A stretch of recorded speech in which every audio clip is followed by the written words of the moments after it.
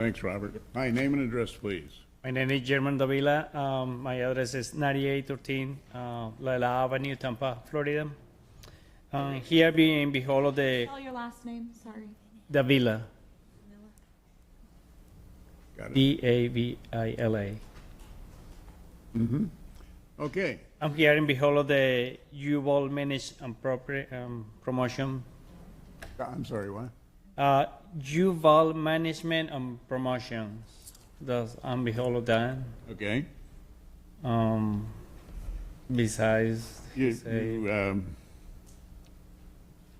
I mean, the work, if I understand it, the work's already been done, but without permit? Yes, sir, and there's Okay. a permit in process on file. Okay, and there is definitely one in process. Oh, yeah, yes, sir.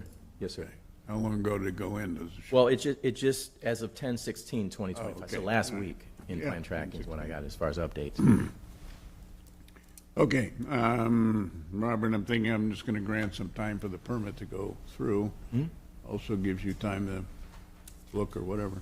Gotcha. Yeah, all right, I order, sorry I had to wait all day for this, but I order, I'm gonna grant you some time, that's all. I order that for item C-19825, case 252073, that lien certification be deferred for 45 days or until December the 5th, 2025. The reason I picked 45 days, although permitting has pretty much gotten back to normal now, you never know. It might be sent back for corrections or whatever. Should cover you. Okay, Robert. Item C-125, property owner Joshua Reed and Barbara Fitzpatrick, investigator Jose Rodriguez. 125. 125.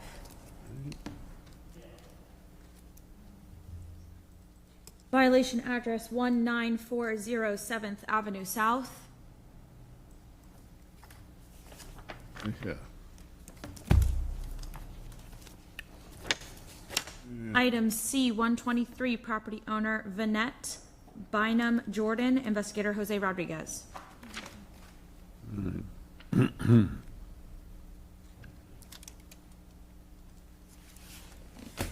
Okay, Jose. Yes, sir. I'm Jose Rodriguez, codes investigator for the city of St. Petersburg, testifying in reference to item number C-123, case number 24-14312 regarding property located at 1118 19th Street South, and I was sworn in at the start of this meeting. This property is a single-family structure and is vacant. This case began on August 9th of 2024 as a codes follow-up case. After the evidentiary hearing, a copy of the Code Enforcement Board order was sent to the owner by mail on April 29th of 2025. This property was last re-inspected on October 13th of 2025. 10 out of 12 violations have been corrected since this case began. The remaining violations are, there's a ARES permit number 19-1000311, which expired without final approved inspections.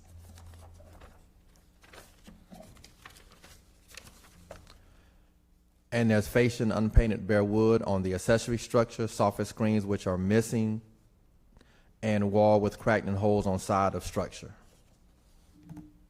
There are no additional relevant facts regarding this case, and this concludes my presentation. Okay, thanks, Jose. Hi, name and address, please. The name is Vanette Jordan. My address is 2758 Hillvale Coveway, Lithonia, Georgia, 30058. Okay, Ms. Jordan, heard the testimony of the city. 10 out of 12 done. Haven't had a case that good all day. Thank you for that. It's vacant, so what? Yes, because of the contractor that I hired in 2019 kept stringing me along, and then now I've got to get a new contractor, which means that they don't want to take the case until the permits has been closed from the first one. So I'm trying to work with Mr. Monroe, send him emails, and he's telling me that it's been done, which it has not. So now I got to figure out, what do I do when they don't do what they say they're going to do? So that's the way I am. It's a darn good quick. Stuck in limbo. Any advice here? So how do you get these contractors, you know, because they need to be punished for, because I paid them all. And the last one I paid to do the painting and the fascio, $1,365. The first one, he got 30,000, so. Okay, I don't know the answer to that. I don't know, other than to toss it back to Jose a bit, the answer. I'm certainly not going to fine you. And all I can do is grant you some time, but how does she resolve this problem she's got? I would Did start you- at a permits department. Mr. Did you Wall may hear- have yeah, did you better hear her directive. explanation as to why? Yes, she- so we may have missed that. We were having a sidebar conversation. I apologize, but That's okay. Give me a quick explanation again. I want the director to hear it so we can kind of point you in the right direction. I'm not going to fine you, that's for sure. Okay. if there's a contractor who didn't follow through, you can file a complaint with the Pinellas County Contractors Licensing Board, and they can do an investigation and Okay. go through that process. I can't speak to it. The county handles that, so I'm not sure exactly what that process looks like.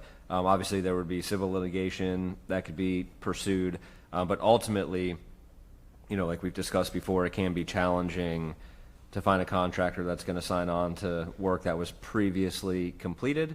There are some out there that will do it, and you know, it's a little bit easier when there's already a permit that's been applied for, because they at least know the scope of work and they have the plans and everything like that.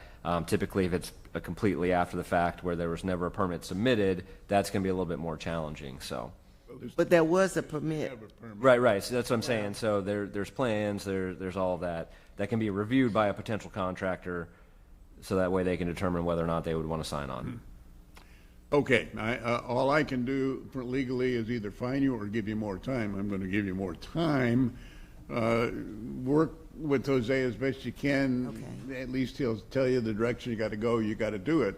I will. But somehow, you know, and I realize you paid the contractors, and I feel bad. So I order that for item C 123, case number 24-14312, the lien certification be deferred for 120 days or until February the 18th, 2026.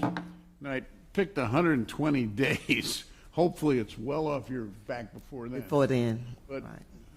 you know, what, I could give you 30 days, 60 days. The point is, if you're on the right road and you follow Jose's directions and do it, somehow there's got to be a resolution. Thank you. Okay, and I wish you well. Thank you. Item C24, property owner Helen Blunt, investigator Carl Gordon. Investigators Zoraida Melendez.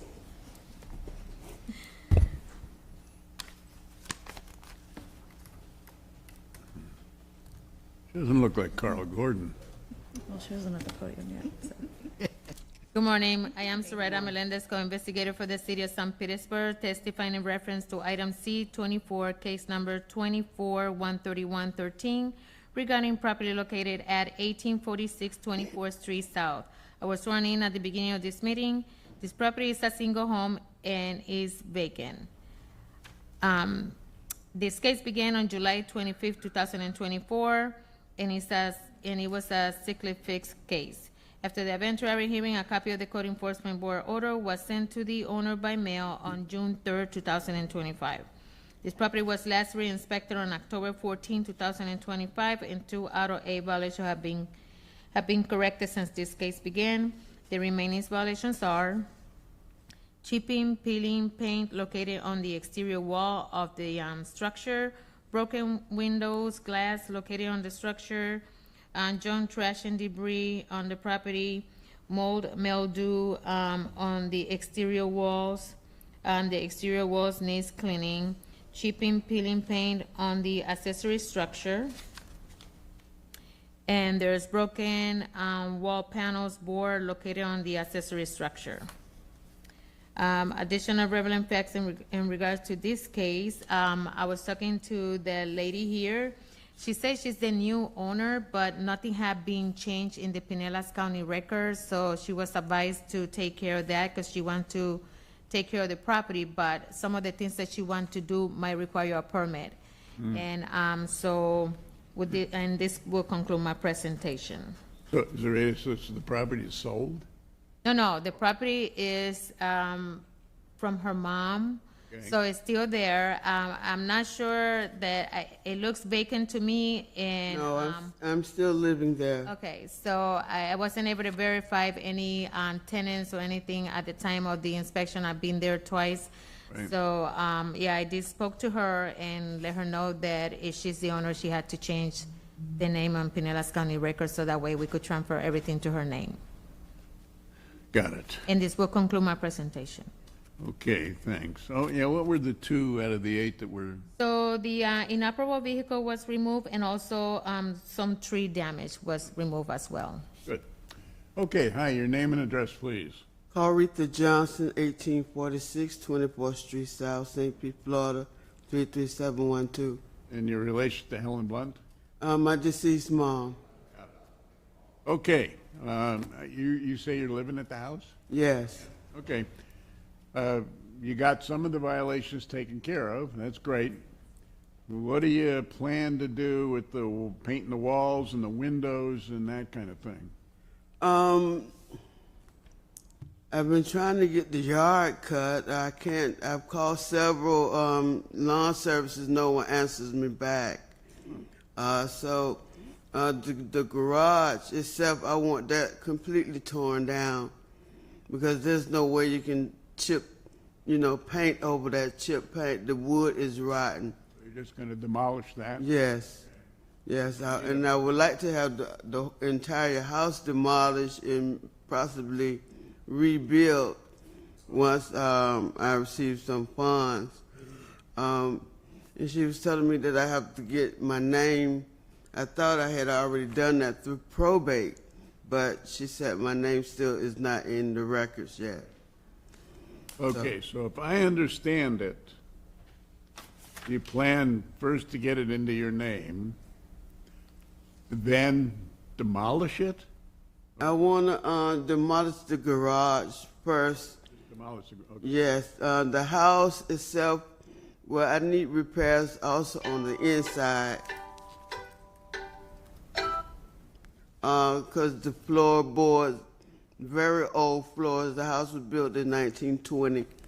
And I need new floors throughout the entire house. I don't know how much that's going to cost. I need remodeling done. If possible, it would be best just to build it from the ground up. Have everything demolished, because just putting new floors on old wood outside doesn't make any sense. Okay. What I'm gonna do, Ms. Johnson, is number one thing you gotta do is get it into your name before you can do much else. So I'm gonna grant you time to get all that done. Then you'd be able to demolish or whatever, but really there's not a lot you can do and it's not in your name. So, I, in giving you time, I appreciate you doing or getting done what you can in terms of debris or some of the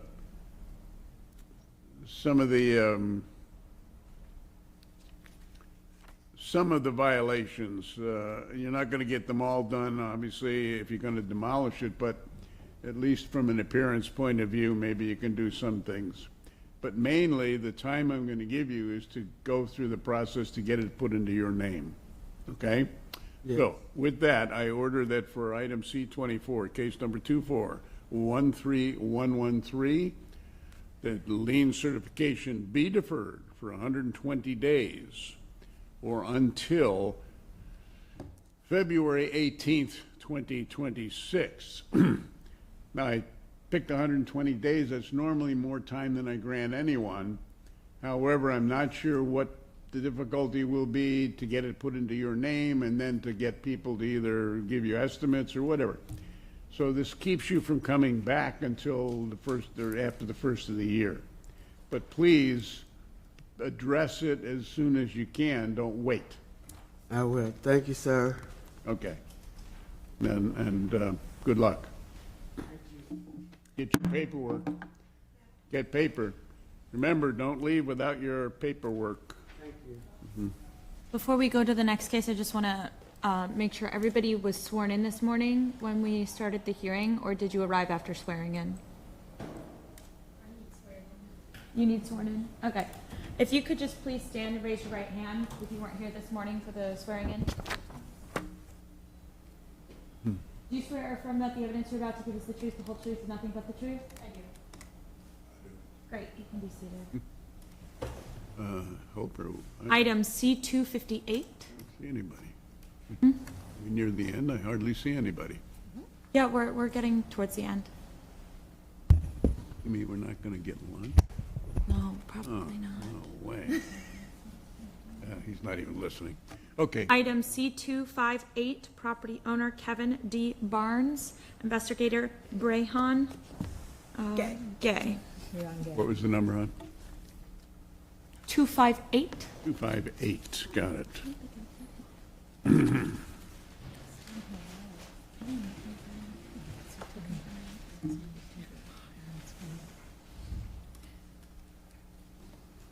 Okay. All right. Good afternoon.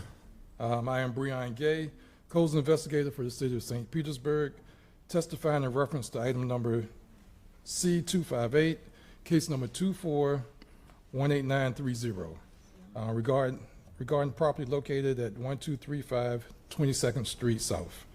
I was sworn in at this meeting. The property is a commercial structure and is occupied by tenants. Case began on October 24th, 2024, and is a codes-initiated case. After the evidentiary hearing, a copy of the Code Enforcement Board's order was sent to the owner by mail on April 29th, 2025. The property was last inspected on October 15th, 2025, and 0 out of the 1 violations has been corrected.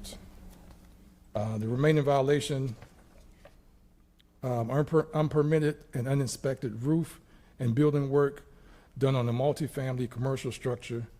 Permits and approved inspections are required for exterior and interior trades, including roofing, building, drywall, electrical, and plumbing.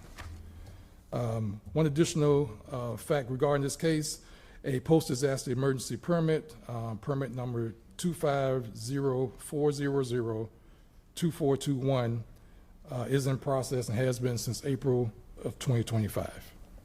This concludes my presentation. Okay, been in process since April. Yes, of this year. Yeah. Right. Okay. All right, thanks, Brian. Name and address, please. Mr. Kevin Barnes, 4258 Skank Court, Orlando, Florida. Okay, Mr. Barnes. Is it a rental property? Is a tenant in it? Excuse me? Rental property? Is there a tenant in it? Yes. Okay. Okay. I'm just looking at the record here, and case goes back to actually a year, 2024. Okay. Can I expound on that? Huh? Can I expound on that? Well, let me just finish here. And so anyway, it goes back a year, but your compliance date was actually July of this year, even though it goes back to a year ago. So I look at the compliance date rather than the original date here, and it's not the oldest case in the world. And obviously, you did a lot of work and got stuff done and no permit. So where do we go from here? Oh, incidentally, the other thing I see in the case is, how come you didn't show up in August and September to the hearings? That's what I'm going to explain to you. Oh, okay. I did call. Breon was not the Yeah, right. investigator at the time. It was Anthony Rivers. I did call him and tell him I couldn't make it because my wife was in the hospital in ICU for 25 days, and she has since passed. So I have the obituary right here to let you know Okay. the reason why I did not come to the August. And I understand, and that's certainly a good reason. The dilemma with that is that because you weren't here, it's automatic that I impose it, so I did. But I did call. I did let. Yeah, the fact that you Investigator called Rivers whatever know. didn't change that. So where I'm going with this is simply because of the background on that, once the property is in compliance, you can go before the Code Enforcement Board and ask for reduction or elimination of that based on what you're sharing with me. I can't do it, the board does. You can't do that until the property's in compliance, but once it is, you can apply for that and go to the hearing and ask for either a waiver or a reduction of whatever the lien.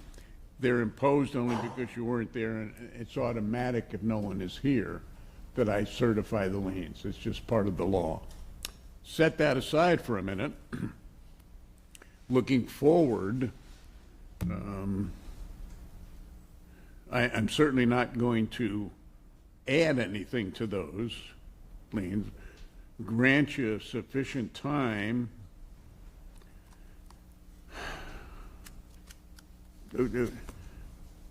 he's got to get an after-the-fact permit for all of this? Is that what he faces? So he has a permit that's in process. It just never moved forward. I believe with talking with Mr. Barnes, he's looking to get a new contractor for the work. So he has a permit in process. He'll just need to continue with that permit because the work has been completed. Okay. All right, then I'm going to grant you some time. Hopefully you get a contract, get the permit taken care of. Once that happens, then you can follow the process I told you about, the fines that have already been imposed or the liens. So Mr. Schultz, on that, so we got an email this morning from Ms. Noonan, so we're going to review that lien that was certified based on what happened that day, and we may administratively remove it. We just, being here today, we haven't had a chance to look at it, so. Oh, that's great. Yeah. Okay, so maybe taken care of. Maybe. I can't guarantee it, but all right. Well, how would I know if it's been taken care of? We'll let you know. You'll sir. know. Oh, you'll, okay. Yeah, I just didn't realize the director was going to review the case based on what you've said. So, at this point, I'm just going to grant enough time to get the permit thing finished and get this case hopefully resolved and off your back. Okay, So I so order. basically I have to get the permit and then let Mr. Gay know? Yeah. Essentially, regardless of what the director does with the fines that I've already imposed, he still needs to get the permit. Yeah. So that's your mission, is to get the permit. Okay. Okay? Because I had a contractor and, You pay him? huh? Did you pay him? Well, he said that he couldn't do what they required, the permitting department was asking. And he's like, I ain't gonna be able to do it. So when all that happened at the same time, when I had to be here for the last hearing, and I told him, that's when I got off the phone and called Mr. Rivers and let him know that I don't have the permit, and I never got a call back, and that's when they had the meeting, and I was in the hospital with my wife, and then she's since passed away, so. Well, okay. So again, reviewing, the mission is still the permit. Yes, yes, so Contractor's willing to do it or whatever, but Right. that's sort of the rest, I think, will be taken care of. I don't know. okay, all right, thank you. And there is a process, if it's not taken care of, there is a process later on, so. I understand We that. don't even have to do that, so. Okay. I order that. Either way, I'll be notified, I'm sure. Yeah, well, I guess, yeah. I order that for item C 258, case number 2418930, that lien certification be deferred for 90 days or until January the 19th, 2026.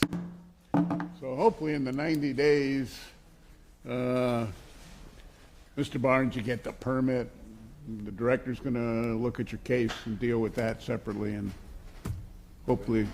Gentleman right here? Well, you always want to stay in touch with your investigator, but the director indicated that he's going to take a look at that fine. Okay, all right, So, all right. okay, and when he says that, it's usually pretty good news. Yeah. Appreciate it, Mr. Director.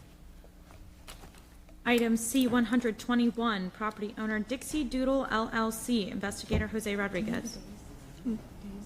90. Took me a second. That's also somewhere.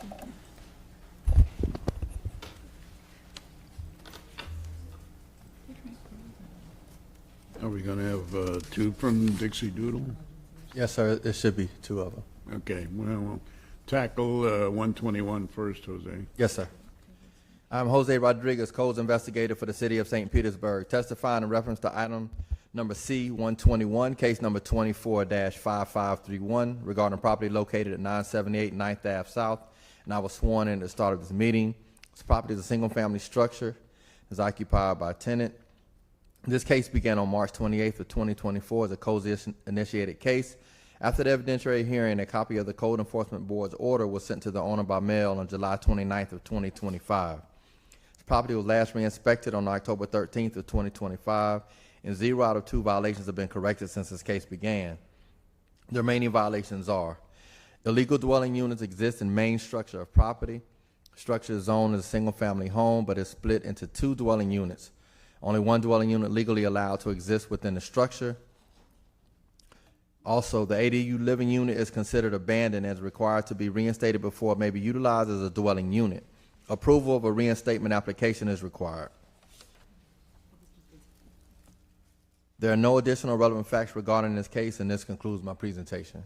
Okay, thanks, Jose. All right, your name and address, please. My name is Kendall Headley. My address is 620 62nd Avenue North, Unit 1108, St. Petersburg, Florida. Would you spell your last name? Headley. Abler? Pardon me? Abler? Headley. Headley, D, okay. H is in Harry. I'm the, Hey, Ms. Headley, you appeared before me last month. no, that was Peggy Edwards. Okay, I'm the office manager / property manager. okay. Well, my record shows that this was put on what I called a short leash because of the fact that they're illegal units, et cetera, and I granted 20 days in September. And so here we are today with the same problem. The unit is currently vacant, and it's actually in foreclosure, and it should. Building and for the unit? The home is actually vacant, both areas that he's talking about. There's no tenants.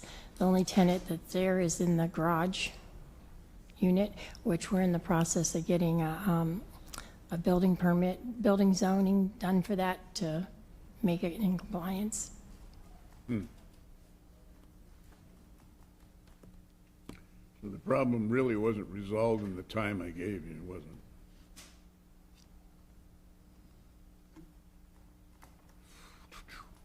Building, the unit is vacant. The home, the actual home part, Right. the one that has what you said was a multi-structure. Sorry, speak into that microphone. I'm sorry, the home that actually has that wall that they put up, that was put up before we bought the property, that's all vacant. Both areas are vacant. What's the plan for the property? Well, it's in foreclosure, so we're in the process of, we have an attorney that we're working on to actually sell the property. Okay. All right, I'll grant some time for the foreclosure process, and I gather, just for your information, I did certify liens of 1,300, a little over 1,300 in the past. They have still accumulated 150 a day, and I could certify 8,400. I will not, since it's going to go, hopefully. Okay. Order that for, Schultz. yes, Just as a reminder, and I'm sure you may remember, I mean, this is an ongoing issue.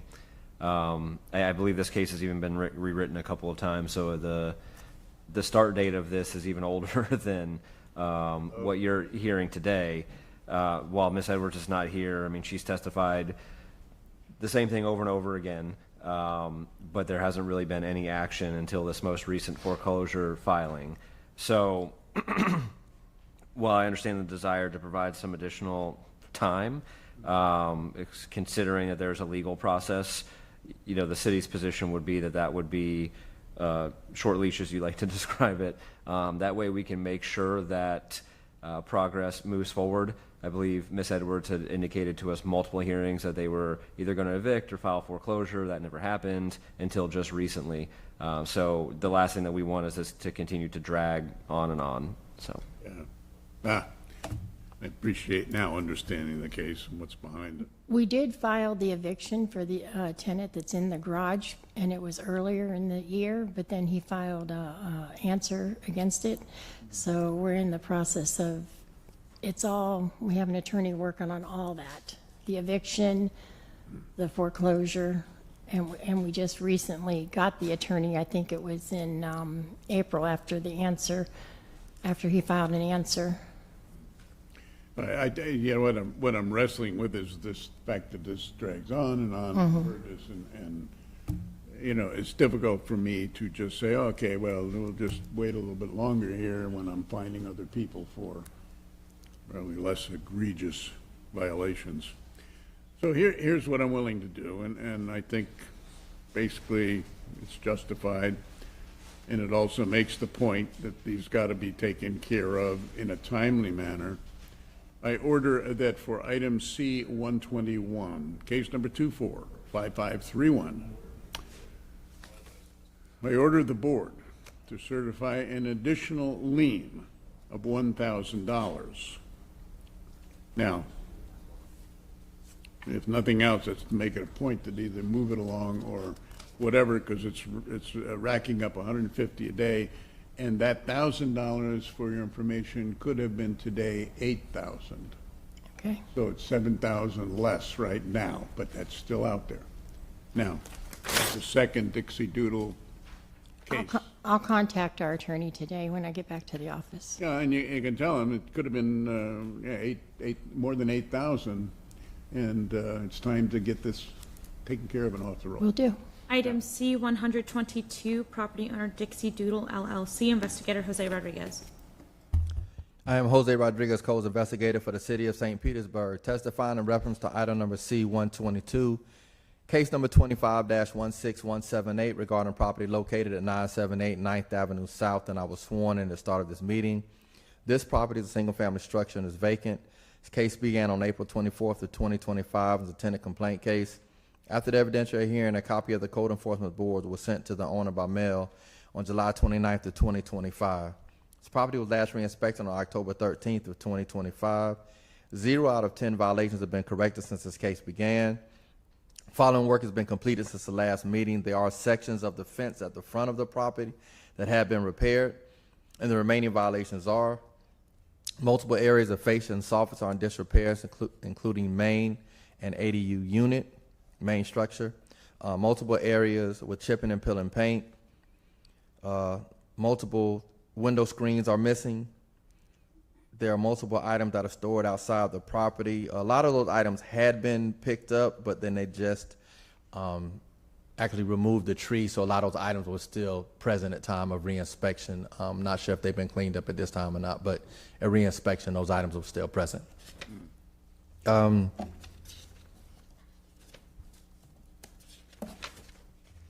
Multiple areas of fence around the structure are in disrepair. Storage room door has chipping and peeling paint. Garage door is in disrepair. Spray foam on the garage door is not acceptable form of repairs. Exterior walls of structure has mold-like substance on it. There are exposed rotten wood areas, wood around the main structure. Multiple holes and crawl spaces in various areas. Multiple light covers are missing. There are no additional relevant facts regarding this case, and this concludes my presentation. So, Jose, you said the fence was repaired. No, there were sections of the fence at the front of the property that are repaired. There's sections of the fence in the rear that are still in disrepair. So they did some work, however, they still have work to do. Yeah. Yes, sir. Kind of like half a job. Yeah, okay. Okay, your name again, Ms. Headley? Kendall Headley, 620 62nd Avenue North, Unit 1108, St. Petersburg, Florida. Okay, well, everything you testified is essentially applies to the same situation. But when I listened to the investigator's report on this, I got to shake my head. So unless you have any other input, I'll give you my ruling. I order that for item C-122, case number 25-16178, I order the board to certify an additional lien of $5,000. The reason I went to 5,000 80,000, could have gone to 8,400 incidentally, so it's because if you listen to that report, that's ridiculous. I understand. 37. I understand. Anyway, Thank you. They're here now. Yes. That's item C-125. Right, 37, C-125, yep. Okay. Item C-125, Joshua Reed and Barbara Fitzpatrick, investigator Jose Rodriguez.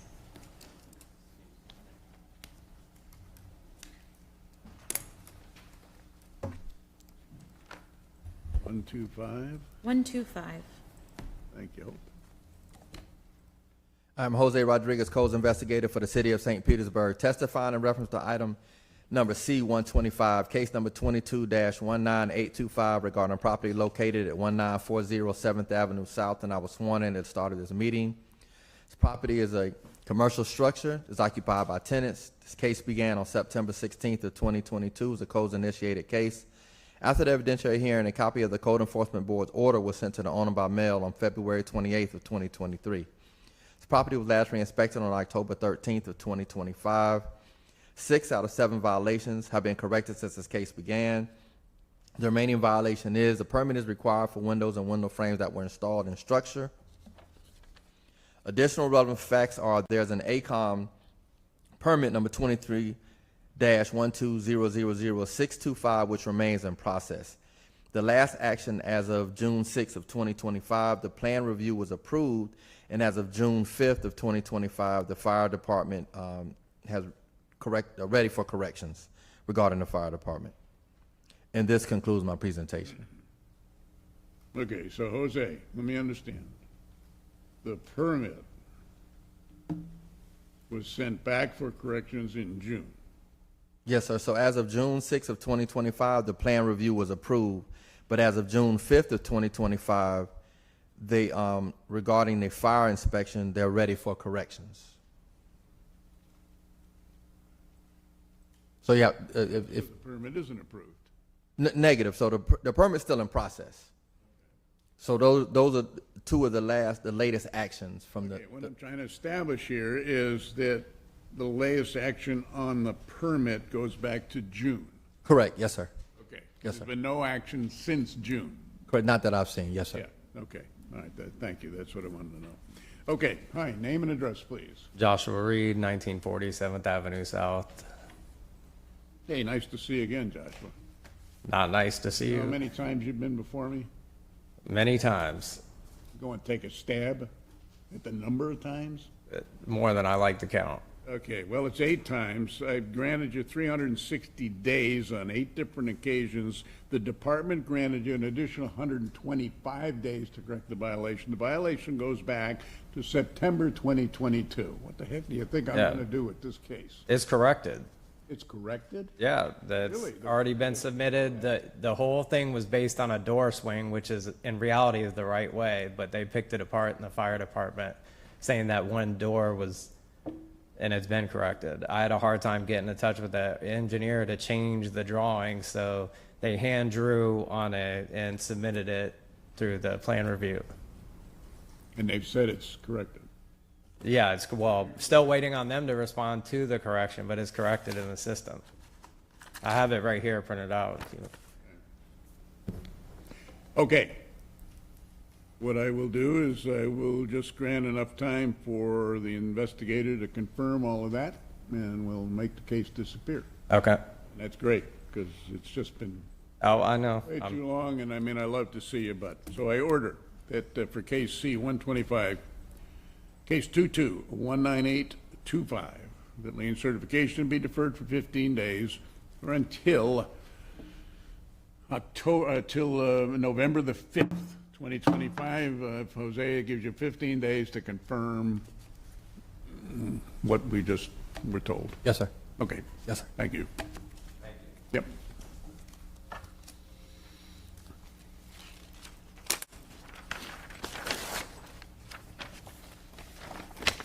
Item C-144, property owner Jayantilal Jayjani, investigator Joseph Brenori. And,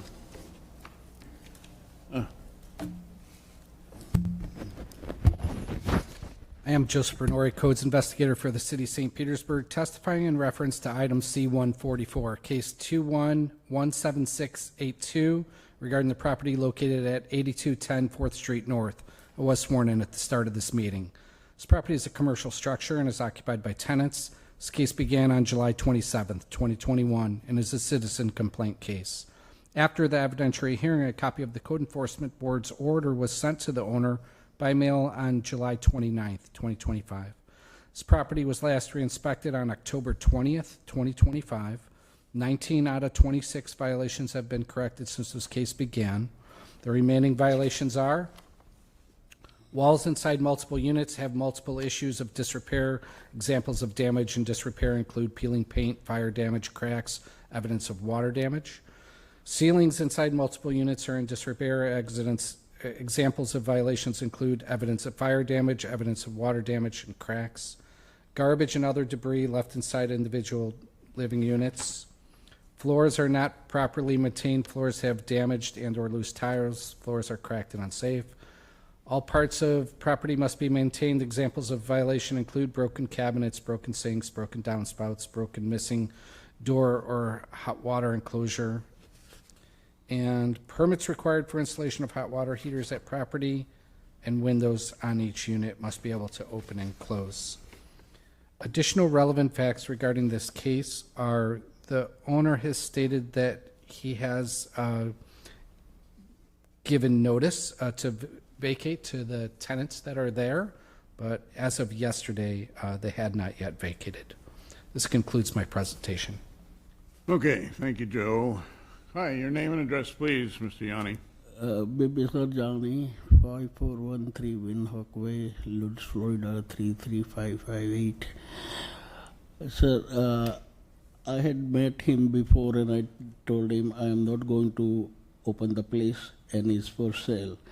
And on 15th of this month, the power and water were disconnected, and all the tenants who were on weekly basis, they were given 2 weeks notice and everybody left.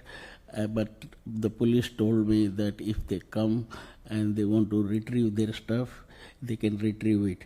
So there were 3 people, they were retrieving their stuff when they came.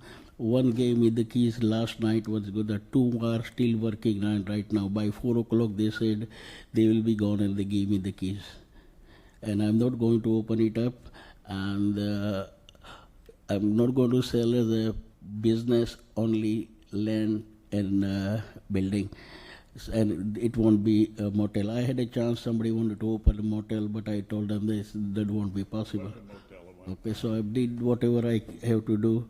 I will maintain the place outside. My maintenance guy is in the duplex I have, and watch the place so nobody breaks in or cleans the place, does the yard work and everything. That's the best I can do. Yeah.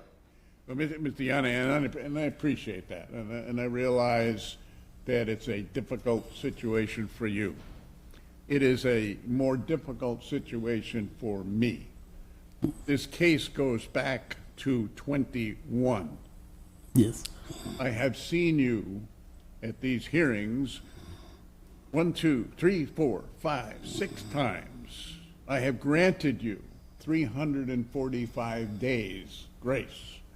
In addition, the department had granted you an additional 125 days. That's 570 days. And the property still has been in violation all that time.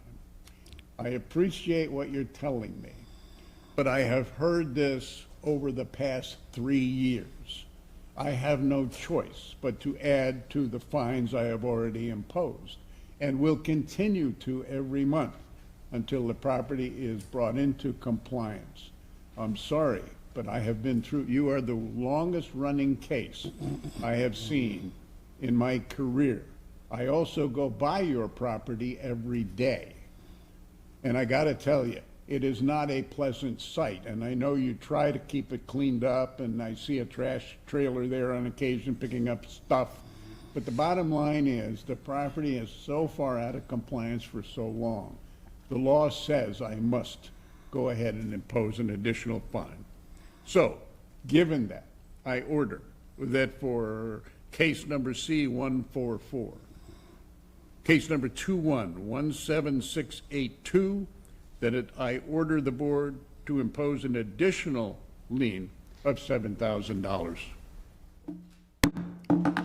Now, keep in mind, Mr. Yanni, that it accumulates at $250 a day as long as this property remains out of compliance. So you can kick the tenants out, you can do whatever, but as long as it remains in violation of the city codes, there's no choice for me except to continue to impose fines. Sir, can I tell one thing? If it was not in compliance, fire marshal would not have said yes. You would not have said yes, open it. What? Last year, you told me I can open it because you are in compliance. Then fire marshal had 2 inspections and they said I am in compliance. That's when only I opened, just to show to my real estate guy. I didn't have power for 4 years. And I didn't have water for 4 years. So anybody you want to buy it, they tell me, how come you don't have no power? And sir, do you think 4 years I won't do nothing on a commercial property? Okay, but wait now, okay. Director, you have any input on this? No, the only input is that you've made a ruling on this case. We've had this discussion multiple times before. We're not going to have it again. So we can move on to the next case. Okay. Item C 328. Yanni, we're done. Done. You got the He's next got one case. more case. Huh? He's got the next case that You're I'm about to putting me read. on. Item C 328, property owner Bimbazar Johnny and Swati Johnny, investigator for Zone 19, Zoraida Melendez. 328, Hope. 328. Good grief. Okay. Okay. All right. Who's got it? I got it. Rita. I am Zoraida Melendez. Good afternoon. I am Zoraida Melendez, co-investigator for the city of St. Petersburg, testifying in reference to item C 328, case number 238649, regarding property located at 526 40th Avenue South. I was sworn in at the beginning of this meeting. This property is a single home and is rented by several tenants. This case began on May 12, 2023, and is a codes follow-up case. After the eventual hearing, a copy of the Code Enforcement Board order was sent to the owner by mail on July 29, 2025. This property was last re-inspected on 10/14/2025, and 4 out of 15 violations have been corrected since this case began. The remaining violations are: observed front porch in state of disrepair with loose and rotting board posts and missing spindle and disrepair to top of handrail. And as of January 9, 2025, the front porch was corrected, no active permit on file. Observe stairs to, I'm sorry, I'm gonna skip that one. Overgrowth of vegetation on front and left side yard remains, and there's overgrowth and dead vegetation observed at rear of the property. Observe wood fence at property in stage of disrepair with down panels, leaning and broken boards or missing panels.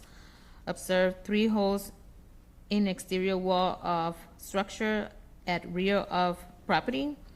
Wait, And- is an accessory structure? Yeah. Okay. Go ahead. Sorry, Zorita. Well, no, I'm sorry. The 3 holes is on the main structure. Oh, okay. Yeah, sorry. Soffit screening not secure around garage. The fascia soffit remains in disrepair on the side of the garage where 3 limbs fell on the roof. Observe holes on both fascia and soffit, fascia not secure, and rotted wood. There's a disrepair of the roof garage where 3 limbs fell on structure. The shed in rear of the property is in disrepair with missing portion of the roof, and walls and holes on the structure. Shed in rear of the property is bare wood and needs to be painted. Junk and debris at the property. So additional relevant facts in regard to this case is that the front porch, there is a permit that remains in process since July 8th. I'm sorry, there's a porch permit that is ready for correction since July 8th, 2025. And the front porch at one point was fixed, but now it's showing some disrepair in various areas. And also, all the other violations remain, but some of the fence, the wood fence, there's partial in the back that was fixed, but there are other pieces of fence that needs to be repaired.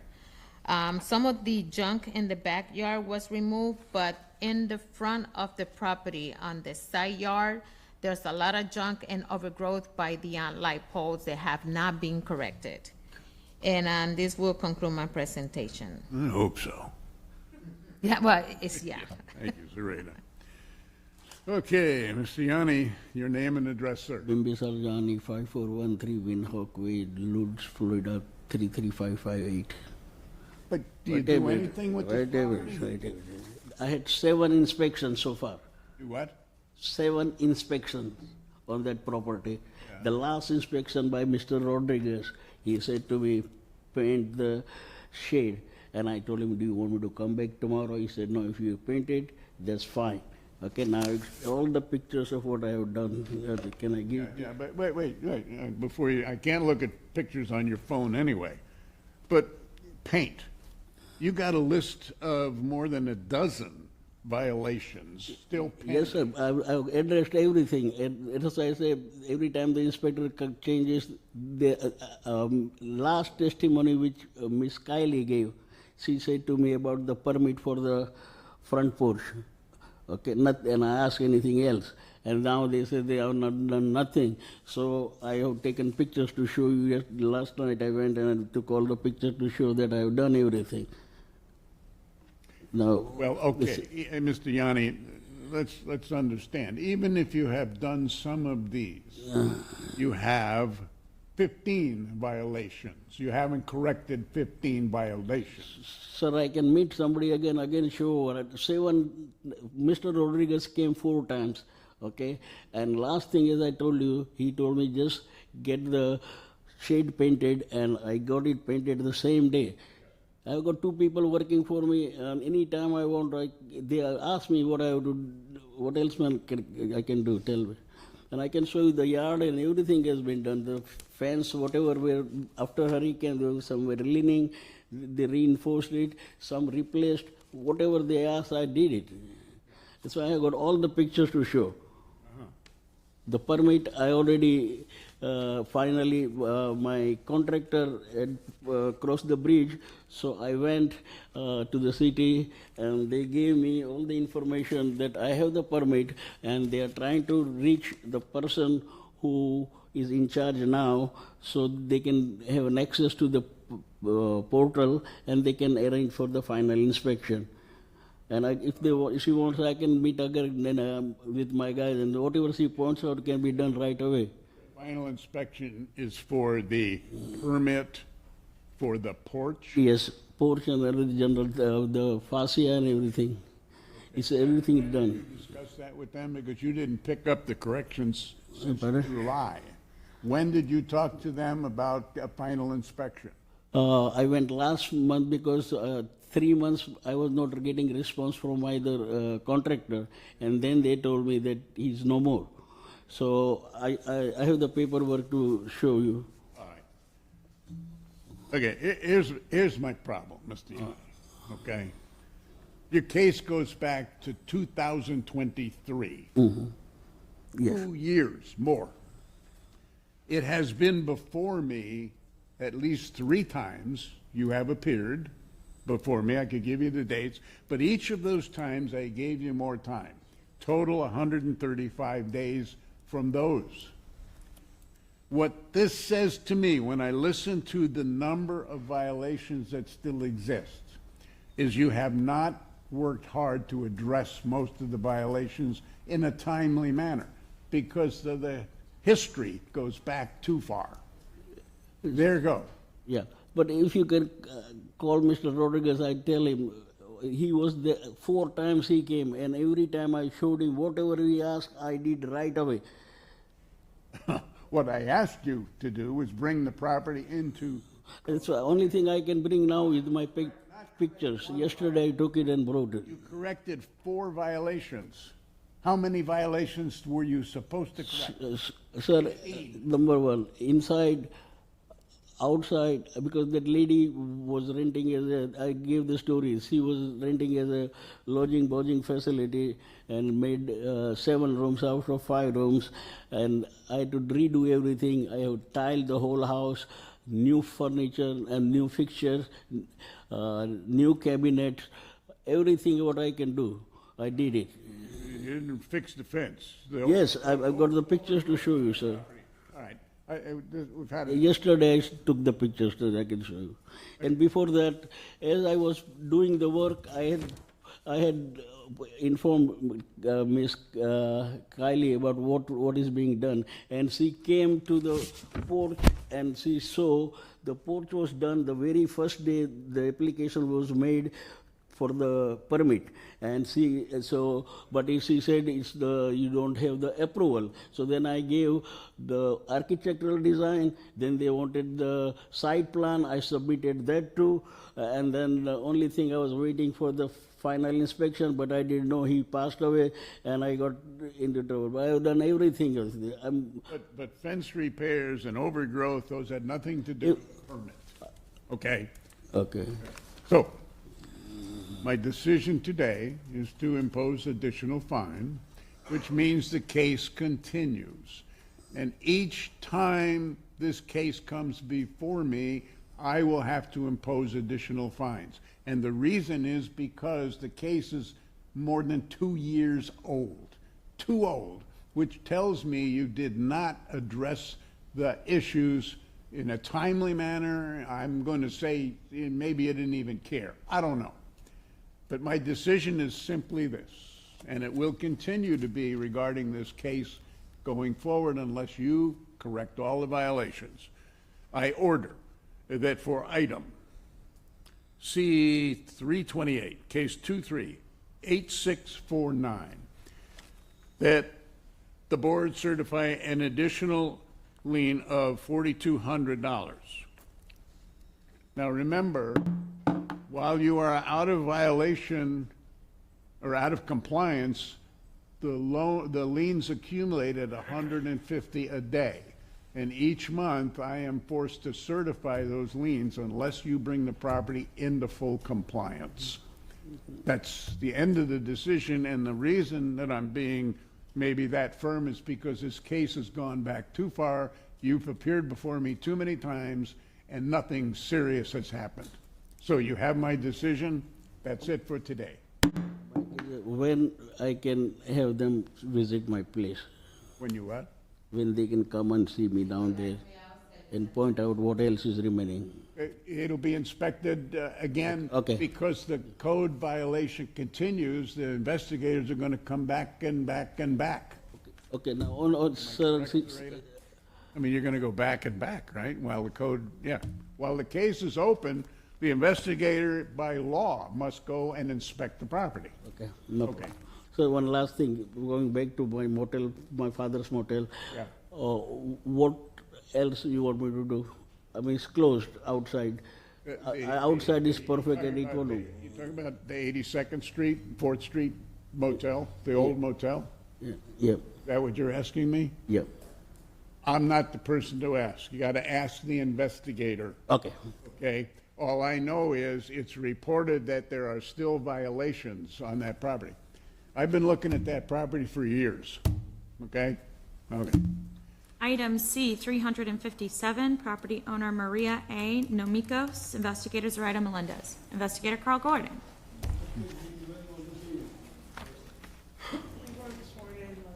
357. 357. Boy, I hope you're just. Oh, okay, yeah, I'll do a swearing in. Could you just raise your right hand for me? Do you swear or affirm that the evidence you're about to give is the truth, the whole truth, and nothing but the truth? Yes, I do. Thank you. Oh, where are you getting these cases? Huh? Where are you getting these cases? We have two more. Oh, yeah, but I'm looking at the depth of the, Oh, yeah. yeah. They're old. Hi, okay, who's got it? Yes, sir, right here. Oh, way to go.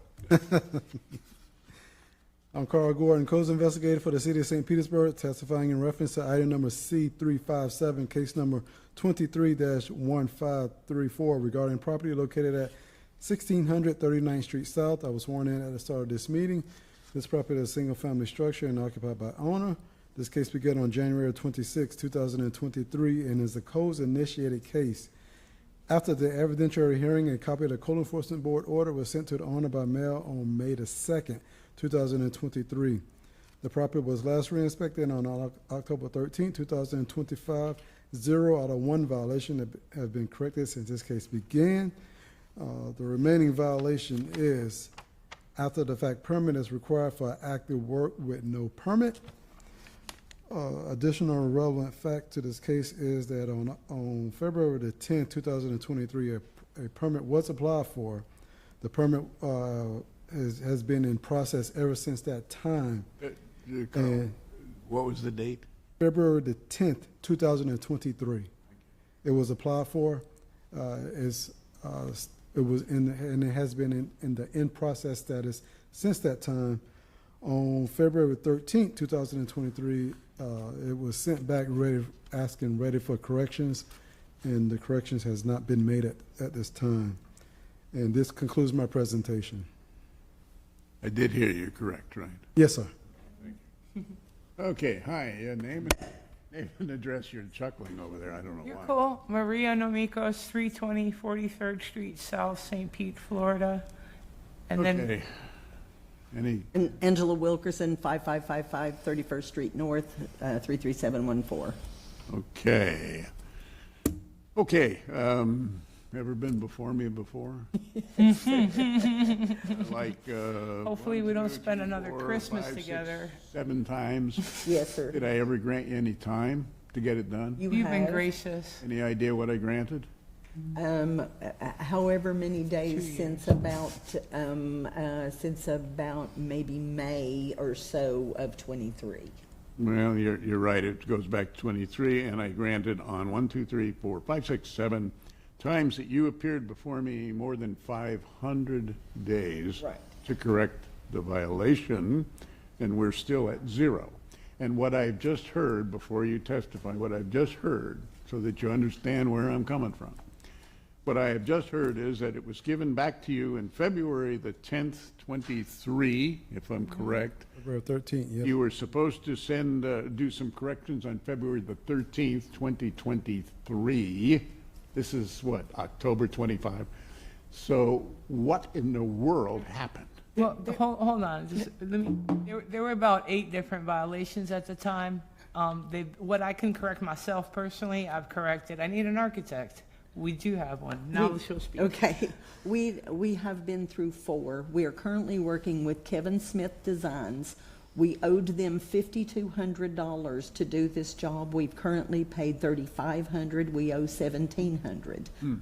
I had to get a surgery. She's lost teeth that we haven't replaced trying to pay this off. That's what kind of priority it is for us. We are expecting a $1,000 refund from a previous architect that we're still fighting to get back that would have applied to that.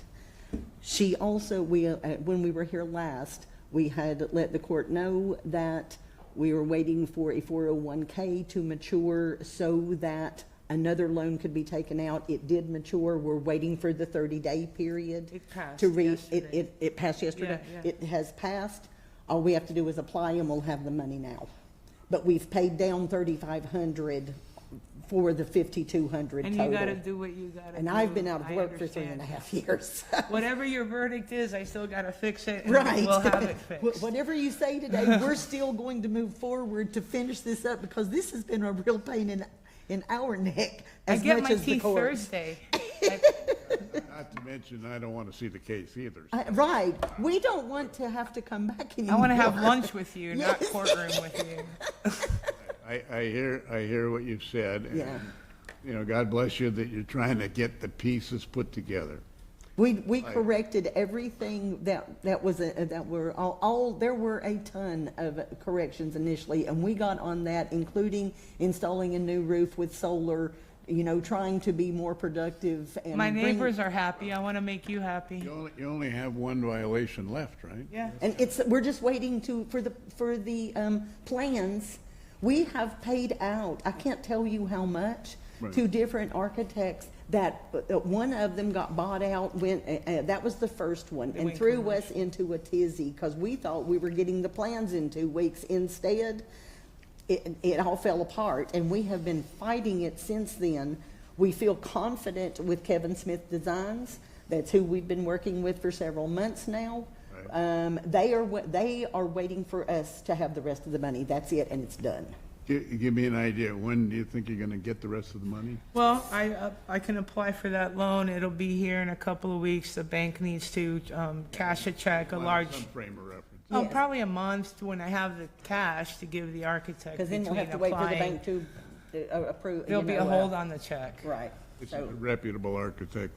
I'm sorry? Reputable architect. Yeah. Oh, yes, Yeah. Kevin Smith Designs out of Tampa. Okay, I'm looking at, just for your information, before I give you my ruling, I've certified liens over this long period of time of 5,200.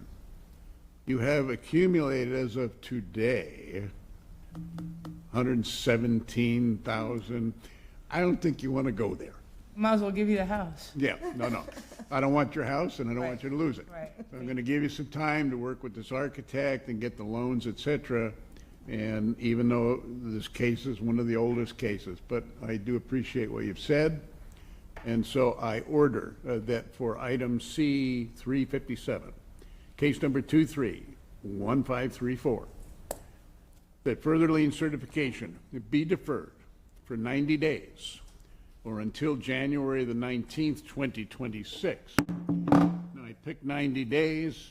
We're not seeing you again. Yeah, I mean, but I'm allowing for, Understood. slow down or whatever, and I'm believing your hearts. So 90 days, I hope I don't see you in January and it's gone. Thank you so much. Amen. Okay. Thank you. You bet. Have a great day. Yep. Get your paperwork. Yep. Sir, can I?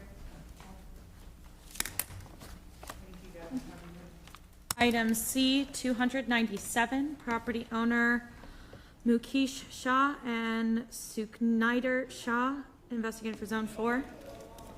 Brian Audette.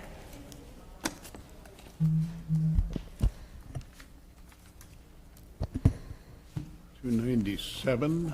297. Okay, who's got, Microphone's dangling. I'm Brian Audette, Codes Investigator for the City of St. Petersburg, testifying in reference to item number C-297, case number 2512865, regarding property located at 3800 Helena Street Northeast, and I was sworn in at the start of this meeting. This property is a single-family structure and is occupied by tenants. This case began on February 14th, 2025, and is a tenant complaint case. After the evidentiary hearing, a copy of the Code Enforcement Board order was sent to the owner by mail on 7/1/2025, and the property was last re-inspected on 10/9/2025. 5 out of the 6 violations have been corrected since this case began. The remaining violations are permits required for work in a floodplain hazard area. Work includes construction of a block wall at the north side of the property, enclosure of the garage, enclosure of the door at the north side of the property, masonry work completed at the front and rear of the main structure, and the addition at the rear of the main structure. Additional relevant facts are, there are 2 ARES permits and 1 PDEP. They all remain in process, with a note from building wanting a notarized letter from the contractor to remove a contractor from the permit. This concludes my presentation. okay, Brian. What, is there any, the 2 permits that require the letter, recent permits that have been sitting around, or? Those are from April 25, and the PDEP is from February of 25.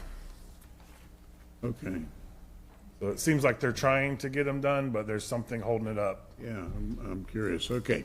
Hi, name and address. Hi, Brian Chinea Martinez, 4330 34th Avenue North, St. Petersburg. You say Brian? Yes, I'm the project manager for Mukesh Shaw. Okay. He gave me a letter to represent him.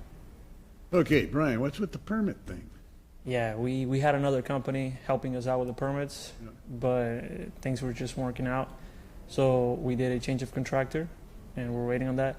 Also, the permit that was for E-Plan was the incorrect one. It was the one for the interior, for the drywall, and that shouldn't be an E-Plan. So that kind of hold us back a little bit. So now we're changing that and submitting, the correct stuff for the E-Plan. Okay, well, I'm sorry you had to wait all day to get my answer here, but you got 5 out of 6 and damn paperwork, whatever. Yeah, we're trying to finish that up. All right, so I order that for item C 297, case number 25-12865, the lien certification be deferred. I don't know, that. For 60 days or until December the 20th. Okay. Hopefully it was 60 days. Okay. Thank you, sir. Yep, you bet. And thanks for getting 5 out of 6 of that done. Get the paperwork, Brian.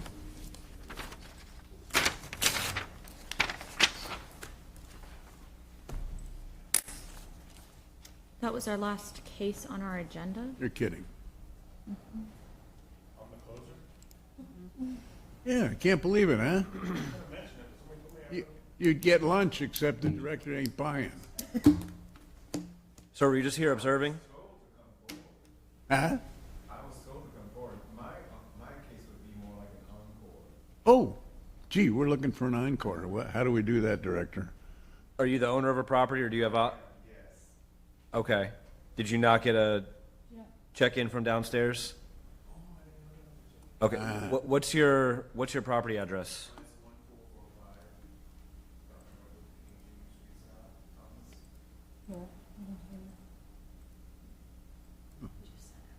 Well, you're going to be last man standing, but hey, you get whatever you want almost. I don't know. No. You want me to go down and catch somebody? Yeah, come on, we'll figure it out. We're not going to. We're sorry you've been sitting here all day. Okay, we'll get it straightened out for you. What item number is it? It is C1. Item C-129. Thank you. He's 129, C-129. C-129. Okay.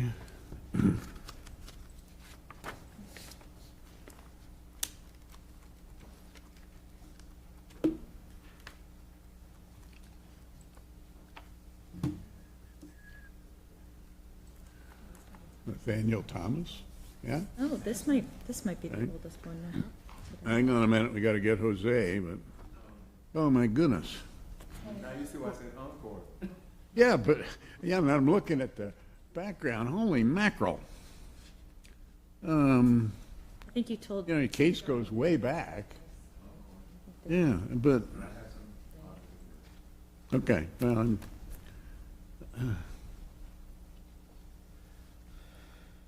you never attended any hearings? One. Wow. Boy, I wish you had, jeez. But now I'll explain to you what your options would be, but, Even different pens. I'm just looking at it. Ink. It's Missed a slicker. lot of hearings, gosh. It works fine on. So, you probably heard me say, if you miss the hearing, I automatically have to serve. Yeah, okay. Hey, Jose, we got a great one for you. He's been sitting here all day waiting for you. Yes, sir. Yeah.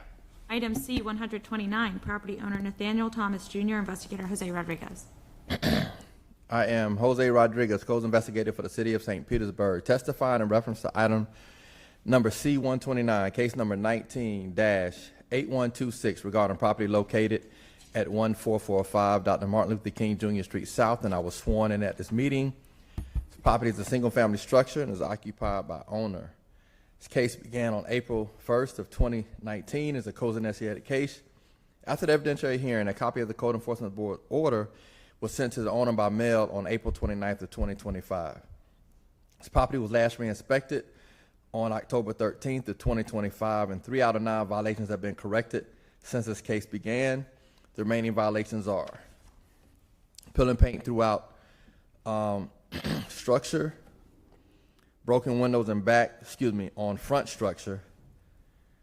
The doors are in disrepair on front structure. Front porch stairs are cracked and missing with peeling paint.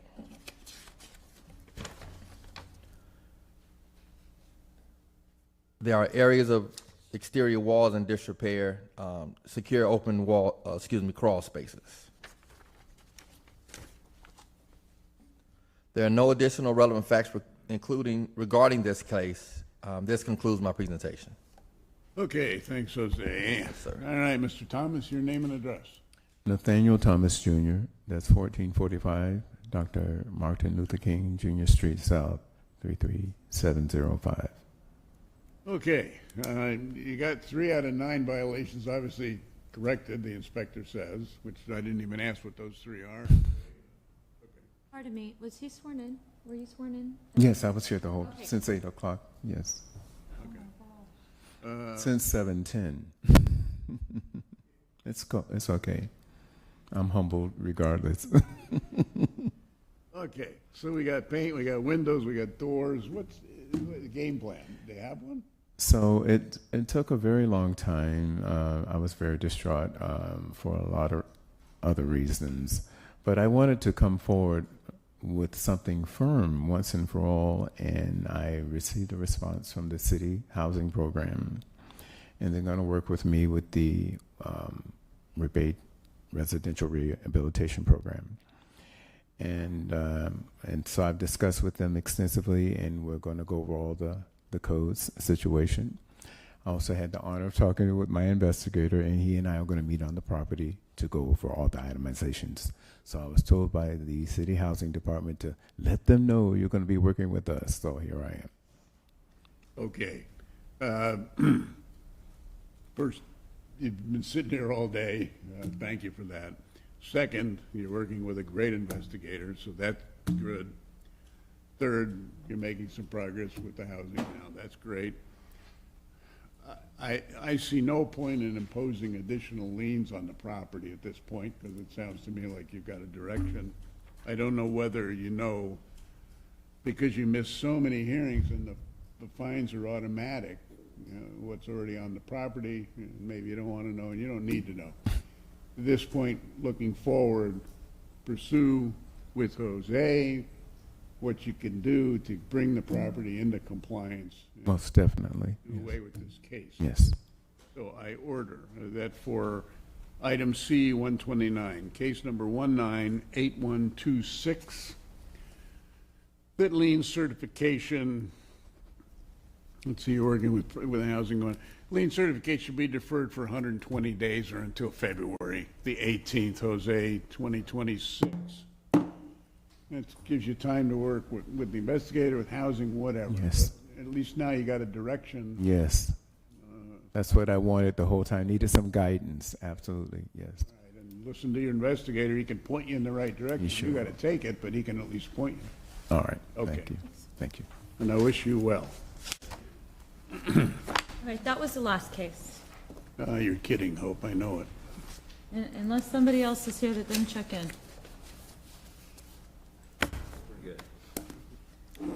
Okay, so Juan, you're doing a read-in? Okay, I shall return. Probably gonna take about 20 minutes to read all. You, I was gonna go to lunch. everybody can share with me if they want. Hmm? The names. No takers? That's all right. I've been reading names all morning. You can You're have, so good at it, Lonnie. you can have a go. And I like to turn these off just in case they are.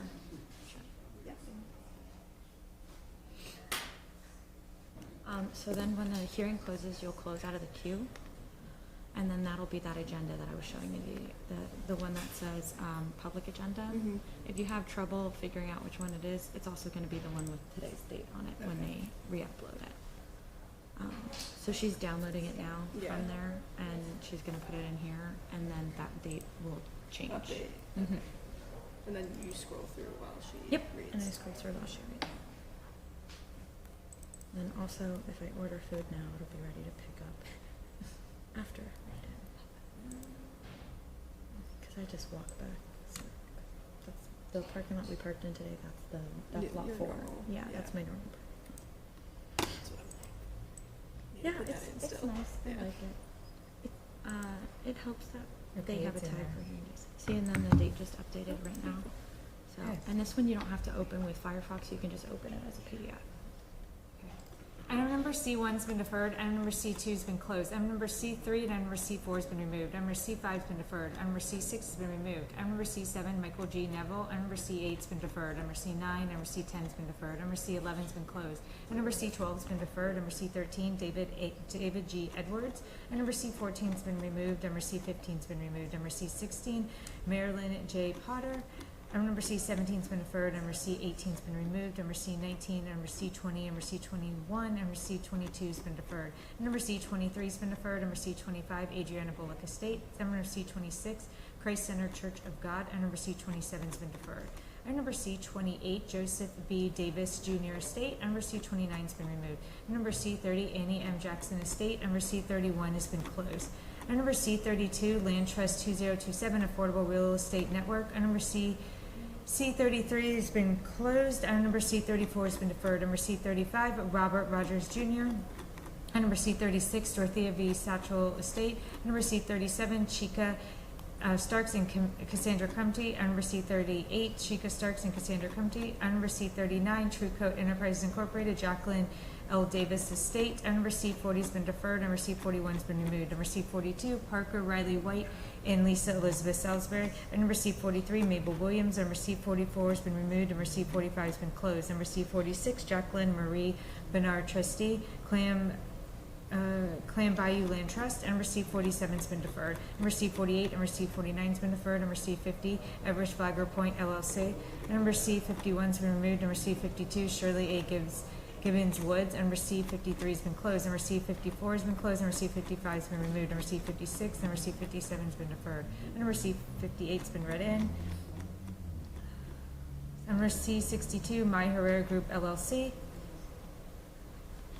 And number C63, Gary J. Miffin. And number C64 has been deferred. Number C65 has been read in. Number C66, Julia Reardon. Number C67, Jennifer Beaton. Number C68 has been deferred. Number C69, number C70 has been deferred. Number C71, Joanne E. Buck. Number C72, Vicente Gonzalez and Nita Conde. And number C73, Michael and Vanessa Grigorin. Item number C74, Jana LLC. Number C75, number C76, number C77 has been deferred. Number C78, number C79 has been removed. Number C80, Jason and Marjorie Bendel. Number C81, Lisa A. Clayton Davis. Number C82, Lisa A. Clayton Davis. Number C83, Anthony Denise. Number C84 has been deferred. Number C85 has been deferred. Number C86 has been deferred. Number C87, number C88 has been deferred. Number C89, KANNZ LLC. Number C90 has been deferred. Number C91, Irving Millard Estate. Number C92, William G. Peters Jr. And number C93, Mary Beth Salerno. And number C94 has been closed. Number C95 has been closed. And number C96, Chong Tran. And number C97 has been closed. Number C98, Angela A. Bovilla. Number C99, Angela A. Bovilla. And number C100 has been deferred. Number C101 has been closed. Number C102 has been deferred. And number C103, Judas A. Remington Estate. Number C104, Suncoast Haven of Rest Rescue. Number C106, number C107 have been closed. Number C108 has been removed. Number C109 has been removed. Number C110 has been deferred. Number C111 has been closed. Number C112 has been removed. Number C113, Annie Adams Estate. And number C114 has been deferred. Number C115, Alto Asset Company 1 LLC. Number C116, Christopher Anderson. Number C117, Linda G. Event Estate. Number C118, Dora L. Banyard. Number C 119, Beatrice W. Beecham. Number C 121 was read in. Number C 126, number C 127 has been deferred. Number C 128, Martha Talbert Estate. Number C 130, True Luxury Properties. Number C 131, USA Housing and Urban Development. Number C 132, David Watson Jr. Number C 133, David Watson Jr. Number C 134, Louise Young Estate. Number C 135 has been deferred. Number C 136 has been removed. Number C 141 has been deferred. Number C 142, Constance D. Haas Trust. Number C 144 was read in. Number C 145 has been closed. Number C 146, number C 147 has been deferred. Number C 149, Marta L. Oshkosh. Item number C 151 has been closed. Number C 152, Properties LBJ LLC. Number C 153, Anthony Kaminsky. And number C 154 has been deferred. Number C 155, Michael J. Baugh. Number C 156 has been deferred. Number C 157 has been deferred. Number C 158 has been closed. Number C 159, Richard A. Byler Trustee, Richard A. Byler Revocable Trust. Number C 160 has been removed. Number C 161, number C 162 has been closed. Number C 163, number C 164 has been deferred. Number C 165 has been closed. Number C 166, Greenwood Cemetery Association. Number C 167 has been deferred. Number C 168, Jacob Knitter. Number C 169, number C 170, number C 172 have been deferred. Number C 173 has been removed. Number C 174, Michelle Phillips. Number C 175 has been closed. Number C 176 has been removed. Number C 177 has been removed. Number C 178 has been deferred. Number C 179, Lauren Rowe Moten. Number C 181 has been deferred. Number C 182, Tunica Smith and Virginia Gomez. Number C 183 has been removed. Number C 184, Jeanette Janika Wells. Number C 185 is removed. Number C 186, name has been redacted. Address is 515 34th Avenue Northeast. Number C 187, Azam Properties Corp. Trustee, AZP Northland Trust. Number C 188, number C 189 has been deferred. Number C 190, Rhonda Renee Gary. And number C 192, Michelle A. Loprena. And number C 193 has been deferred. Number C 194 has been closed. Number C 196 has been closed. Number C 197 has been deferred. Number C 199 has been deferred. Number C 200 has been closed. Number C 201, number C 202 has been closed. Number C 203 has been removed. Number C 204 has been removed. Number C 205, June A. Johnston. Number C 206, Massage Spa Incorporated. Number C 207, Alton A. R. Berry III. Number C 208 has been deferred. Number C 209 has been closed. Number C 210, RVG Design Corp. Number C 211, Teresa and Michelle Sandel. Number C 212, Everett E. Smith Jr. Number C 213, number C 214, number C 215 have been closed. Number C 216 has been removed. Number C 217 has been deferred. Number C 218 has been removed. Number C 219, William C. Carter Trust, Bernal H. Carter Trustee. Number C 220 has been deferred. Number C 221, Thomas F. Evans and Mark Evans. Number C 222 has been deferred. Number C 223 has been closed. Number C 224 has been deferred. Number C 226, number C 227, number C 228, number C 229 have been deferred. Number C 230 has been read in. Number C 232, number C 233 has been deferred. Number C 234 has been closed. Number C 237, number C 238, number C 239 has been deferred. Number C 240, 2400 15th Avenue South, LLC. Number C 241 has been deferred. Number C 242 has been removed. Number C 243, Melissa A. Hughes. Number C 244 has been removed. Number C 245, White Cabinet Corp. Number C 246 has been deferred. Number C 248, Reed Blazer. Number C 249, Walter M. Gibson Sr. Number C 250, Brenda M. Her. Number C 251 has been closed. Number C 252, Frederick E. and Thomas C. Miller. Number C 253, Thomas L. Richards. Number C 254, Marco Javier Sota. Number C 255, number C 256 have been closed. Number C 257 has been deferred. Number C 259, Community Prayer Band Center. Number C 260, Tashara Daniels. Number C 261 has been deferred. Number C 262 has been removed. Number C 263, number C 264 has been deferred. Number C 265, William C. Estate. Number C 267 has been removed. Number C 268, Four Seasons Roofing and Lawn Care. Number C 269 has been deferred. Number C 270, Michael Corwin Healy. Number C 271, LL Heath Trustee, Hero Perez Estate Land Trust. C-272 has been deferred. Number C-273 is building C. Winters and Tracy and Winters Estate. Number C-274 has been deferred. Number C-275, 123 Investors LLC. Number C-276 has been deferred. Number C-277, number C-278, number C-279 have been deferred. Number C-280, number C-281 has been deferred. Number C-282, Paul R. Johnson. Number C-283, Paul R. Johnson. Number C-284, Paul R. Johnson. And number C-285 has been deferred. And number C-286, Robert J. Kerr Jr. and John F. Kerr. Item number C-287 has been closed. Number C-288, Jehu Liu. Item number C-289 has been closed. Number C-290, Gregory D. Miller. Number C-291, number C-292 have been deferred. Number C-293 has been closed. Number C-294, number C-295 has been deferred. Number C-296, Cody Joseph Schmidt. Number C-298, Peter Trueblood. Number C-299 has been closed. Number C-300, number C-301, number C-302 have been deferred. Number C-303, Alan K. Dahlstrom. And number C-305, Flip It to You LLC. Number C-306 has been deferred. Number C-307 has been removed. Number C-308, Jackson Trust 1751, Jim MacArthur, trustee.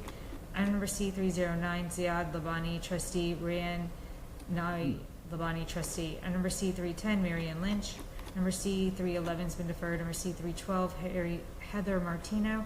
Item number C-313, Missouri Design Collective LLC. Number C-314, Kathy A. Maloney. And number C-315, Jitu New. And number C-316, Jitu New. And number C-317, Old House LLC. And number C-318 has been deferred. And number C-319, number C-320 has been deferred. Number C-321 has been closed. Number C-322, 444 12th LLC. Number C-323, Patty Holmes Coy. And number C-325 has been closed. Number C-326 has been removed. Number C-327 has been deferred. Number C-328 was read in. Number C-330, Revive Developers LLC. Number C-331, Lauren Rowe. Number C-332 has been closed. Number C-333, Sheila and James Woods. Number C-334 has been deferred. Number C-335 has been removed. Number C-336, name has been redacted. Address is 213 544 Street South. Item number C-337, name has been rejected. Address 3819 15th Avenue South. Item number C-338 and number C-339 have been deferred. Number C-340, Blue RL Holdings LLC. And number C-341 has been moved. Number C-342, Carrington Mortgage Services LLC. Number C-346 has been deferred. Number C-345, Florida Tax Deed LLC. Number C-346, Fred H. and Marianne H. Gamble. And number C-347 has been deferred. Number C-348, Mindy S. Austin and Maurice J. Austin Jr. And number C-349 has been removed. Item number C-351 has been closed. Number C-352 has been deferred. Number C-353, number C-354 have been deferred. Number C-355, My Herrera Group LLC. And number C-356 has been closed. Number C-358 has been removed. Number C-359 has been removed. Number C-360 has been removed. Number C-361, Pro Flips LLC. Number C-362 has been deferred. Number C-363, Reka LLC, Build Your Future LLC. Number C-364, Deborah and Randall Simmons. And item number C-365, Deborah and Randall Simmons. And number C-366 has been deferred. Number C-367 has been closed. Number C-368, U.S. Home Services LLC, trustee. Trust number 220933711.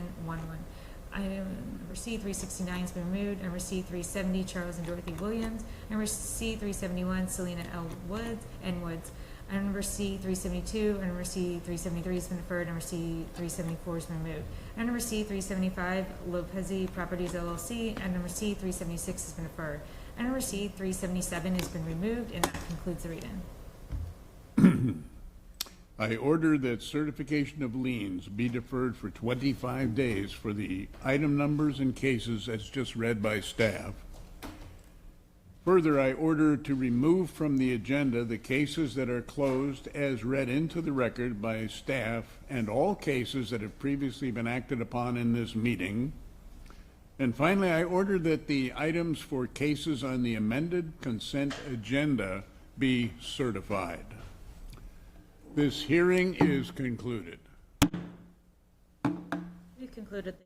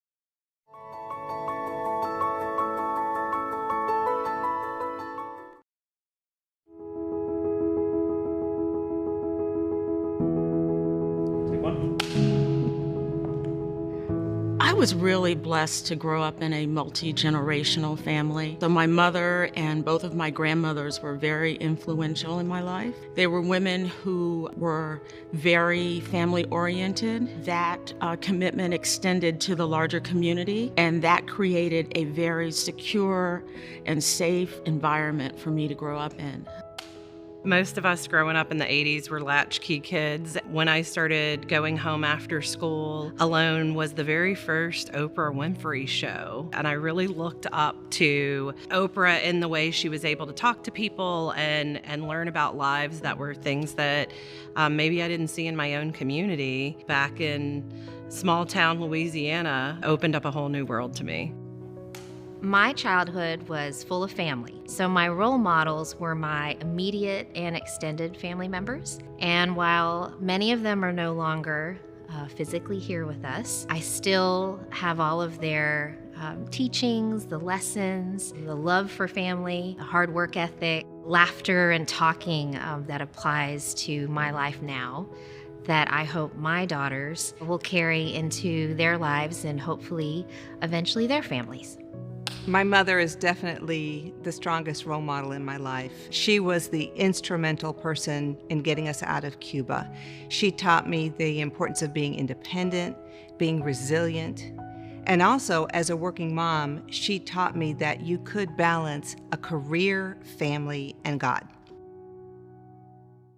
I am very hopeful about the future of women leaders in St. Pete. It's very promising. Already we have women in management positions and in leadership positions. We have women in some of the places that we've been wanting to be for decades. There's lots of women in every single role in the city, whether it's police officers, firefighters, and leadership. The one thing that I love about the female leadership that's in place is that they are making a path for other women to follow. But we also have a lot of work to do because I think we can diversify that pool of women still. You have to have people of all walks of life. Everyone brings something different to the table, and it's important to hear all of those perspectives in order to find something that works best for everyone. After all, we're representing a very diverse, very large city now. Women have such an important role in our culture. The future of women in St. Pete has never felt brighter. Mentor a young lady or find a mentor for yourself. Be sure to honor women in your life. This month and every month.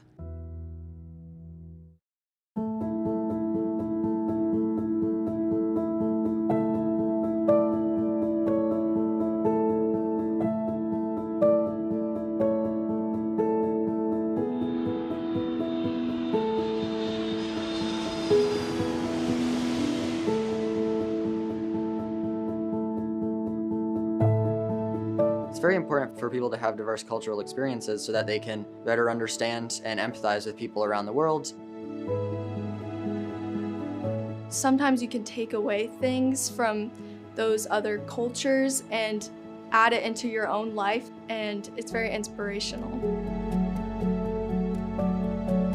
I learned so much about the culture of Japan, what it means to be in another country, what it means to have a host family in another country. It's truly a very unique and amazing experience. It offers an immersion opportunity that's really once in a lifetime. You can't find it anywhere else. I definitely learned so much more about their culture. I learned how everyday life is lived. You learn to love the people that you're staying with. You learn to love where you're surrounded. One of the events was going to the Yashima Temple. It's a temple up on a mountain in Takamatsu, and it's otherworldly. It's absolutely beautiful.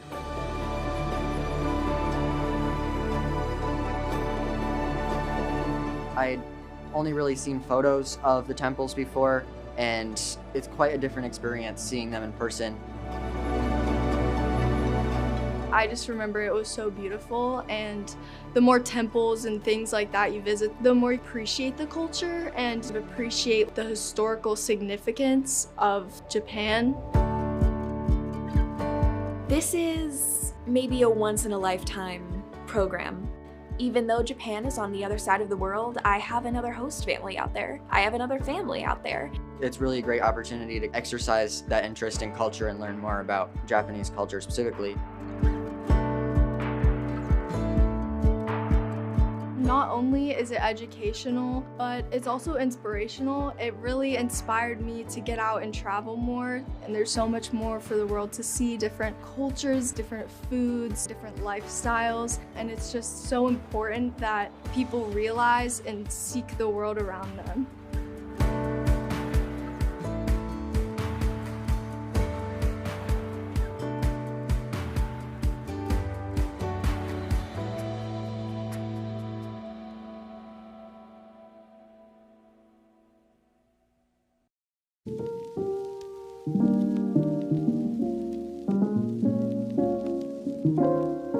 I came to printmaking actually as a writer. I was getting my creative writing degree from Florida State. I took a class that was called Book Structures because I was really interested in the idea of self-publishing and just discovered a whole world of this kind of like tactile, experimental, hands-on medium that I wasn't really aware existed before.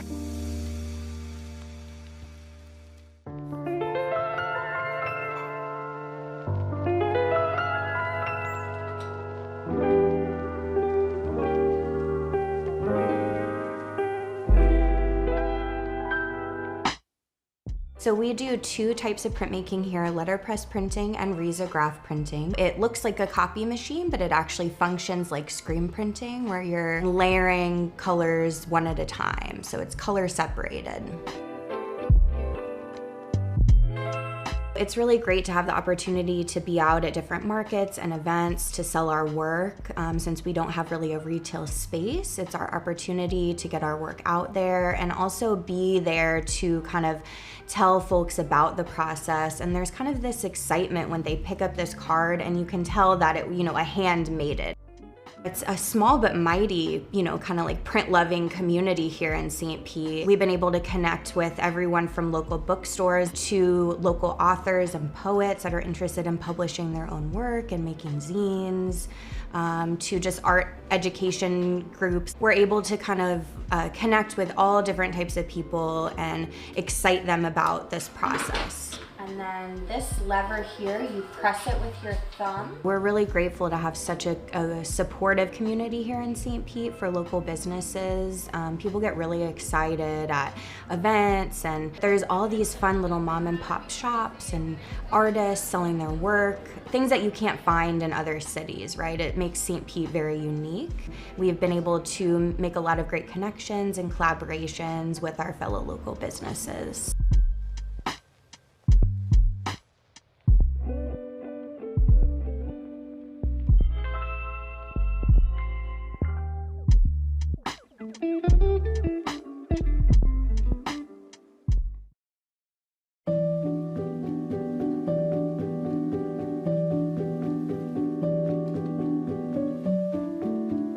Today we're celebrating the grand opening of our Sunken Gardens History Center, which is housed in the restored original 1940s entrance building to Turner's Sunken Gardens, one of Florida's last remaining roadside attractions. Since 1935, Sunken Gardens has been a landmark in St. Petersburg, providing a beautiful oasis in our busy city, a place to relax, enjoy nature, and the joy of gardening. What a great decision this was 20 years ago, because as we all know, St. Pete's become a lot more busy in the last 20 years. And so this is quite an oasis for us to have. The city purchased Sunken Gardens in 1999, and thanks to an excellent staff, volunteers, and a really dynamic foundation, today the Gardens is a must-see experience for residents and visitors alike. The historical assets of our city must be preserved and maintained, and that's why this History Center is so important. It honors our past and the early pioneers who paved the way for the Sunken Gardens of today. Behind me is our new History Center, which we're so excited to have and present to you. And you'll notice in the window we have our founder, George Turner Sr., just as he was in 1940 The Gardens is really a family story. It's a story about the Turners that started with George Sr.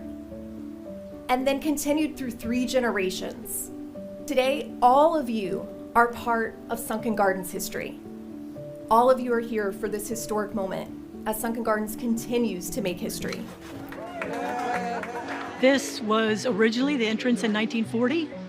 Was about 4 years after they decided to make a go of having an attraction as opposed to selling fruits and vegetables. Over the years, it changed usage. When I was a girl, it was what we called the drink stand. More recently, it's been used as an overnight birdhouse to keep the birds safe.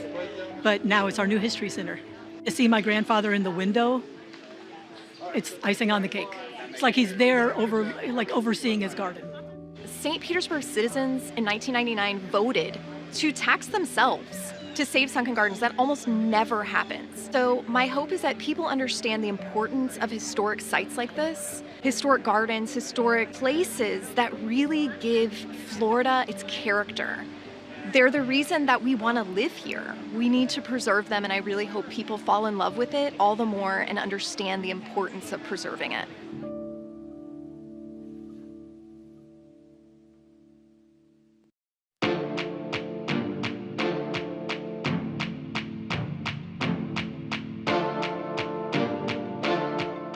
I want it to be fun. I want people to ask questions like, why are the cows flying? Why does the girl have 2 faces? All of my artwork, I want to hint at a story that you can fill the blanks in with.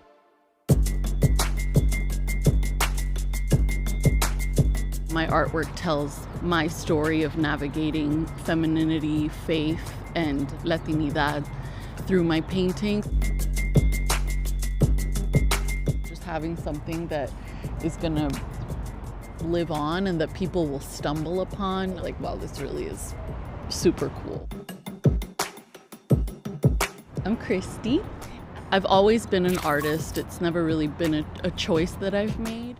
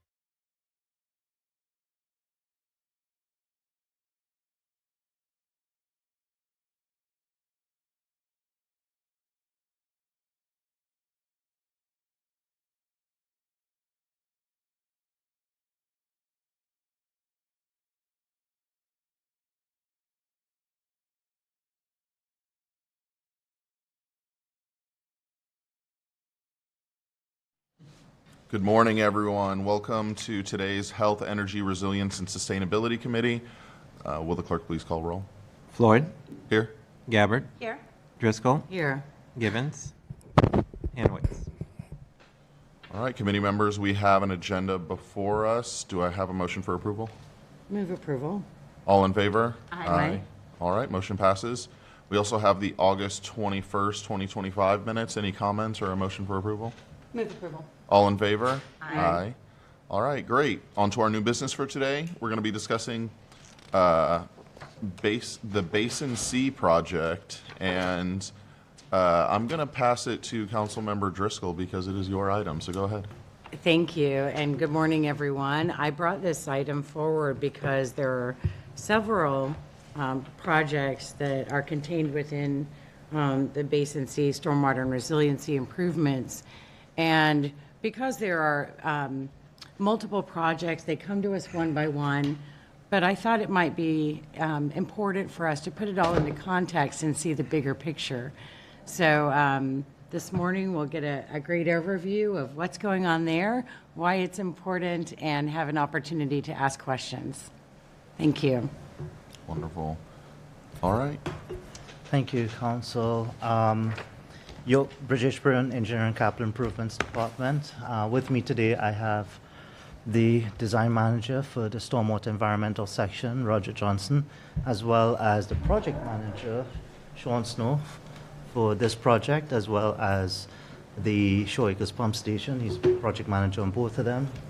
Sayed Azadi, another engineer within the Stormwater Section, as well as Jesse Wood, who's our Stormwater inside the Stormwater Environmental. He's primarily environmental. So those are some of the members of the staff. Just wanted them to be here, be part of this process, and understand the context of the questions as well as a learning experience. So with that, you bring up such a good point. Within the CIP, which we are extremely grateful for the support from Council, you all see the projects in multiple lines. There are multiple elements of different projects, but the bigger picture is always difficult to come across without having these conversations. So your request for this could not have been more timely because as part of the presentation, you'll see we're getting very close to the construction of some of these projects.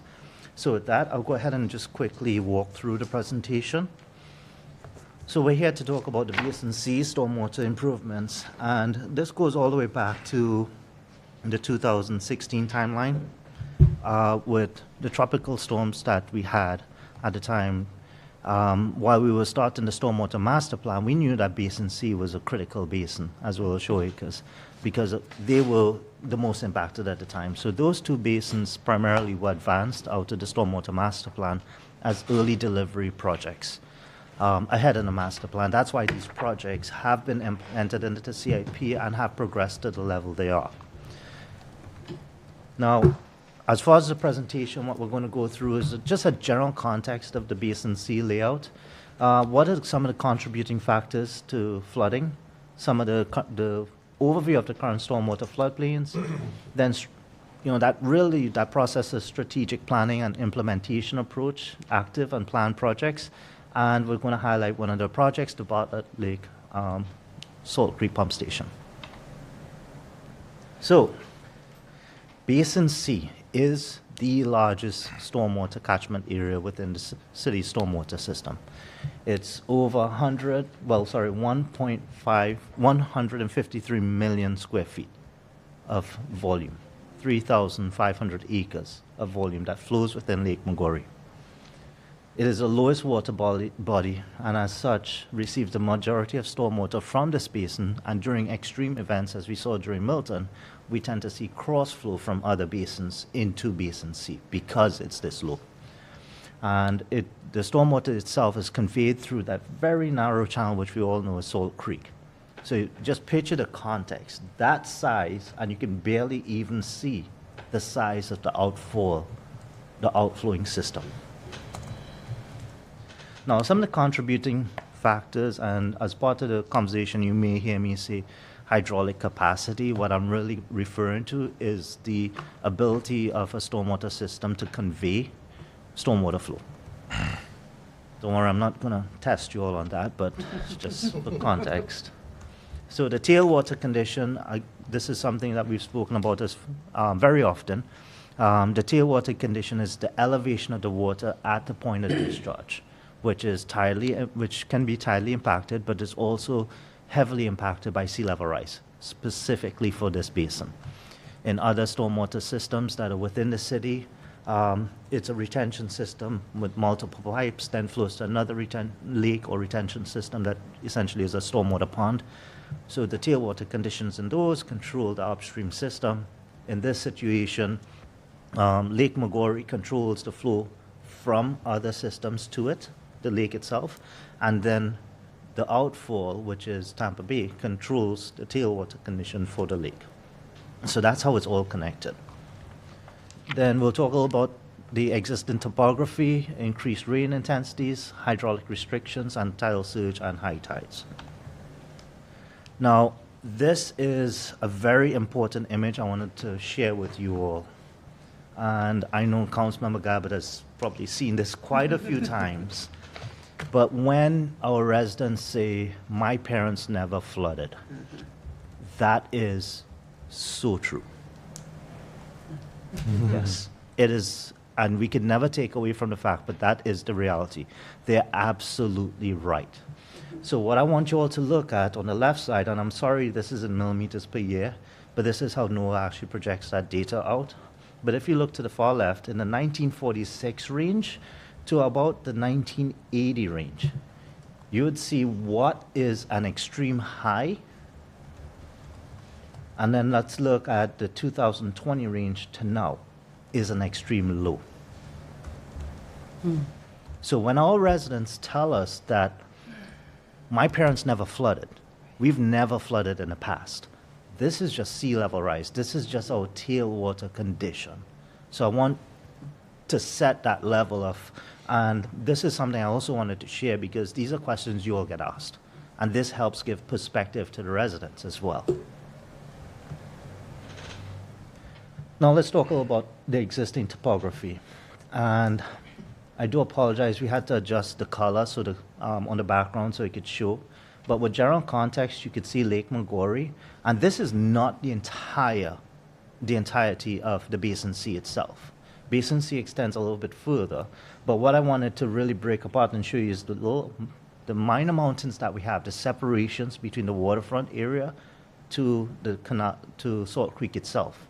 And the arrows show the topography of the land itself. Within that island, if you may say, or that peak, stormwater systems are designed that they're flowing either direction. They don't cross over. So if we go back and look at our GIS data set, you'd see stormwater either flows towards Salt Creek or towards the open water body. Now, I just wanted to give you all a context because when I go to the next slide, this will give you a better idea of what was being presented. 1 means between 1 to 1.99 NAVD. 0 is sea level itself. So let's take this into conversation. You are seeing elevations of properties and roadway sections that are below 2.99 feet. So when there's a high tide and there's a rain event, we've seen the section of Salt Creek, Harbordale, flooded. Primarily because the high tide affects the hydraulic capacity. It's the tailwater impacts on that stormwater system. So now it doesn't have that conveyance capacity. It doesn't have that ability to discharge stormwater itself. What you'll also notice is that the elevation on the east side of Old Southeast is the same as on the west side of Old Southeast. So if we have surge can come up through the creek and never affect the people in the middle. So when residents give you all that question, well, how did the creek flood? It never came past us. It's how the topography of the land is. It's actually coming through the creek and then rising. So this is a good example of the existing topography as you go through Old Southeast from Beach to Salt Creek, to Bartlett, where we are putting the pump station, essentially. Now, the vertical NAVD is the North American Vertical Datum. That's the industry standard for measuring elevation. If you would notice, what we exaggerated was the vertical, so at least you would see how that context of elevation is. We're going from an elevation of 0, which is sea level, to an elevation of approximately 13 feet, somewhere in the middle of Old Northeast, and then dropping back down. So that's why the tide, if we have a surge, it can come through the north side at Salt Creek and flood the community to the south. may not come over the land. So we do have hills in St. Pete, other than Thrill Hill. Some additional factors to take into context is the intensity of the rain events. During Milton, we saw rain events that varied across the city, but essentially there were areas that experienced over 18 inches of rain. Our storm events range between 1 in 500 to 1 in 1,000 rain event across the entire city. Now, the hydraulic restrictions, Basin C, as I mentioned, conveys flow through Salt Creek, which is tidally impacted. Now, the flow at Lake Magori, the tidal gates of Lake Magori, is very critical because during a closed condition, they're closed during high tides. But again, that very narrow conveyance system connecting Lake Magori all the way to open water body. By the time we open those gates, to get that much flow going through Salt Creek, we do get some storage capacity out of Lake Magori, but we're not really benefiting the residents on the other side. So the amount of flow we can get through that channel is also limited as well because of how narrow it is. Then the time frame from the time the gate is open for the amount of flow to go through, we don't get much time of draining. The tide changes faster than the volume because ultimately, as the flow is going out, it's going to start that tide coming. It's going to get impacted by that incoming tide at some point. So we're closing the gate. So during a 12-hour period of opening the gates, by example, we may really effectively get, 6 to 8 hours of good drawdown on the lake. Now, tidal surge and high tides, as I explained in the previous slide, you can definitely see how that topography goes. I'm just going to flip back quickly for a second, and you could see 4th Street barely on the immediately to the west of Bartlett Lake. That forms a little bit of a ridge. So once we get past 4th Street, we're generally the same elevation, while the overall land itself goes, the creek itself is it's relatively the same elevation. Now this is further exemplified here within the current stormwater floodplain. You can see how the creek itself expands out on the same elevation as the lake itself, forming this essentially same elevation of a floodplain. And that is, you can definitely see the relationship. I want to quickly flip back to the topography where the orange and the red are, and the slight peach. You can see how closely they are aligned with the floodplain because of the hydraulic tailwater condition, plus that surface elevation at that point. So, implementing projects, we really go, you've heard me say context appropriate, but you've also heard me say strategic planning. There are times you start building elements and build out, and there are times you start at a point and build in. And it's how each location is different.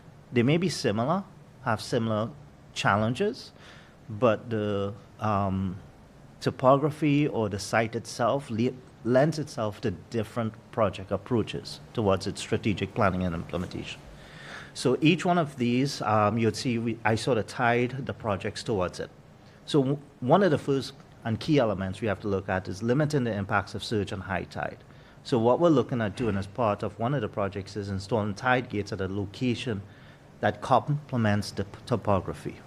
So let's take that risk out of it, and let's put it in our hands. That prevents Salt Creek and Bartlett Lake from becoming tidally impacted and affecting the communities such as Harbordale. Increased hydraulic capacity, removal of excessive siltation and overgrowth in Salt Creek and Bartlett Lake. Bartlett Lake acts as a sediment sump. So as velocity comes through Salt Creek, it slows down to less than 2 feet per second, deposits sediment. Now, because of where it's deposited, the water now has to stage up to get over it or slows down the velocity. So we want to get back some hydraulic capacity, but also it's a major maintenance process there as well. Improve water quality. The lake itself, as I mentioned, acts as a sediment sump, but we also want to remove excessive siltation for the lake and create that new passive lake, a passive park within the Bartlett Lake pump station project itself. Then adding a secondary outfall. this is essentially our belt and suspenders. So while we would have the pump station, we can also have a secondary outfall for extreme rain events. Then we have that alternate rain discharge point. And then control flood staging by creating essentially a controlled floodplain where we want the stormwater to go to and away from our residents, essentially creating that relief point. So these are how those projects, those key objectives in the strategic planning was identified, and this is how it's laid out within the projects. So Bartlett Lake Pump Station, you'd see, is A. It's currently estimated $21 million, of which we have $10 million in grant funding. It's currently in preliminary design with a planned completion of fall 2028. Bartlett Lake dredging, we just received bids that are currently under review for that project. We received $3 million in grants, and glad to say the bids did come in below the engineer's estimate. So we are looking at a very favorable situation on the contracts on that one. So we'll be moving forward, ultimately getting the grant compliance approval and then bringing that towards City Council for approval.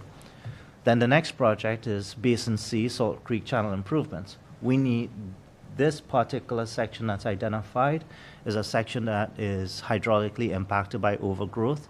So we want to clear that out and restore some hydraulic capacity so we can get that water from Lake Magori to Basin to location B and location A as quickly as possible. Then the MLK Salt Creek, 32nd Avenue.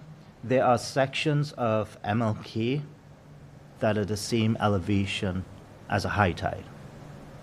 So we want to raise that section, and this is primarily the section was heavily impacted during the response.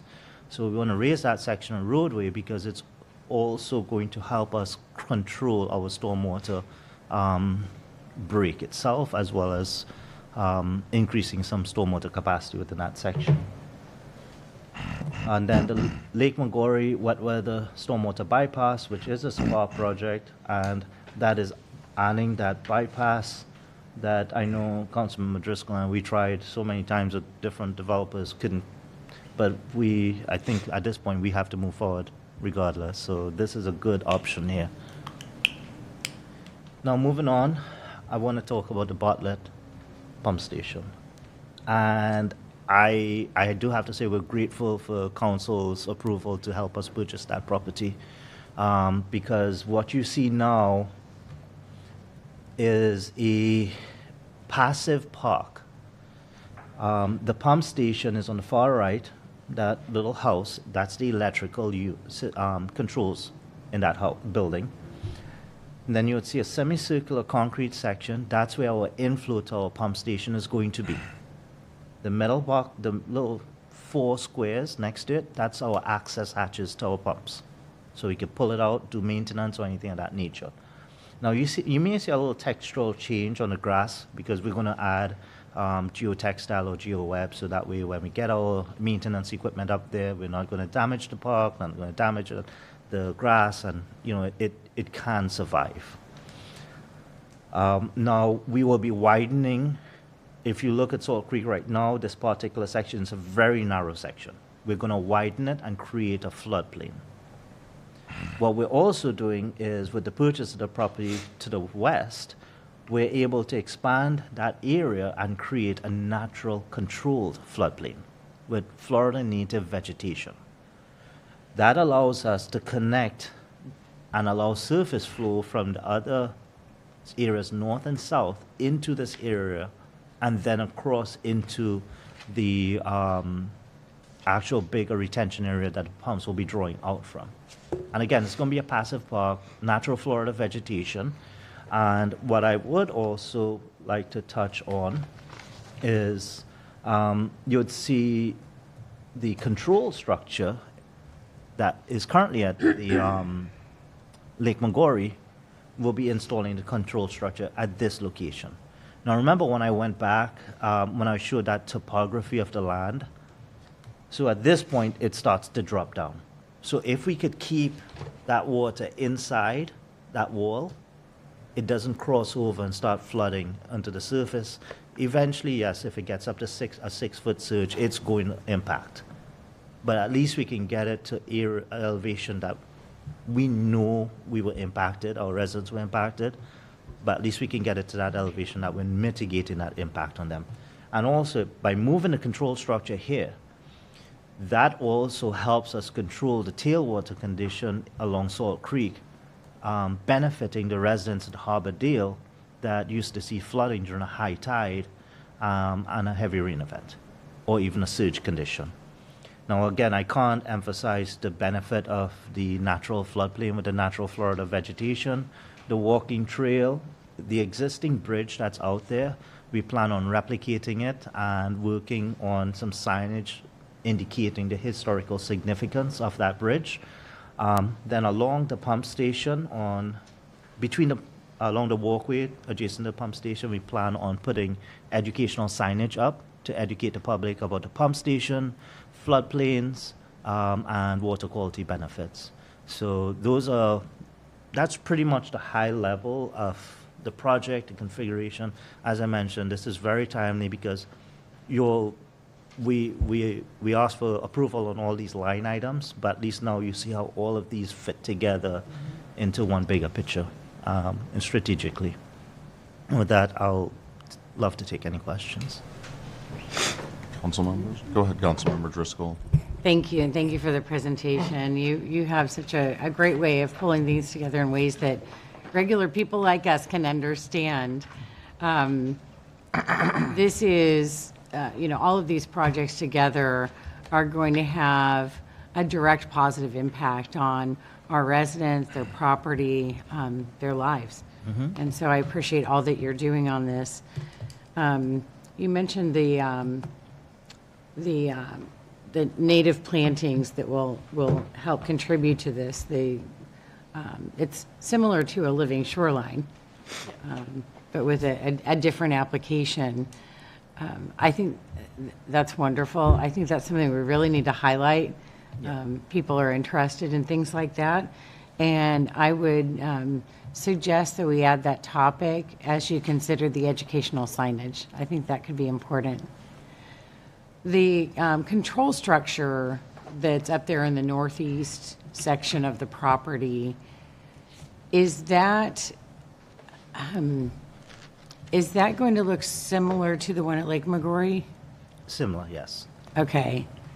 So we do have, it's not the first place that people think of when it comes to kayaking, but we do have some somewhat adventurous kayakers who will use Salt Creek. Will they have to manage around that the way that they do when they get down to Lake Maggiore?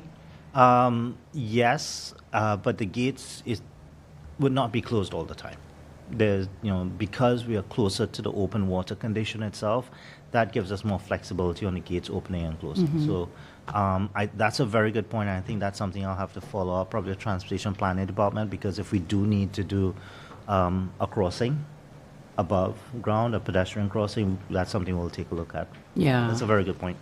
And if you find that there's an opportunity, I know it's kind of steep there, but maybe somewhere before and after that, if a kayaker does have to lift out, get around it like they do at Lake Maggiore, if there's something that can be built in, and I'm talking about like a soft, Yeah.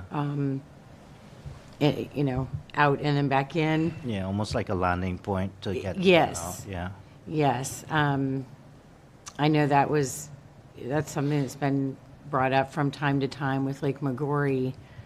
I know that it may not be feasible to do something like that, but if there is a way that we can help kayakers to easily be able to navigate around that and continue to enjoy their adventure, that would be great. You mentioned Thrill Hill earlier on, and could you mention, there are folks who say, are we redoing that? You know, it's a historic It's a historic bridge, so how might that be impacted? No impact on this project. All right. Yeah, there's absolutely no impact. Thrill Hills on 3rd Street, the energy dissipation structure that we'll have for this will be immediately east of 4th Street Bridge. Mm-hmm. So there will be no impact on Thrill. Yeah. Since you mentioned it, I wanted to make sure it was on the record. And then finally, on slide 12, you listed the different projects and what completion times we would be looking at. Are those done in order of the receipt of funding, or is it in an order that is practical? Sometimes you have to do things when you get the money for it. But like if you're starting with the dredging of Bartlett Lake and that's the first thing that would be completed, is that because it makes sense to do that first, or because that's where we've got we got the funding earlier and we're further along with it right now? I will go ahead and start and let Roger chime in if he has any other thing to add. But really, we laid these out within the CIP as far as strategically how we thought the improvements could benefit compounding on each other. Unfortunately, there were situations that challenged us in the fact of the grants sometimes had extensive compliance requirements that we had to do, and I'll give Bartlett as an example. We wanted to get Bartlett done way ahead of where we are now, but Bartlett had 365 days of monitoring required as part of the grant compliance for testing. So we couldn't bid the project for 1 year. I would have loved to have that done by now. Mm-hmm. So your question is so correct and appropriate, but we've laid out the projects strategically in the CIP, how it would benefit sequentially on the improvements. But the funding that council approves helps us get that timeline. But in some cases, we are slowed down if there's a grant that has permitting or compliance requirements. But you are absolutely correct. Projects are laid out strategically for compounding benefits. Okay, great. That's all I have. Thank you. Thank you, Chair. We'll go to Councilmember Gabbard. Thank you, Chair. Thank you, Brajesh, for the presentation, and Roger for being here, and the entire team. It is nice to see what feels like years of one-on-ones in a nice, concise PowerPoint that residents can understand and directly relate the impacts of these projects to their lives. So thank you for putting this together. And thank you for, all of the education that you've personally given me on our stormwater system, because I say, we're the policymakers, but you're all the ones that actually implement. And so I just really wanted to publicly thank you for the countless hours you have spent trying to explain all of this, because it is very complicated, and there's a lot of sequencing, and then there is also a lot of, I guess, kind of after effects, if you will, for other neighborhoods that are outside of this direct area. So I wanted just to ask a couple of questions, kind of thinking ahead about, I guess, additional benefits of a project like this, and what other neighborhoods in the southeast area maybe could expect, either from this project or other projects that may come after this is done. So specifically 2 neighborhoods that we've talked a lot about, you're very familiar with. We've walked these neighborhoods together, Bonita Bayou, and then the Kingston Street area south of Childs Park and north of Clam Bayou. Those 2 areas have been seeing flooding impacts long before Helene and Milton. Pretty localized, but when it's you don't really care how localized it is, right? You care about how we're going to fix it, when we're going to fix it, and can we fix it? So can you talk a little bit about residents in those particular areas, and maybe some of the unintended good consequences that may come from a project like this in that general geographic area? Yeah, and Roger, if you need to chime in, feel free. I can talk definitely for Kingston. There's also a project similar in nature that we are evaluating right now. And I'll take a step back. As I mentioned, not there are multiple neighborhoods that face the same challenges, but topography, geography, and how that impact comes in, while the impacts are similar, the solutions may be slightly different. Right. But yes, Kingston, we have one already, and Bonita, we do have, I'm trying to remember which one was Bonita project lined up for that one. So. Okay. Well, we could circle back Yeah. on that, but I just, as we get closer to bringing the St. Pete Action Plan, the Resilient Action Plan in for a landing, those were neighborhoods that participated in that process, pointing out, very specific impacts that they had seen. Once again, even long before the storms of last fall. And so just making sure, that we let them know publicly that we are still looking at those neighborhoods. We're still looking for impacts and how we can actually move some projects forward there as well. Yeah, So I just wanted to lift them up in this conversation. I will definitely follow up because I need to go through and remind myself exactly what projects and the sequence of those. Perfect. So I will follow up on Kingston and Bonita for you. Perfect. And then regarding the Basin C project, obviously, looking at all of this, we understand, and you mentioned it, that, Councilmember Driscoll mentioned it, there's going to be impacts that are going to save property, help people from flooding. Have you done an analysis to really understand the number of homes and businesses that potentially could, their risk from specifically the stormwater master or floodplain, how many properties we're talking about being able to impact with a project like this? So because we don't have threshold, the actual elevation of all the properties across Pinellas County, that's something we're working with the county on right now. Right. Once we get that data, then we can go back with the updated floodplain and really run the numbers as far as how many properties will benefit. But that is something that we understand that the county may have threshold elevations for all the properties across the county. They apparently did some AI work and captured that data. Okay. So we are trying to get that data and then try to, once we get that, then we can actually run the analysis and really get solid numbers as far as, okay, we've changed the floodplain from X to Y. Yeah. What are the amount of properties that fell in X and Y now, and what's the benefit?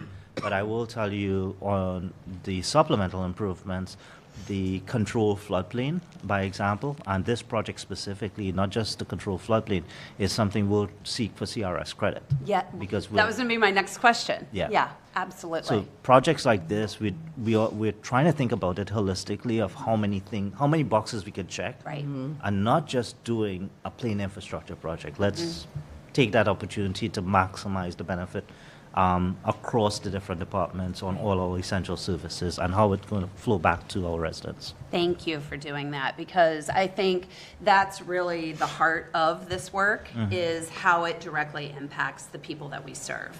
And if we are not able to articulate that to our residents, the number of homes, the number of businesses, the CRS rating, the discount that could come from that. When we had our last CRS rating update, Hannah very specifically said that these natural buffers, these natural ways of using stormwater management, all of that will help us improve that rating. It was the one area where we were the lowest in the audit. So the more that we can tie direct financial implications to our residents, I think the more buy-in we get, because we need buy-in all the way around, right? We need it for funding, we need it for construction. I mean, people get frustrated, they see construction happening in their area, right? There's a direct impact to that.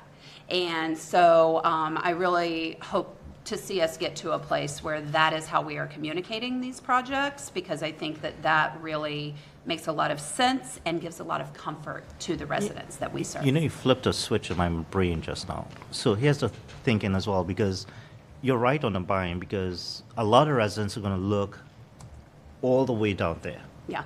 And not going to realize, okay, wait a minute, I'm 20 blocks west of it. I'm actually benefiting from the project. Yeah. So I think I think I mean, listing the properties are good, but I think showing the area of benefit absolutely is, yeah. You guys are familiar at this point with the master plan document. And at the conceptual level, it describes exactly what you're asking. I mean, there's a description of the project, there's the benefit associated to the project, specifically numbers of structures out of the floodplain, linear feet of roadway removed from the 10-year floodplain. And the intention of that was to help paint that picture of what that benefit is. Not only that, but that helps us prioritize which projects to do and why to do them. And in this specific instance for Basin C, it was set up a little bit differently as a preempted master plan deliverable, in which all of these projects were really modeled as a inclusive benefit of doing them all. So what we're seeing here is, 5 or 6 projects of great magnitude, a lot of potential impact that are coming down the pike, and we talked about it in our staff meeting yesterday. I've been here 3 years, and sometimes we share that frustration with the public that we really want to get things in the ground and do work. And we're finally starting to get to a point here where we're going to be busy doing work. So we look forward to putting some stuff in the ground and actually making a difference. Fantastic. This is all very, very good news. And so thank you again for your commitment and for all your hard work and just the way that you think about things, such a holistic approach. And so I really appreciate you and the entire team. So thank you. Thank you, Chair. Councilmember Givens. Thank you very much, Chair, and thank you, Brajesh. Thank you to the whole team for your presentation, very in-depth and thorough. I'm hopeful because I share in the public's frustration with, timeline. When are we finally going to get things done in my neighborhood? Although this isn't my neighborhood, I hear often, what's happening in North St. Pete? Well, it's happening much quicker than it's happening down in South St. Pete. They have projects there, no projects here. So thank you, Councilmember Gabbard, for reminding us of the Resilient Action Plan. I think this, is certainly going to be an opportunity for, Childs Park neighborhoods, other neighborhoods, Broadwater, even other areas outside of South St. Pete, because there are indirect benefits. I'm thinking about the Harbordale neighborhood.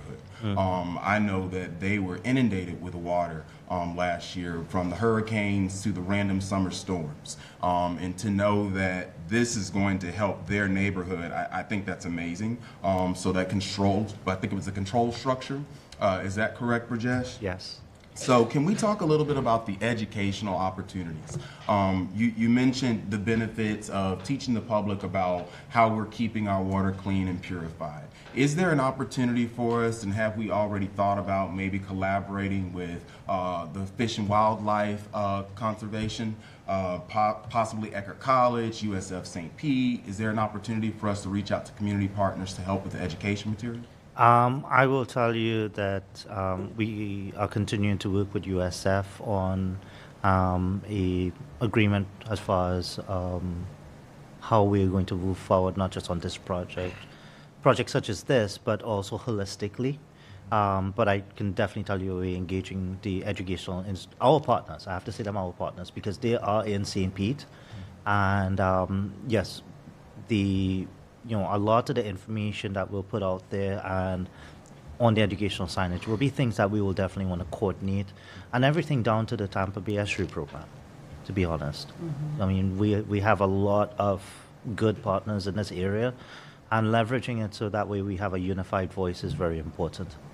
So I agree. Thank you for that, Rajesh. And I just want to lastly say, we oftentimes vote on line items like this where we wonder what the heck are we voting on, or how is this going to benefit us. I see so many direct benefits, and again, I'm happy to see that it is South St. Pete neighborhoods that are going to benefit from this, and there's an opportunity too for health and wellness. I saw the track. What is the length of that track? Because I see another opportunity again to expand the adjacent Bartlett Park walking trail. So do you know the length? Not off the top of my That is okay, that's fine. But again, Probably my question. signage opportunities, you know, I think people, you know, would love to take a nice little stroll out there in the evening, an opportunity for us possibly to have another little small pickleball court. I saw a little area over there that would be perfect for that. So just something to think about. Yeah, and I think, you know, what we've done on other projects, and it's something we could probably take a look at, is on the track, we could probably put a marker, start here, at this point, you're 1 mile.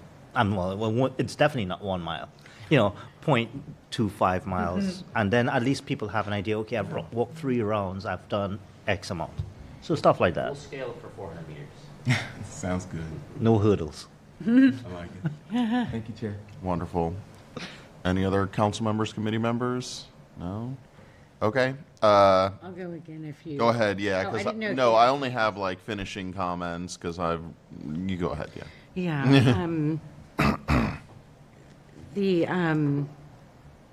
I wanted to bring up also, and this is more of a Parks Department thing, but Harbordale has been mentioned, and not long ago, the city purchased a residential property that was in horrible disrepair right at the edge of Harbordale Park. The structure has been demoed, and the Parks Department has put in landscaping. It's looking really beautiful. We're trying to do sort of a mini ribbon cutting thing just to celebrate with the neighborhood. But this is actually contributing to pervious surface in that area too, and that is right by the creek. So it's some of those smaller projects that maybe aren't exactly Breege related that are also contributing to solutions in that area. Regarding water quality, education, I know we've got great partners out there beyond beyond city staff, but I have to mention that Kira Barrera from Public Works has been an absolute rock star in educating the public on water quality, not just through her job, but through her volunteer work as well, with groups like the Friends of Salt Creek and many others, and showing them how water quality testing is done and why it's important. So I had to give her a little shout out because she's a real hero when it comes to educating the public and sharing her passion for her work with everyone and showing what it really means for our city.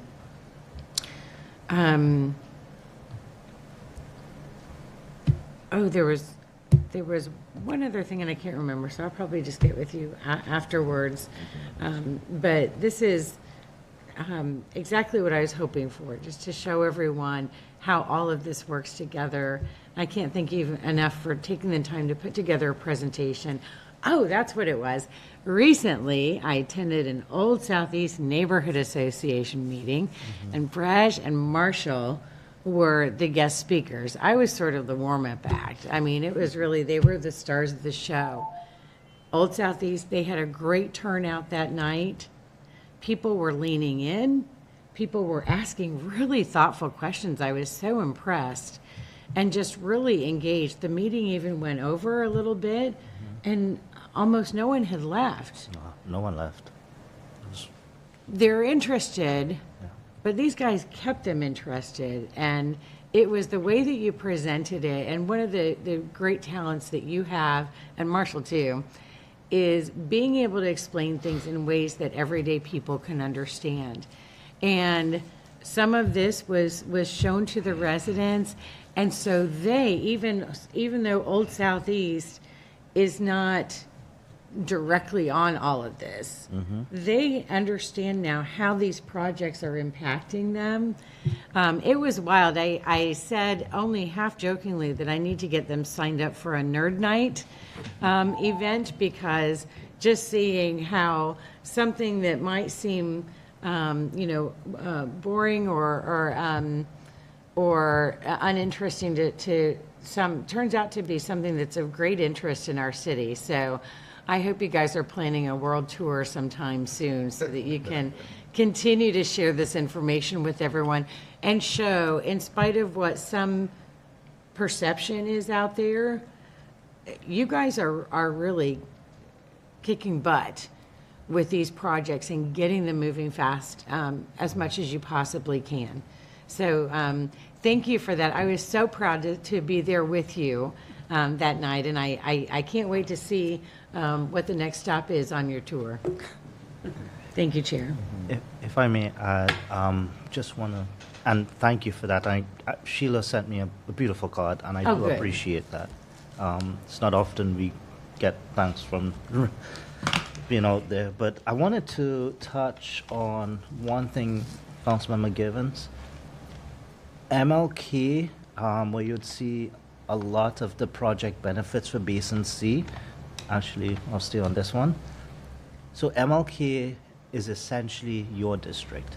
So the majority of the benefit contributing stormwater system is within District 7, even though a lot of, quite a bit of the benefits, Harbordale is obviously within your district, but that's, it's really, this is such a good regional project.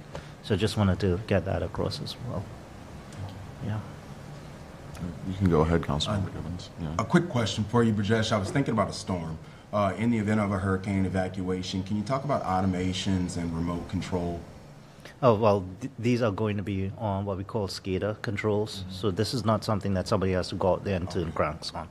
Well, everything that we are installing is intended to be fully automated with backup. Good. Thank you. Thank you, Chair. Great. All right. Thank you very much for the presentation. I just want to compliment on, I really like the idea of like the systemic approach around the particular basin. It gives me ideas about how I'd love to see information presented when we go through SPAR projects as well. But it's nice to see, a holistic picture painted for us about how we're going to impact this area. And I'm glad to see a lot of things moving. It's really exciting, especially to see the active and planned projects lists, and planned completion is listed for all of the projects. That's encouraging, so you will be able to tell residents in this area when they can expect to see things, when they can expect to start to see things as well. So I don't know, I'm really grateful and enjoyed the presentation. If no one else has anything to add, then I'll thank you all. Our next HERS meeting is not till next year, January 22nd. So, we'll see if we have any items that are pressing and ready to go before then, and we'll see what we can do. But maybe we need to have a discussion as a council about how often we schedule this committee. We've done that in the past. We used to meet more frequently, and then we took it back some. But this year has been a challenge getting everything scheduled. Thank you all for working with me on that. But if there's nothing else for the good of the order, then we'll call today's Health, Energy, Resilience, and Sustainability Committee meeting adjourned. Thank you, Chair. Thank you.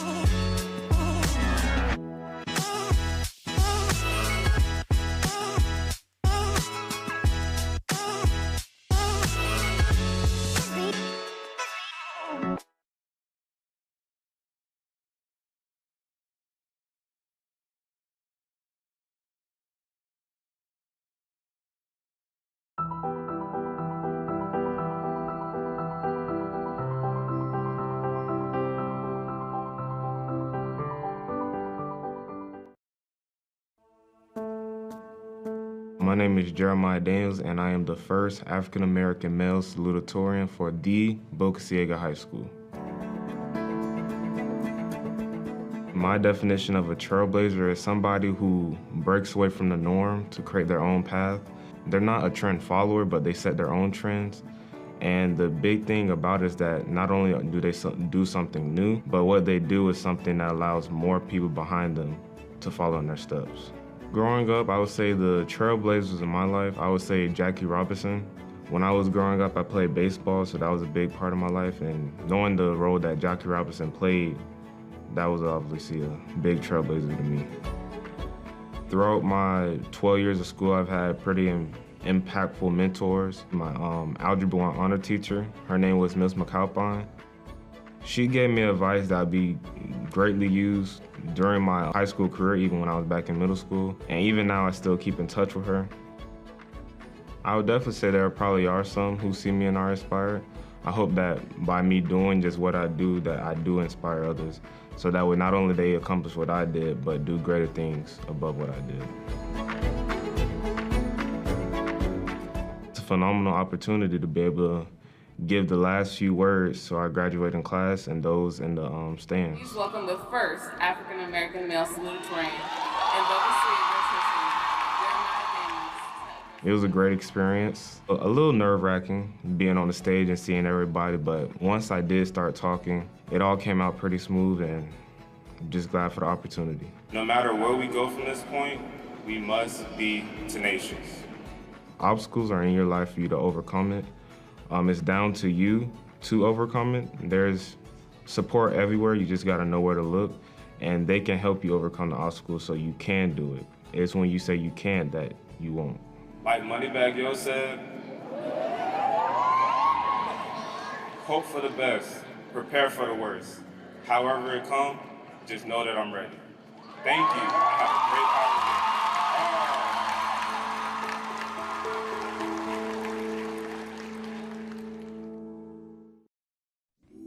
The American Rescue Plan Act provides relief funds to governments negatively affected by COVID-19.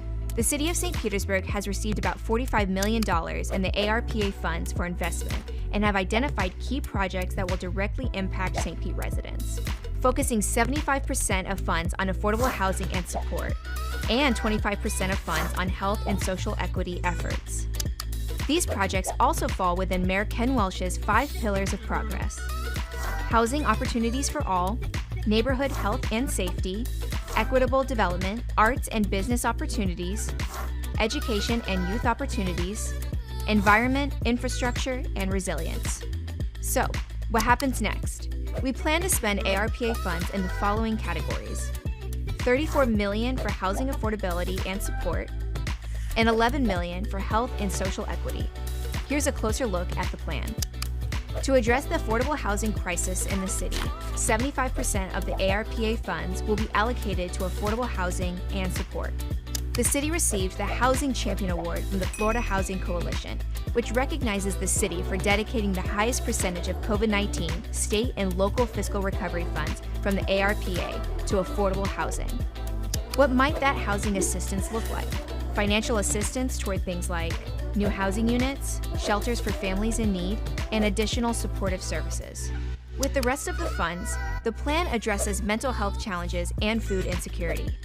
25% of the ARPA funds will be used to develop projects that treat root causes of these conditions and situations. Things like food security programs, mental health counseling, youth development and nonprofit funding, and other neighborhood services. For more information about the city's use of ARPA funds, visit stpete.org/ARPA.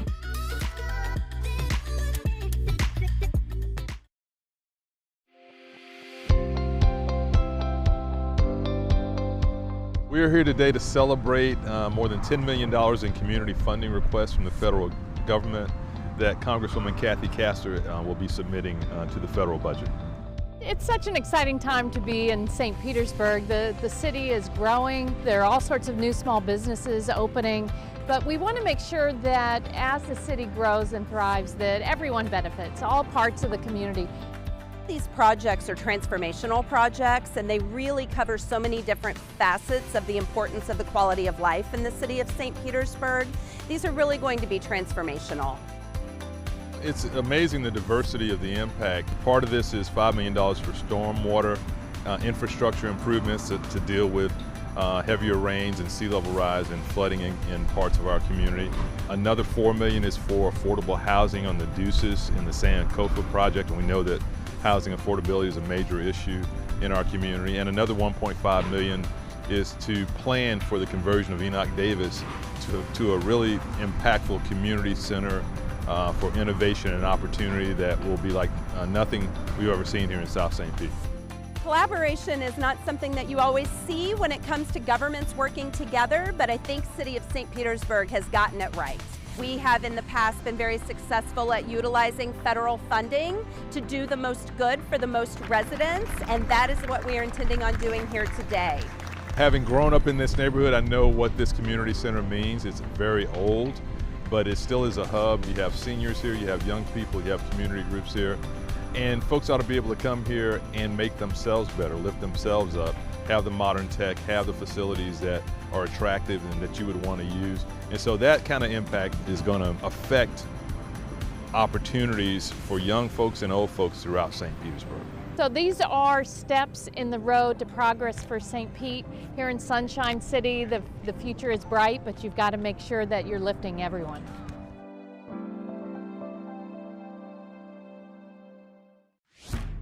My art style is mixing a little bit of traditional painting methods with like a little urban art flair and bright colors. I think it's a way of expressing yourself to the community, and especially through public art like this, putting a little color into the community.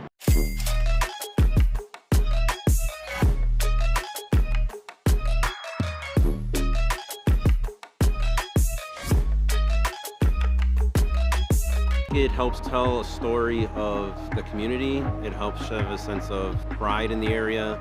A lot of us live in the area, so you're contributing to the growth and belonging of your own backyard. We all share things in common, and I try to show that in a fun, colorful way, you know, kind of through a lot of my artwork. My name is Francisco Gonzalez. I go by Frankie G.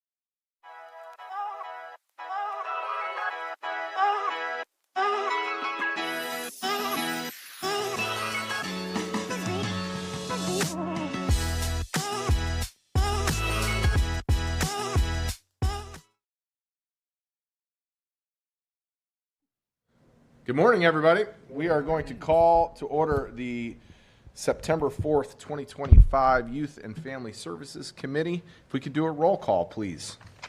Gertis. Here. Givens. Here. Big Sanders. Present. Harding. Driscoll. Okay. Council members, we have an agenda, committee members, we have an agenda in front of us. I'll entertain a motion for approval. Move approval. All in favor? Aye. Any opposed? Motion carries. We've got minutes from May 15th, 2025. Entertain a motion for approval. Move approval. All in favor? Aye. Any opposed? Motion carries. Okay, we're going to jump right into it this morning, and we've got education and youth opportunities updates. I know a lot of us have been anticipating this, and we've got Dr. Sharon Brown, our Education and Youth Opportunities Director, joining us. Good morning. Good morning. Good morning, council members. Thank you for the opportunity to be able to present my work that I've been engaged in the last 18 months I've been in the role. You have a host of slides before you with a lot of information. And so I'm not going to read all those words to you. I believe you've probably... All of us appreciate that. You've had the opportunity to go through it, but what I will do is go through the whole entire deck at a high level, just starting first with where we started, the categories of work, and then diving in a little bit deeper, high level on the data, but you can read a deeper level of the data with the deck that's before you, and then we jump into Q&A. So that's the structure of it. Say that one more time. We just recognize that Chair Laura Hine. Yeah. Oh, yeah. Oh, my goodness. Thank you. Thank you. Thank you. Thank you for being here, Dr. Hine. For being here. Anyone of us? Couldn't hear you. That's it? Sorry. Okay. Okay, so to get the work started and to advance the education and youth opportunities agenda, one of the things that made sense to do was to adopt the concept of the whole child framework. And so we took the whole, creating our own acronym, ensuring that these elements, well-being, harmony, opportunity, leadership, and empowerment were the guideposts for every program, every initiative that would come from the office. From there, strategic focus areas were created, 8 to be specific. The first strategic, let me back up. So one of the things that had to happen were conversations with stakeholders and community members in order to determine the way to move forward. With limited resources, of course, because I don't have all the money in the world in my budget, we had to decide what were the levers that we could pull to help support and align in partnership best with the school system while providing opportunities that met the needs that were in the community. So the first strategic focus area focused on early childhood, and the lever being pulled there was school readiness and early literacy. 2 initiatives that we have coming from that is the Early Literacy Resource Guide, which I believe you all already have a copy of, so I don't have to go into what that is. And then City Reads, which is in partnership with Thrive by 5. Thrive by 5 is under Community Foundation Tampa Bay. And with City Reads, it's city employees that have adopted Melrose as our school, and we go in and read weekly to our preschoolers there, with the idea of partnering with the Thrive by 5 Coalition to be a model and an example, a role model to other organizations in the community for them to do the same. The next strategic focus area focused on elementary age students with STEAM and literacy. The 2 programs there that you are familiar with are Master Kids from Shirley Proctor, Puller Foundation, and the Osprey program with Clam Bayou. The next strategic focus area focused on adolescent age students, again, focusing on STEAM and career readiness. The 2 initiatives that came out from that this year were Camp Bullseye, which you're familiar with, and SPC Discover. Camp Bullseye was a collaboration between the city and USF Youth Services Department, and SPC Discover is an ongoing summer camp that provides engineering education to middle school students. So we supported that this year. The next strategic focus area focused on secondary. There we are looking at workforce development mainly, and so the initiatives from there are prosperity pathways, which also goes into more detail in the packet that you have, but mainly with prosperity pathways, that's providing workforce development, workforce readiness, and paid internships. I'll speak a little bit more on that when we get to the data. Also, Cohort of Champions, which I refer to as a legacy program because it's been in existence for 8 years now. And the final one is Junior Achievement, 3DE Junior Achievement. That's an in-school program where, again, employees from the City of St. Pete do go into the high schools to volunteer and support the projects that the young people are working on, their entrepreneurship projects and soft skills development projects. So this year, or last year, I should say, last school year, we were in St. Pete High and Gibbs, and this coming school year we'll be in those 2 schools and Lakewood High School. Strategic focus area 5 focuses on post-secondary. So right now, that you voted on, well, actually you voted on it back in March, engaging disengaged youth to engage with workforce development opportunities. This social science project really came out of many conversations, but one in particular where we were with Dr. Hernandez Augusto at SPC, and we realized that there are tons of workforce development opportunities in our region, but they're not being accessed at capacity.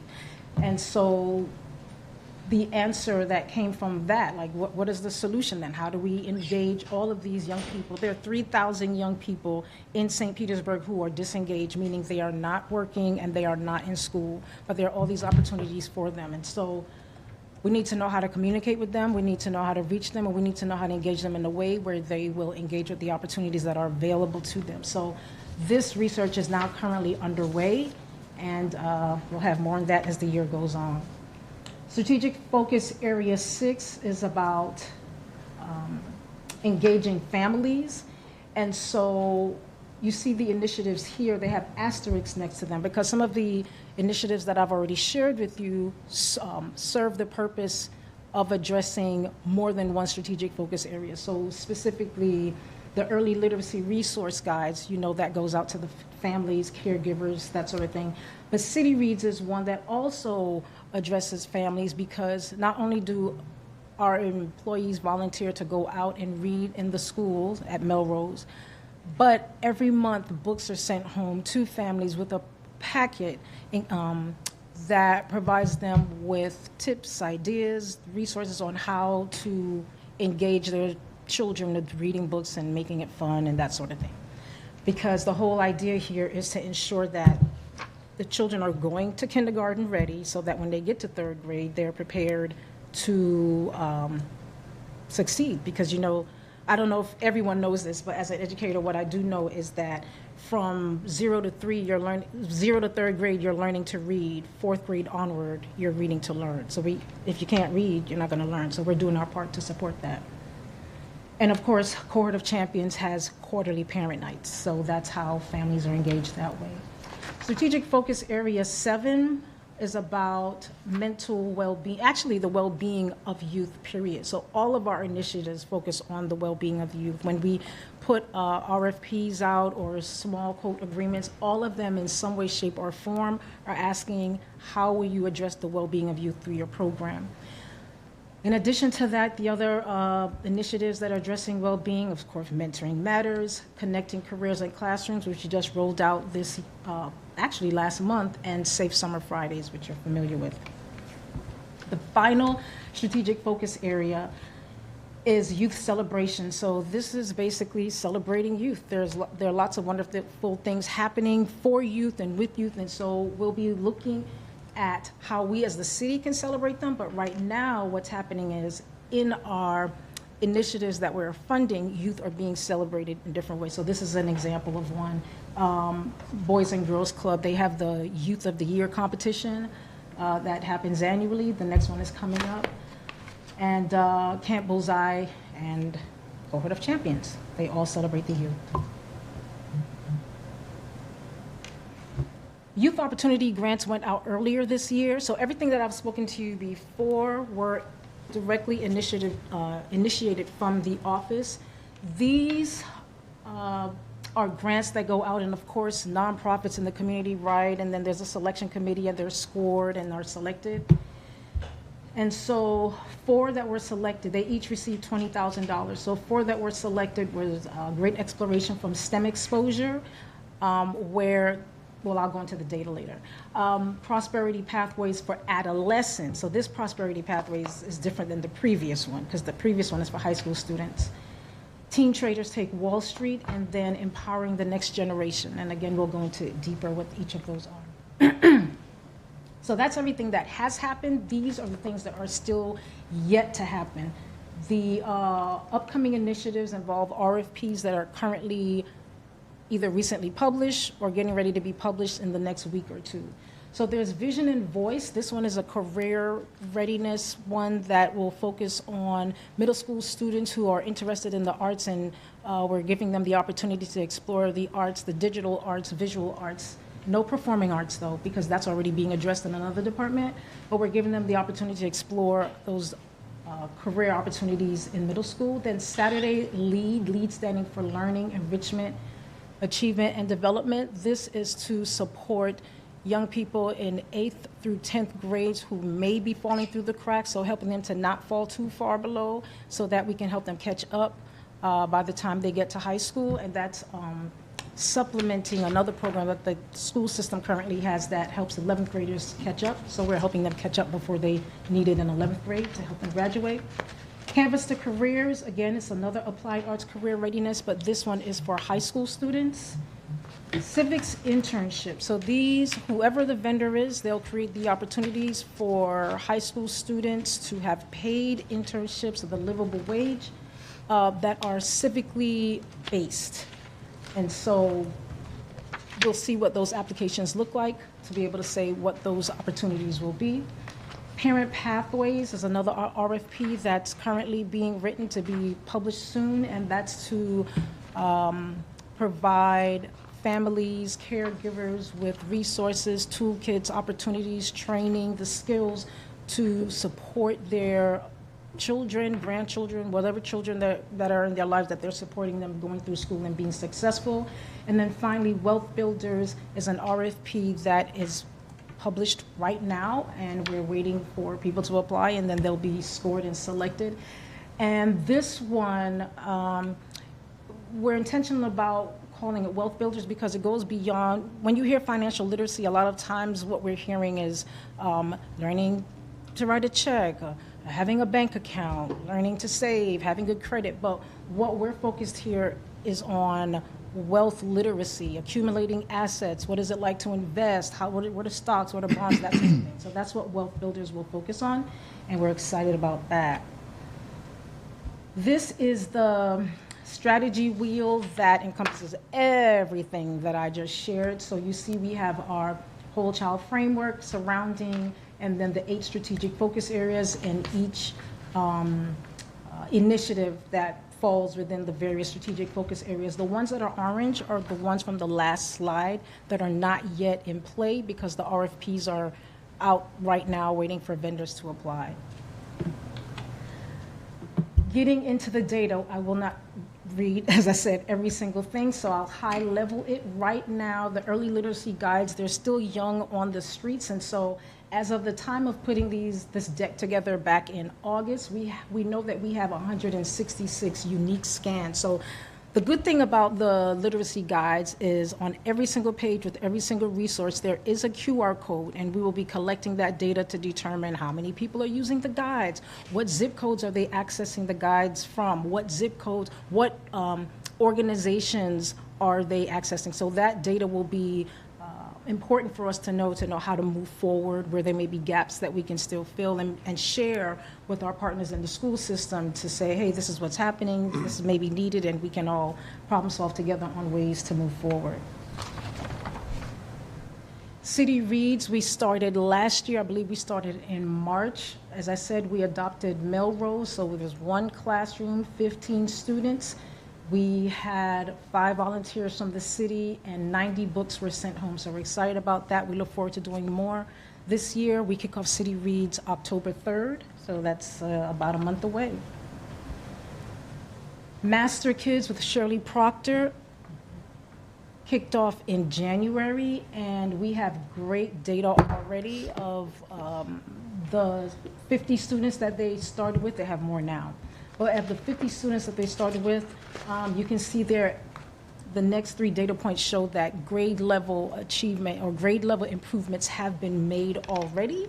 And so we look forward to seeing even more data on that as the school year progresses. Clam Bayou got started late this spring.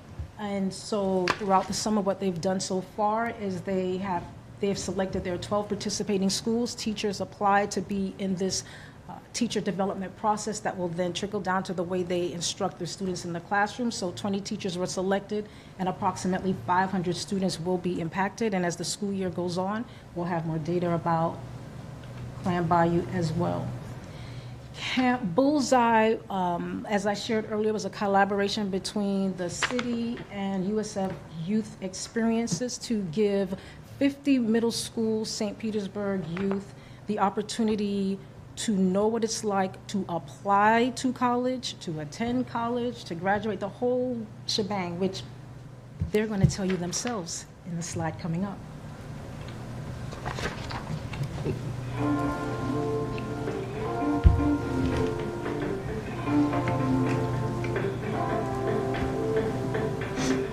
Camp Bullseye is a fun, innovative, and practical way to open the minds and open the doors to new people.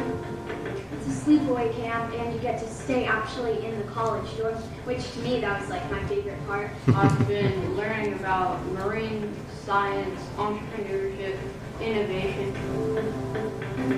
The purpose of Camp Bullseye is to connect kids with the University of South Florida. Having the great opportunity to partner with the city of St. Petersburg to bring about this camp that got kids knowing the USF St. Peter's right in their backyard, as well as giving them an opportunity to come onto a college campus to experience the dorm life, to interact with faculty and staff, to learn about some awesome concepts and subjects that USF St. Pete does really well. We have a mayor who is very much focused on opportunities for youth, and we have this amazing resource that is USF that is offering opportunities for young people through their early adult lives to create lives of impact. That marriage of those two desires or initiatives that came together to sort of create this opportunity. Starting early is always very important, and so whether it's elementary, middle, or high school, if you can reach kids where they're at and let them know that the university is not a place that is not approachable, right? That they can be on campus, they can see campus, they can use the facility.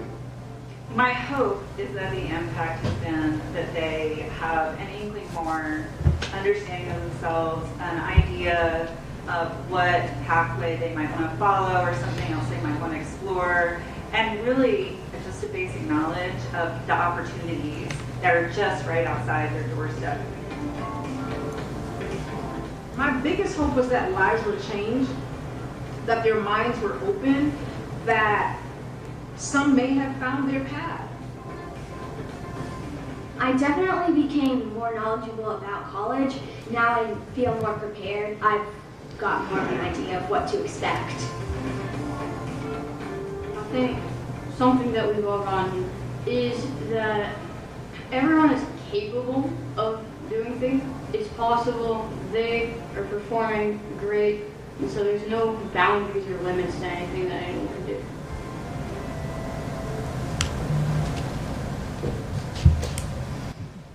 So as that was playing, I realized I didn't tell you what the college experience was. So in addition to applying and then getting accepted, they also had majors. So as you heard, their major was majors and minors.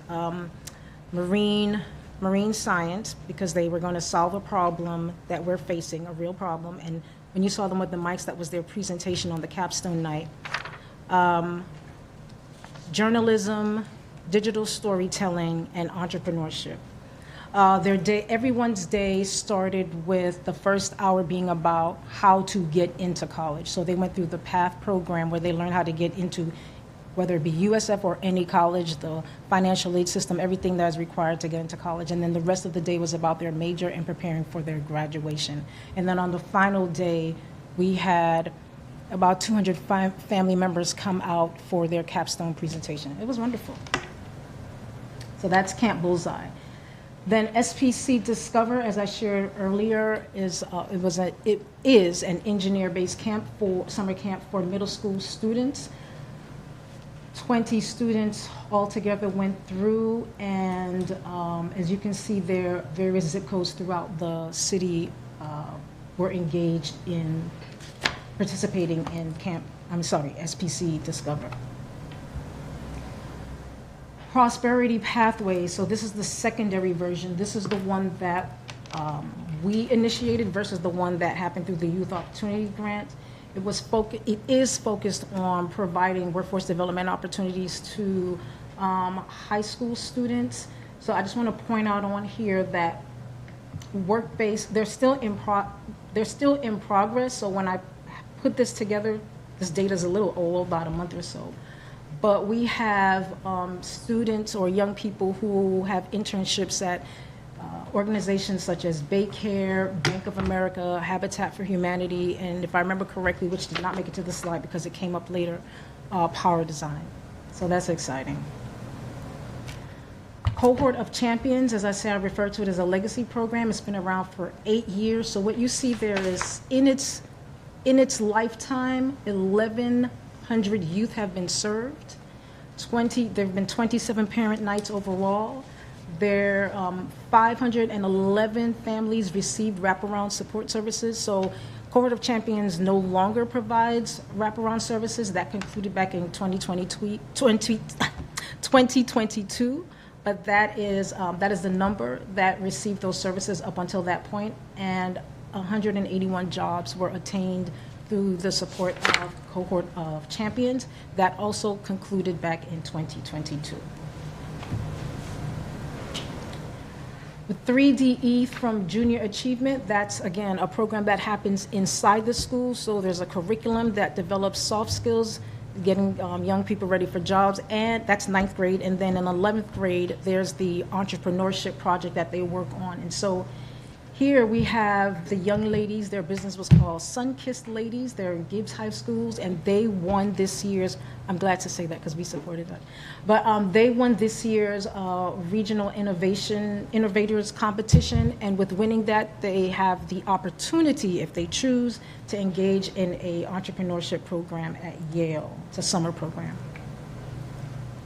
Engaging disengaged youth, as I shared earlier, that research is starting now, but when we have the findings will serve not just the city of St. Pete, but it will also serve PCS, it'll serve SPC, it'll serve all of our local colleges and universities, it'll serve all of our organizations that provide workforce development opportunities. And so we're looking forward to that data coming out about next year this time. Mentoring Matters, that's our overall internal mentoring program throughout the city. We're getting ready to kick it off again this school year. We're adding more mentoring opportunities. One of them that's not on this slide, but I'm excited to know will be announced later this month is employees will have the opportunity to be trained as resiliency coaches and served as resiliency coaches as a mentoring opportunity for young people in the school system. Connecting Careers in Classrooms just completed last month. That's where we had over 100 career and technical educators from Pinellas County schools come in, and they were dispersed to various departments in our city. So they all went where they went and met with the different administrators and their teams, learned about that particular area in their class, that relates to what they teach in the classroom, so that they can have that real world relevant experience to take it back and influence their curriculum. That's what they asked for. They wanted that real world look at what it looks like when their young people leave school for criminal justice or for engineering or what have you. And so they got that, and then we all convened at Mahaffey and closed the day out. As you can see, they scored us an A on how we did for them, and so we're looking forward to the impact that will have on their students in their career and technical education classes. That was a different spin on how to do workforce development, so we're excited to be able to be the first really in the region to be able to do this and to do that with Pinellas County schools. Safe Summer Fridays, again, you're aware of that. This summer we served 181 students and young people, and you see the breakdown of how that happened throughout the summer. Again, the Youth Opportunity Grant, STEM Exposure was able to serve 127 youth. They used their grant for a particular STEM curriculum, and you see there the breakdown of how the different ways, the different groups of students that they serve throughout the summer with their funding that they receive. The Sanderlin Center, they had a financial focused summer camp that served 77 students. Of those 77 students, 13 of them were ages 11 through 13. Those 13 students took about a 2-night trip to New York City, and part of that trip involved them going to the New York Stock Exchange, where they walked the halls of the New York Stock Exchange. They were there to hear the bell ring, and they learned about investing and trading on that trip and throughout the summer. And this is Prosperity Pathways, the adolescent edition. So one thing I'll point out with this, they have partnered with iHeartMedia, so young people will learn about this industry and have the opportunity for real hands-on practice with podcasting and digital media. So that will be, well, that is happening right now. That's what was set up this summer. And then Empowering the Next Generation was also a summer program. It's still ongoing, but they kicked it off with the funds that they received from the city this summer, serving 85 youth to support them academically and to provide career readiness opportunities for those youth. This final slide, I'd like to be able to point to the fact that we are intentional about being a good partner with our school system. Unlike other school systems, we don't have any influence over it, but we can definitely support and supplement and align with. And so on the left side of the screen, what you see is the strategic plan for the school system. And on the right side is showing all the programs that I just listed previously and how they align with the school system strategic plan to be able to support the work that the school system is doing to ensure that our young people thrive. Finally, this QR code, when you decide to use it, takes us to the City of Education page where we have this task that we're working on now.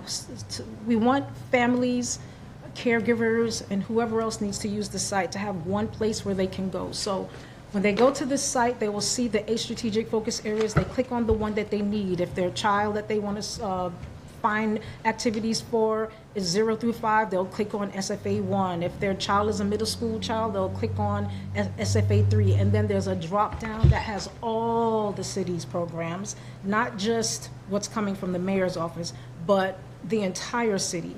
So that's always a work in progress. We built that out earlier this year, and then in January we'll be revisiting it to make sure that it's up to date and conclusive. And with that, I stop now, so you can ask questions. Okay. Committee members. I got a lot, so you might want me to go last. Or first. First. Councilmember Fix-Sanders. All right. Well, thank you, and hello, everybody, and thank you, Dr. Brown, for this. So I have quite a few, well, I don't know if they're questions or more so statements. Okay. One of the things that I noticed, and I don't know what slide this is, that when we did the impact for SBC, let me go to the slide. I'm glad that you did it slide 19. Okay. And you showed the breakdown with SBC and the impact of the zip codes that they serve. But then when you go to slide 18, I would love to know what those zip codes are. And the reason why I asked for that list is because I know, and I have a new business item coming up in regards to USF, we have a strong collaboration with USF. And if you go to, the first thing came to my mind, if you go to slide, what is this? And thank you so much for numbering your slides. I really do appreciate that. The strategic focus, area 5. Okay. When it spoke about strategic partnerships, and I look at those young men because I attend those graduations, and the first thing came to my mind is how many of them can actually apply and be accepted to USF?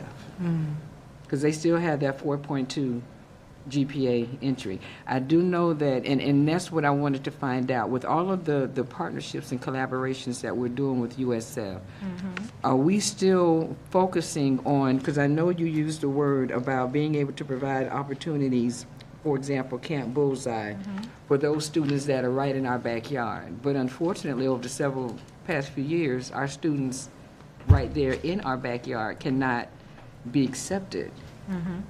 And so I'm hoping that we still have a focus, and I don't know if that's a focus of yours. I know before Chancellor Tadlock left, he and Dr. Williams were working on a bridging program Yeah. where normally our students that cannot get accepted because of the rise of the 4.2 GPA right here in our own backyard cannot attend USF, St. Pete, our Tampa campus, that they worked on a bridge. And I would love to see us focus on, it's, well, you go to, SBC for a semester and then you transfer. Well, why would we do that? Or, you sit out the first semester and then you apply in spring or summer to get in. I'm really hoping that when we're looking at some of these collaborations, we know we have a lot in our backyard that don't have 4.2s.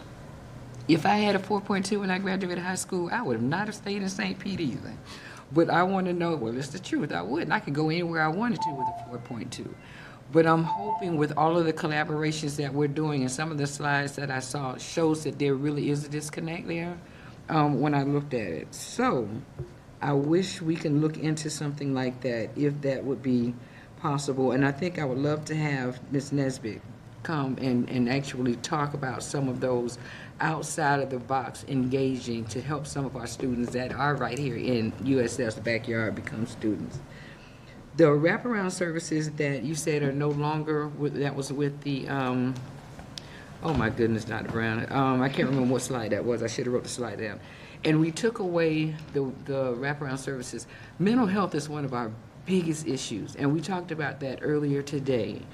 With us taking out the wraparound services, which included the mental health, especially for our middle school students, we still need to address that in a mighty way.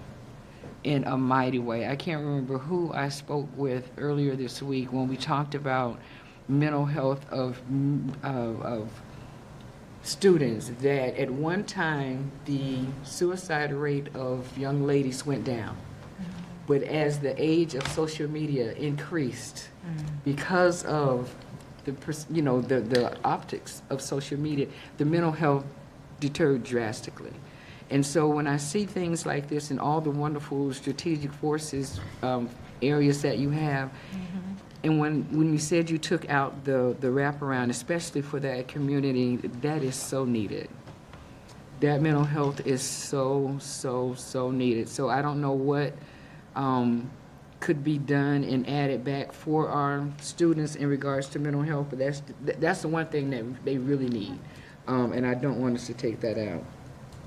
When you showed the slides about the teachers and the different areas that you were educating them in, I didn't see entrepreneurship in that, because most people, a lot of people don't want to work for anybody else, and I get it.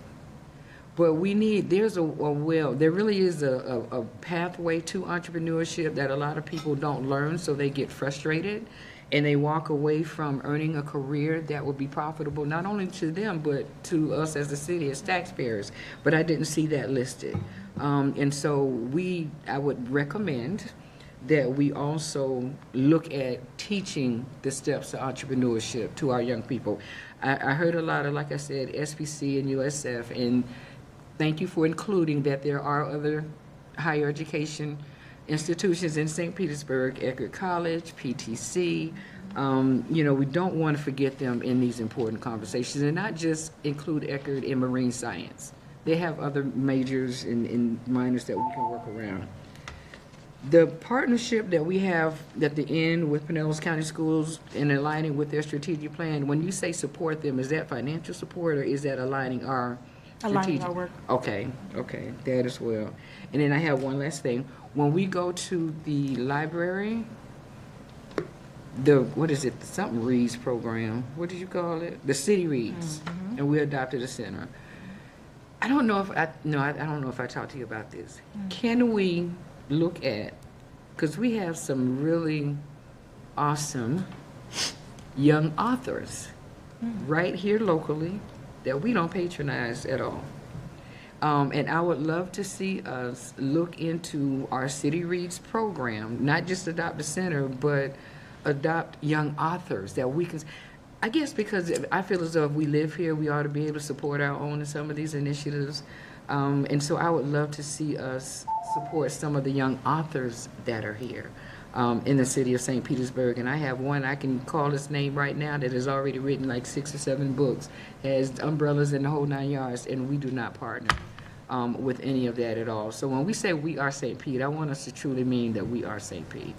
And so I'm going to leave that there, because I do have a couple, but I'll let my other colleagues speak. But those are something that I really wanted to put on the record as recommendations, questions, and clarifications. So again, I was excited for this presentation when I saw it. Yeah, this is my jam. I do love when it comes down to our youth. Oh, one last question. The St. Pete Junior Football Athletic Association, that's open to all other leagues, right? I cannot say how they function. Okay. Yeah, I cannot say how they function. Okay, can you find out? Sure. Because I'd appreciate that. All right, thank you, Dr. Brown. Thank you, Chair. Thank you. Vice Committee Chair Givens. Thank you so much, Chair, and thank you, Dr. Brown, for all of your hard work and diligence in serving our socially economic disadvantaged youth. I really appreciate the programs that you've put in place in your short time on board. So kudos to you. I did have a couple of questions that I'll start with, and then I'll make my comments. First question, picking up off of Councilmember Fig Sanders regarding the Little League teams. So I love the work that they are doing. I have spoken with Mr. Stiles at the St. Pete Little Devils. I do have a question though. Will we get like a report on what this investment has done, their gains? I know they have like an academic component tied to this as well. Will we expect something like that in the future? Actually, we already received it, and that's how I was able to draw the data. So they've already turned in their final report, because the recipients of the Youth Opportunity Grants, their final reports were due, or are due September 30, but because so many of them ran their programs this summer, they already had their data. So he already submitted the report saying that the data is ongoing because the program is still running. But it was from that report that I was able to draw the data to share with you today. Can you share that with council members, the full report? I'd like to see that in detail, please, if you don't mind. And then also your early literacy resource guide. I have seen those and I've been giving those out, so kudos there. How are we as a city dispersing that throughout the community? Right, so the partnership with Thrive by 5 is really, it's their responsibility because they received the money to do that work.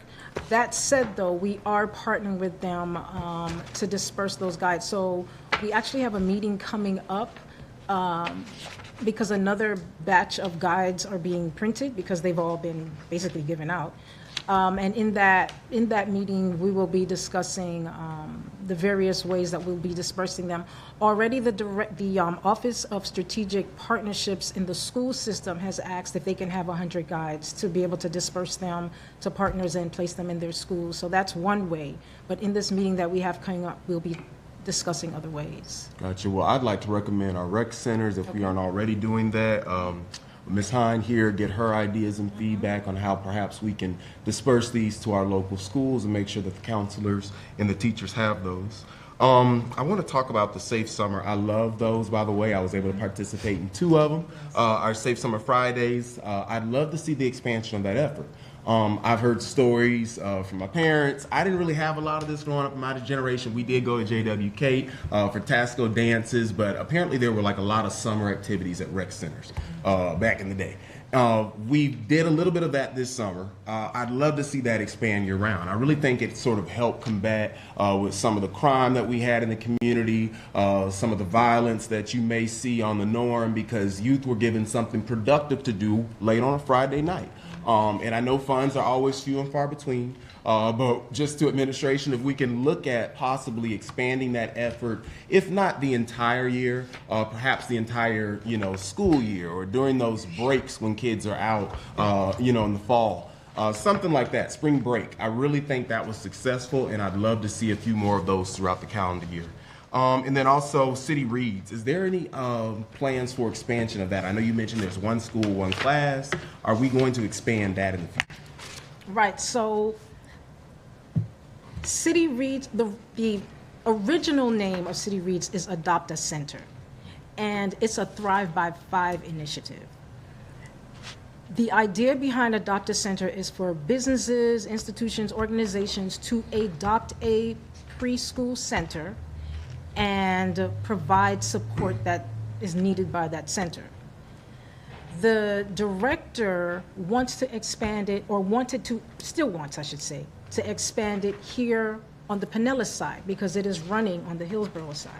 So when she approached me with it, I said, sure, I will help you, because her ask was if we could just get somebody on the Pinellas side to do it and then serve as a role model for other businesses, then we can expand the program on the Pinellas side.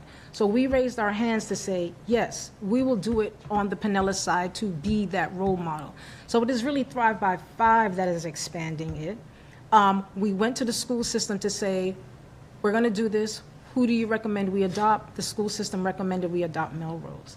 And so now with that, my understanding is Thrive by 5 is getting other organizations that want to follow in the Adopt a Center model. We, just to be unique and branded, call it City Reads. So the answer to your question is yes, it is expanding, and Thrive by 5, whose initiative it is expanding the program. Gotcha. And I appreciate that clarification.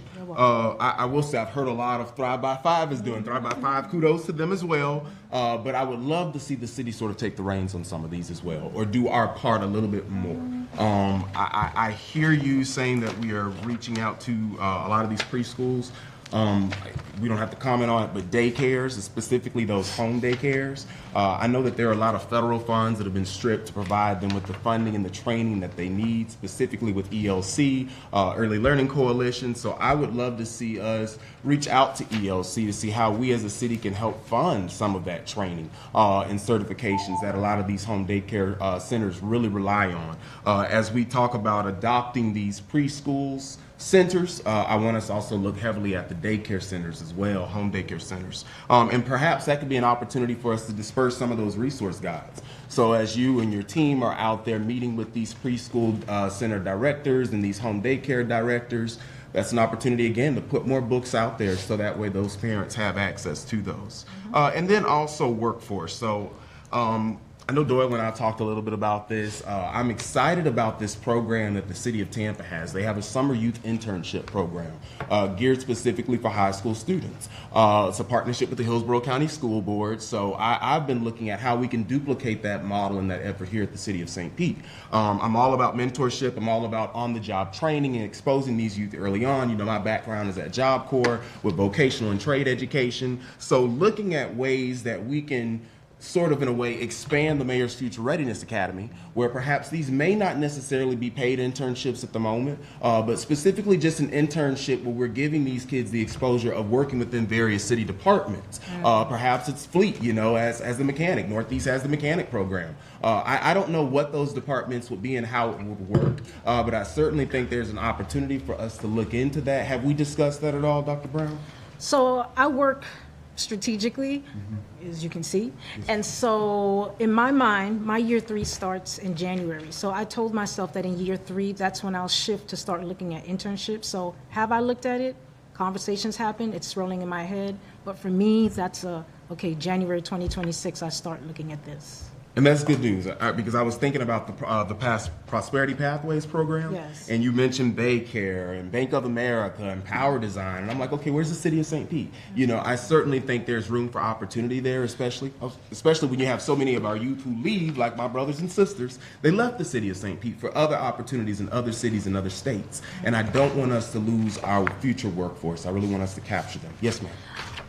With Boys and Girls Club Prosperity Pathway, so one of the things you'll see in there are their Future Leaders program. So a conversation we want to have with them, because what they do in that program as they're preparing young people for the workforce is it lends itself, what we see is it lends itself to be able to expand to Mayor's Future Ready, but expanding Mayor's Future Ready Academy to other departments in the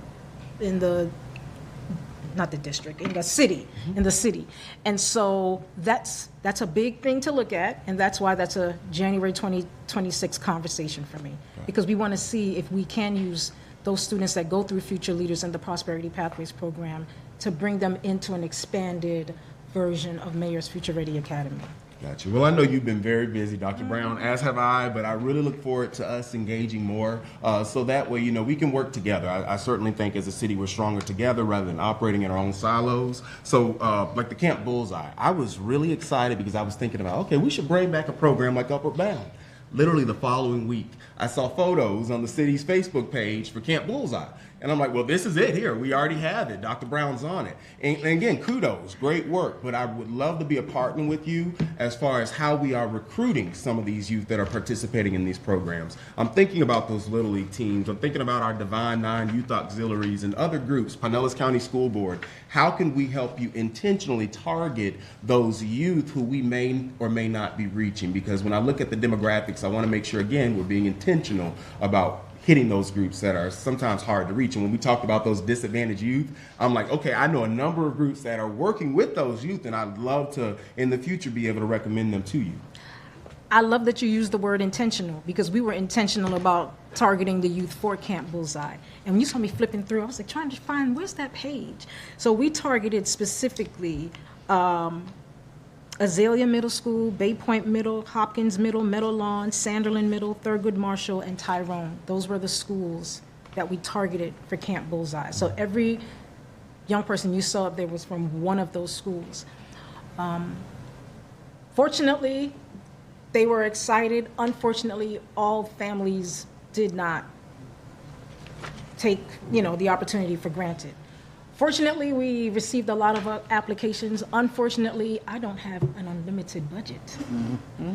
And so we could only accept 50 students in the program. So as we move forward, we will continue to be intentional about the schools we're targeting to provide that opportunity to young people, because we know that there's some that I spoke to personally that didn't even have an idea of how you even applied to college, where now they, at least in middle school, rising 7th graders and rising 8th graders, know how to apply, know the types of forms they have to fill out. I mean, they had to fill out an application and get a recommendation just like when you apply to college. So they know the feeling of it now. So yes, I'm glad you used the word intentional, because we were intentional about targeting specific schools for that initiative. Gotcha. And you mentioned some of the opportunities that you took to engage those youth. I just want to make sure, again, we consider our faith-based community as well. And then also parents, so when we go to these Little League games, these Little League football practices, the parents are typically there, but they may not always be in the schools. And we can give a lot of information to our counselors, a lot of information to teachers, and sometimes that information doesn't get back home. So when we talk about intentionality, again, boots on the ground, let's just be willing to collaborate to talk about strategies and other methods that we could use to make sure this information reaches those kids who may not always have opportunities like this. So thank you so much, Dr. Brown. Thank you, Chair. Thank you.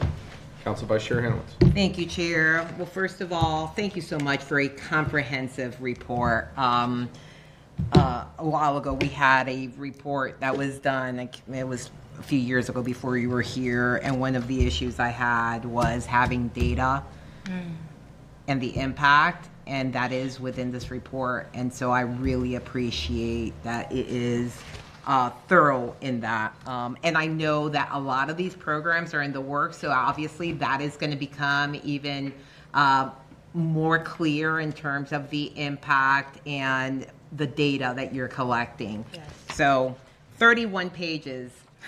Good start.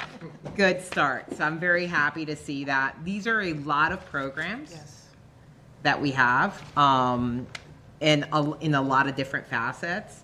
So I will say that I want to make sure that we continue with the data and impact no matter what the type of program it is. I know with some, you are going to have, it's going to be much more data driven, obviously, in terms of numbers and whether it's reading or educational outcomes.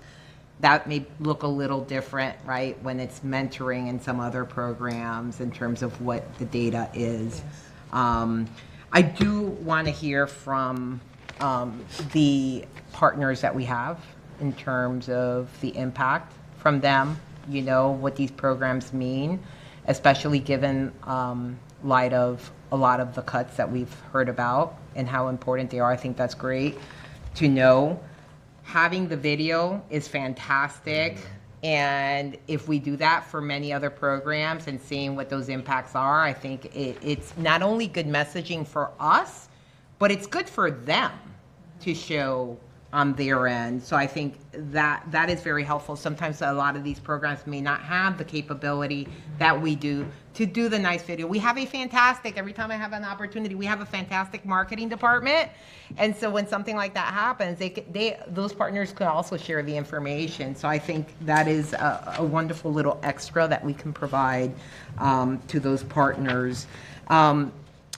I want to just give an update on Shirley Proctor Puller. You know, I'm on the board of Shirley Proctor Puller. It's a great program. It's a third site. The numbers you had were 50 students completed the session, and they gave me updated numbers. We had 72 enrolled in the summer, 58 enrolled now, and still enrolling for about 10 more for the upcoming year. So that's just fantastic. Basically, the program is doing what it's supposed to be doing. So I just wanted to give that update. And then the other thing I want to say, I know we have the chair of the Pinellas County School Board, Laura Hine, and Laura, if Chair, if you don't mind, if she can come up. I was going to do it. Oh, okay. First of all, just if you can come up and tell us a little bit, the partnerships, by the way, that Dr. Brown, you could sit over here. Yeah. Yeah, by a microphone somewhere. The partnerships that we have with Pinellas County School and Dr. Brown covered are fantastic. I think it is great opportunity for both the city and the schools to collaborate in an environment where we need collaboration. Yes. The most. I think we are in an environment where we need to be by each other and making sure that our community's needs are taken care of. So if you can just talk a little bit about what's going on and the programs and what it means to the school board and to the students. Well, thank you for the invitation, and thank you for allowing me to speak today. And Dr. Brown, thank you for the invitation and your persistence in the last year since you've been here. I know you and I haven't spent time together as we would like to, but to be here today and hear this range of programs, I personally am blown away. I really am. I mean, I just had no idea the breadth and depth and scope of what you've been up to. And I know you've been asking. So, hey, it's on me for sure. We're doing a lot too. But it's incredible. And so I think the first thing I want to say is thank you. You know, and I can see that your focus is in this very similar areas that we are with early literacy, early learning, mentoring, childcare, a whole range of things. I think a few things that jumped out at me. I love that connecting careers and classrooms you did with teachers. That's incredible, and expanding that is important. I don't think that, you know, mentors cannot be understated. So even though we've been doing mentoring a long time and people are maybe a little bored and they want the new shiny penny program, and let me just tell you, there's no silver bullet solution that is going to fix this. It's going to take all of us, and it's going to take a lot of people, right? But mentoring, hands down, is a really important program. So thank you. Thank the City of St. Pete for allowing your employees to be out there mentoring in our schools. It makes a significant difference. I do want to share a little bit news. A lot of us have been around this city a long time now. And as we know, we had really struggling schools for a long time, right? Especially, you think 10 years or so ago. But do you know that now 90% of the schools in Pinellas County are A or B schools? 90%. We have 0 D or F schools. Good. 0. I have a 6th grader at John Hopkins Middle School. My 9th grader just finished at John Hopkins, now is at St. Pete High IB. John Hopkins is now a B school. The school I sent them to for elementary school was a D school. It is now an A school. There is work to be done, and it is up to each of us to do it. And I really appreciate seeing the city taking an active interest. But I would like for you to be ambassadors of our schools the same way I am. So you can go out to your community and confidently say, the City of St. Petersburg has great schools, and we should attend them, and we should invest in them, and we should participate in them, because as we know, our communities and our countries is only improved every day by those of us who participate in it. So please, I ask you to be ambassadors of our schools and let people know that they are excellent, and if they're not, then come talk to me about it, or anyone else. But those key efforts I mentioned for us, early literacy, so understand that our third grade reading rate here in Pinellas County Schools over the last 7 years has gone up 14%.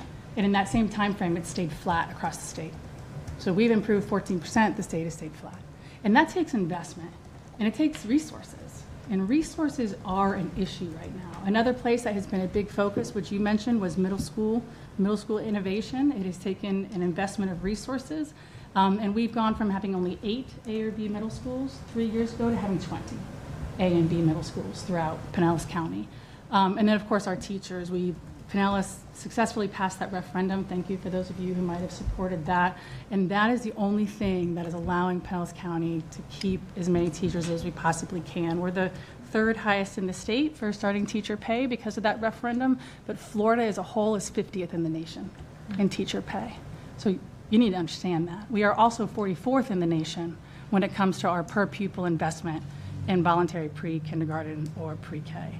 Early learning, VPK, school readiness, all of those budgets were cut from last year to this year's state budget. I'd like to refer you to the Florida Policy Institute's recent article about the education budget summary. It isn't just K-12, it is also on early learning and school readiness, just so that you're aware. So yes, we are facing a difficult environment, both when it comes to funding and when it comes to legislation impacting our schools. Our school board and our superintendent, I'm very proud to be part of it, has been committed to strength and stability and success, even through all of these difficult years. And I think we've been able to achieve it. But with that commitment changing, right? So the Head Start program at the federal level, is being reduced, and so with all those commitments changing from the federal and state levels, I just think locally, if we can continue to work together and collaborate and target our resources, we're going to have to target them in the areas that we know move the needle most. And I think it is that early literacy, early child care. I mean, you guys know our workforce is impacted by the lack of child care resources. So what can we do? What can we look at when it comes to spaces, businesses, to help people with not just child care, but also learning while they're in that child care, right? So that children can read. It's extraordinarily important. I think, again, I'm amazed and really happy, and thank you, and with the work that you are doing. The city's doing, it seems like there's a heavy lift, and then those few partnerships you have. What I am curious about too is how do we expound the net to just everyday people, right? So we're all here, we're doing what we can, but we're just one person. And so how do we inspire businesses? How do we inspire local citizens? How do we inspire whether it's retired people or even college-age kids to come back? Or how do we get others to be engaged in our schools, adopt a school, adopt a classroom? I love the reading program, and that's something that I think a lot about. So again, whether it's acknowledging a business for adopting a school, or how can we use the platform of the city, to acknowledge that, and maybe that's Chamber of Commerce, I don't know, but thank you for having me today. Thank you for inviting me. I'm happy to answer any questions you might have about our schools while I'm here. Well, thank you, Chair Hine. I have to say I agree with you in terms of getting everyone involved. It's something that I have been proactively trying to do, even before I was on City Council, making sure that our neighbors are supporting their local schools, getting mentors in there. I've been mentoring at the school. I started at Woodlawn with a child, and I will tell you, I'm still her mentor, and she's in high school. And it is so fulfilling to be a part of a child's journey and be there to help them. And that is something that everyone can do simply and give back. And we do, like you say, have a lot of resources and retired people in our community that are experts in so many fields that can give back to their schools. So I try to do that at neighborhood meetings, make sure that people understand there are ways to get involved, contact your local schools and offer resources. And the same thing for businesses, because what I found is that schools are operating more in silos and not a part of the community anymore. And that is very frustrating. When I grew up, it wasn't like that. And I think it's maybe because kids are moved around, to different schools. You travel more, you have a choice school as opposed to going to your school in your neighborhood, right? And when it was a neighborhood school, everybody knew that was the neighborhood school, the fundraising and everything, the businesses and all that. It all kind of came together And we don't have that as much anymore. We don't have the people that are closest to those schools doing that. And we have to find a way to engage the community again to embrace the public schools. So when their funding is being taken away and their needs are not being met, they can answer the call that you've made. So thank you for your advocacy. Thank you for your service. And please keep those lines of communication open with us so we can continue to do the work that administration is doing, Dr. Brown is doing, and we all as council members could do to help you. The last thing I'll mention is one thing I've learned now in my handful of years at the school board. You know, I mean, I was just a mom who got involved in her kid's school, and then I got so excited I ran for school board. And now what I've learned is that the school board is really just charged with implementing what the state says.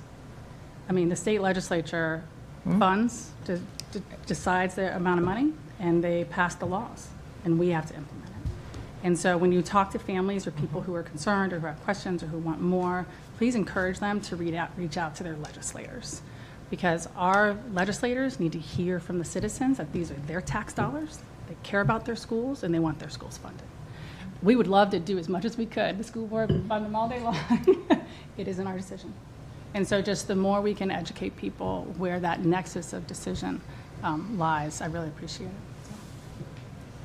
All right, thanks. Thank you. Well, first, Dr. Brown, thank you so much for the update. I think it'll be an easy decision for this committee, and maybe not even a decision, because I'll probably just do it, to keep you on the referral list and just see you every 6 months. I'd love to say every quarter, but I don't want to put too much pressure on you. And so, because I think this is really important, and I would totally agree with Vice Chair Hanowitz about the breadth of the presentation and the data involved. This was something I think we were all looking for, and I think you hit it on the head on what we needed to see going forward. Because again, and we say it a lot, right? I think Vice Chair Hanowitz probably says it the most. I'll give her credit.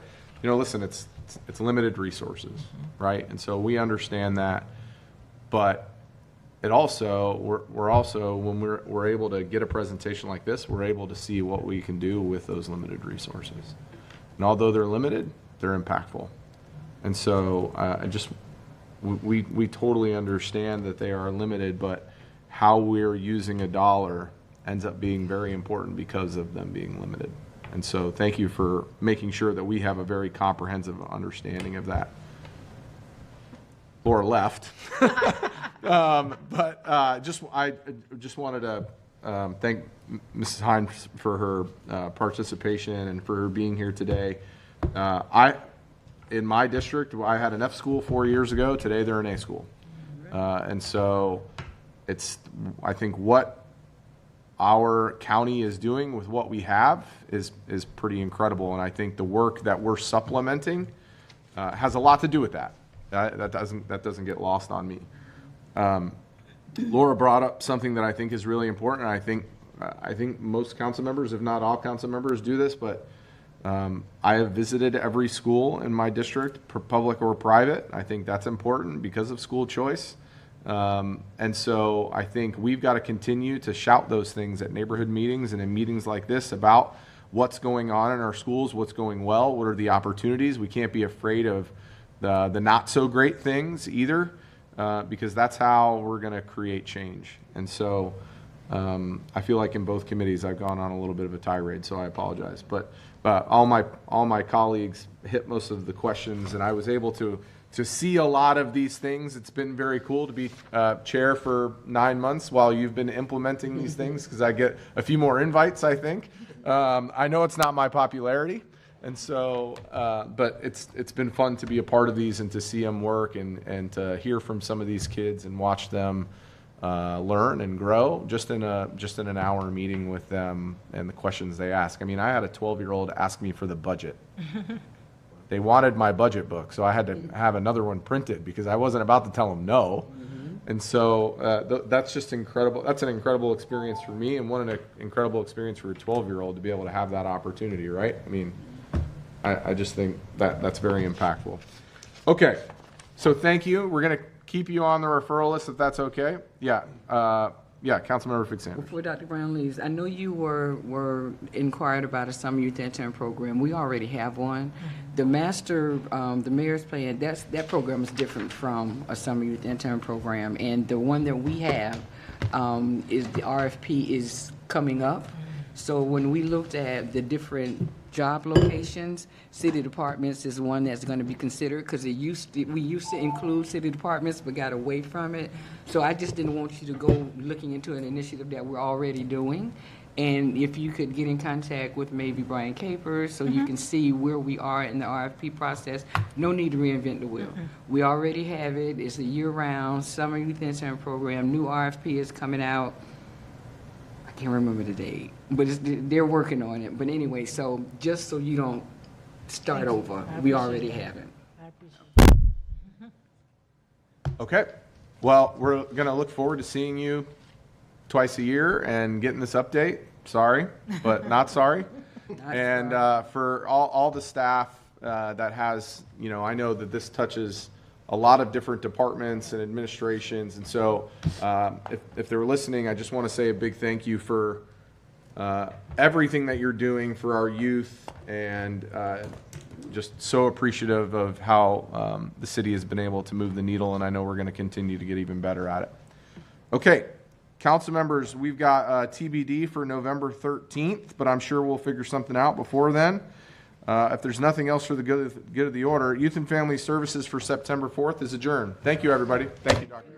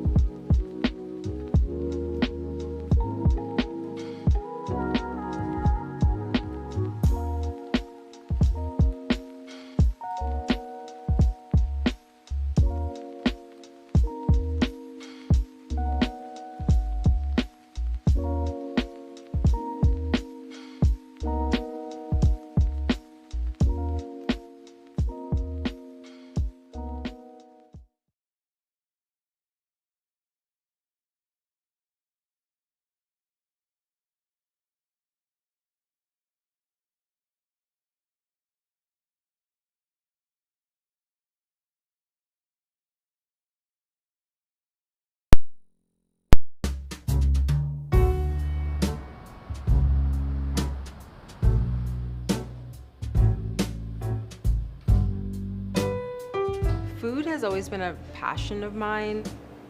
My passion from food comes from my grandfather. It was really just born out of the fact that I believe that he wanted to show us the world, and he did that through everyone's different cuisines. So like we would have really elaborate holiday parties, and we would have like Thanksgivings would be all designated toward like a different country, and he wanted to introduce us to that country, and it was through their food.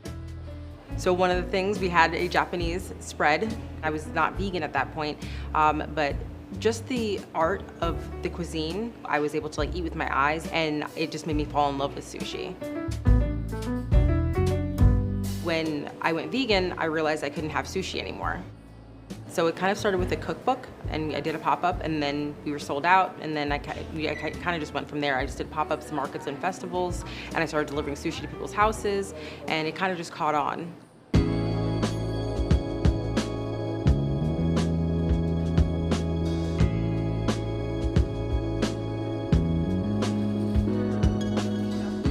I thought to myself, it would be nice to have a place, like a home base, for everyone to come to me, and then also, again, give vegans the experience of what sushi is.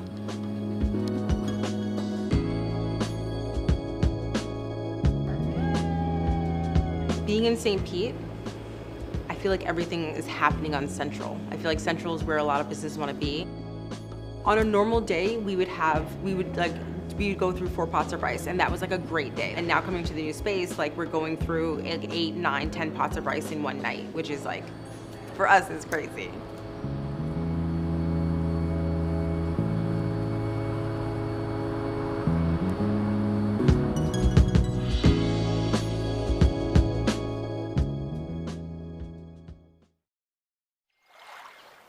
The waterfront view is my favorite part about living right here in St. Pete. Sounds of the water, the sounds of different species of birds. I find it very soothing and relaxing. Everybody ride good? How you feel? Yeah, I feel good. It's like a perfect day for it.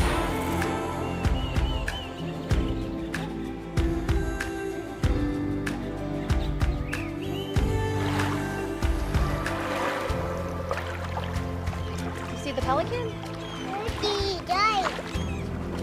Yeah, he's fishing for some fish too. Say yay, fishing!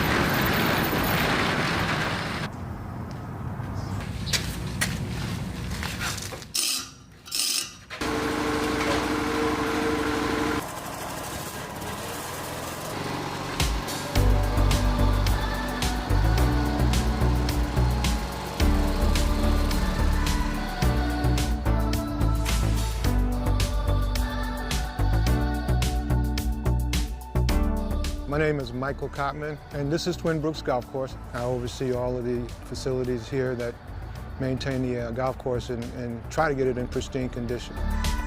It's a 9-hole golf course. We have a practice facility in the back, which is 3 practice holes. It's a really unique facility because it's in the middle of the city. It's really a benefit to the city because what we do here is we provide a place for play that's more reasonable than any of the other golf courses in the area.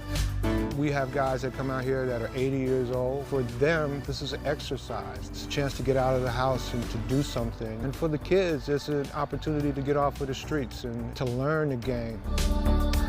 My day begins around 5 o'clock. Make the assignments for everybody, make sure everybody's got the tools and protections that they need. So we set up the golf course, get that done, and then we'll do all of our other stuff. We'll mow fairways, we'll mow rough, we'll trim trees, we'll do hedges, and any other thing that pops up. So it becomes pretty daunting at times, but we manage to get it done, one bite at a time.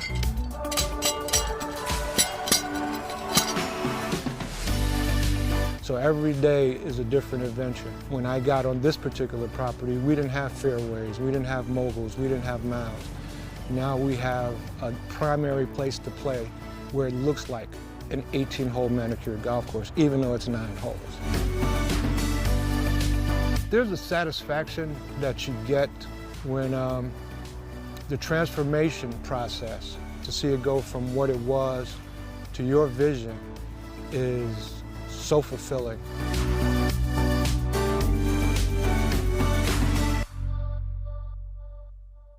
Hi, I'm Sarah De La Torre. I'm a firefighter paramedic with St. Petersburg Fire Rescue, and I'm here to talk to you today about being wise with your lithium-ion batteries before, during, and after the storm. So first of all, you want to make sure before the storm that your batteries are fully charged just in case we lose power. You want to make sure that you have good quality batteries, and you want to make sure that they're not damaged, that they're not swollen, leaking, or cracked. You want to make sure that anything with a lithium-ion battery, such as e-bikes, cars, even your power tools, that they're moved up and to higher ground, and preferably that they're out of your home and away from your property. A lot of times when the salt water mixes with these batteries, that's how fires begin, even up to 2 weeks after exposure to the water. Well, during a storm, this could result in a structure fire, and the fire department may not be able to get to you to put that fire out. So it's important to always get that to higher ground and away from your property. Have a plan for your electric operated devices or vehicles. In the event of a battery fire, water will not help, so don't use water. Make sure that you use either a Class B extinguisher or an ABC dry cam extinguisher. As a pro tip, make sure to follow at St. Pete FL for all your up-to-date information before, during, and after a storm.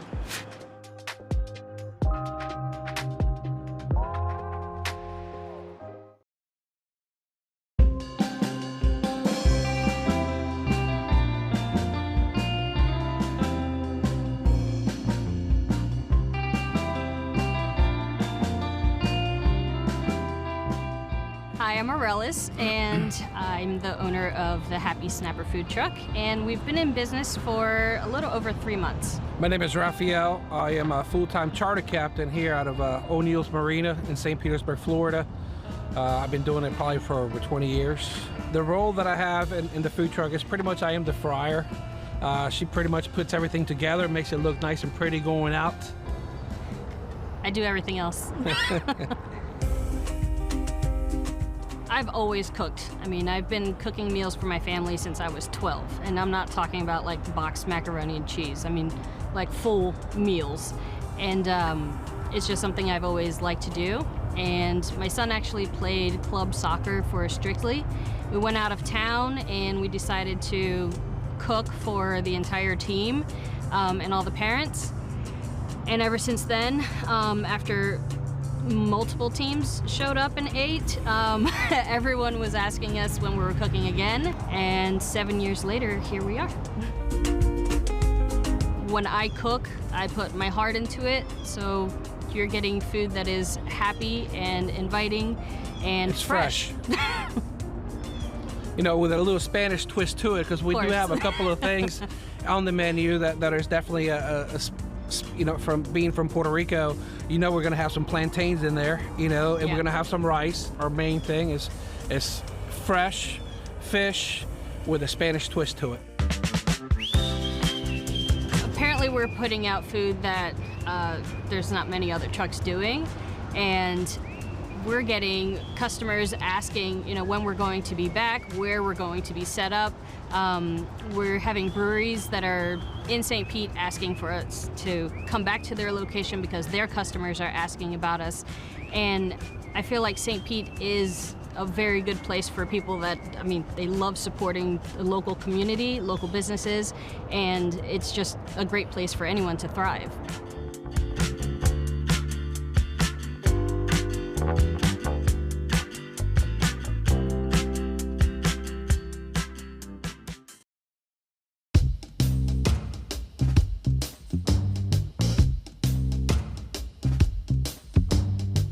I'm Leo Anderson, co-owner of Taste of the Island Marketplace and Restaurant, 2231 34th Street South.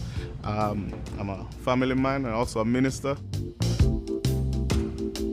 I've been here in St. Pete now 5 years, and I've been loving it. Life here is great. It's a great place to live, great place to rear my family. This year makes 30 years that my family's actually been running the restaurant business in St. Pete.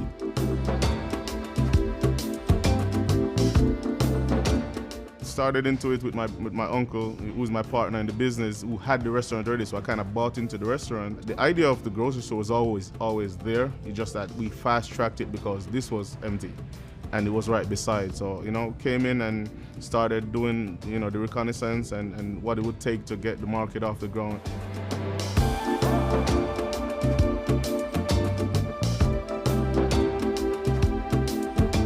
We have a very friendly atmosphere. We have a very, very welcoming family atmosphere. That's number one. We pride ourselves in treating people good. You know, whether you're paying us or not. You know, we want you to feel at home. From spices to ground provisions to just snacks. We bring in chips from Jamaica. We bring in a lot of drinks from Jamaica. We bring in spices from Grenada. We bring in fresh soursop, which is a highly sought after item from Grenada and from Dominica. We really try to take the stuff that we are used to on the island and bringing it into St. Pete and let people who have tasted it or would like to try it, they can come on over and indulge.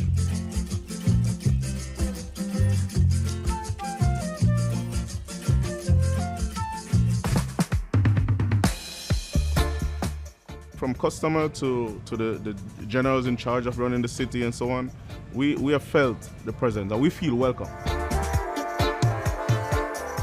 As I say, it's a love affair. We are here to stay, really, in St. Pete. 30 years already, and we're just getting started because, as you can see, what the family is trying to do is pass it from one generation to the next, and hopefully, God tarry, I'll be able to pass it to the next generation.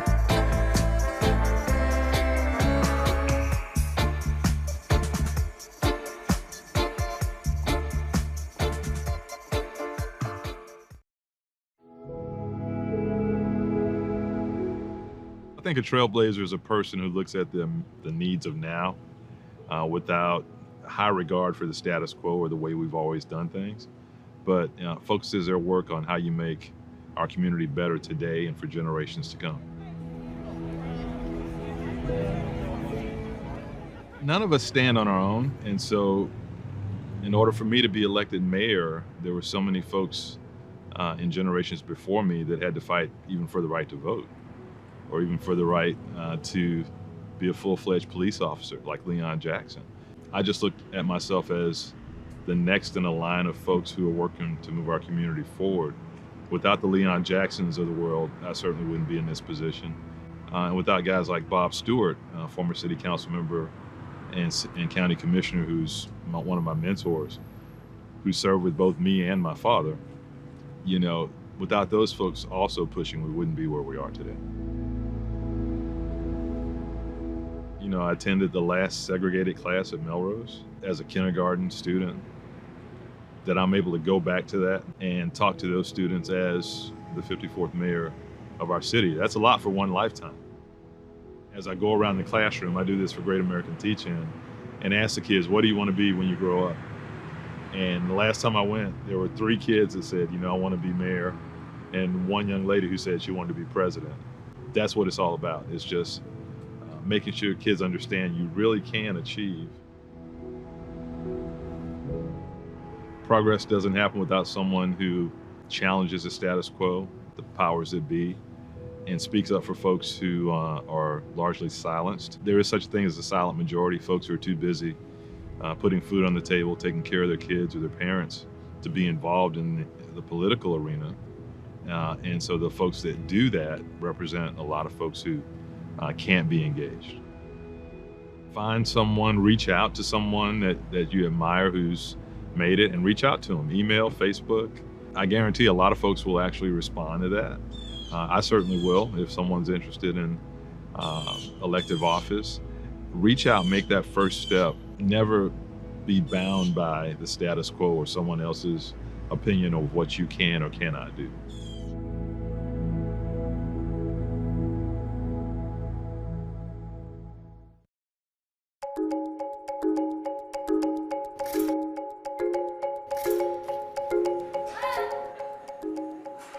Hi, I'm Jane, and I work at Sunken Gardens, and my job is to take care of the parrots, 2 kookaburras, and a flock of flamingos, interact with them, and just really enjoy the little slice of paradise at Sunken Gardens. What we're doing is, before we open at 10, getting everything done so that when the public arrives, all the birds are out and fed and happy. They're all unique. They all say different things, and it's just a lot of fun to interact with them.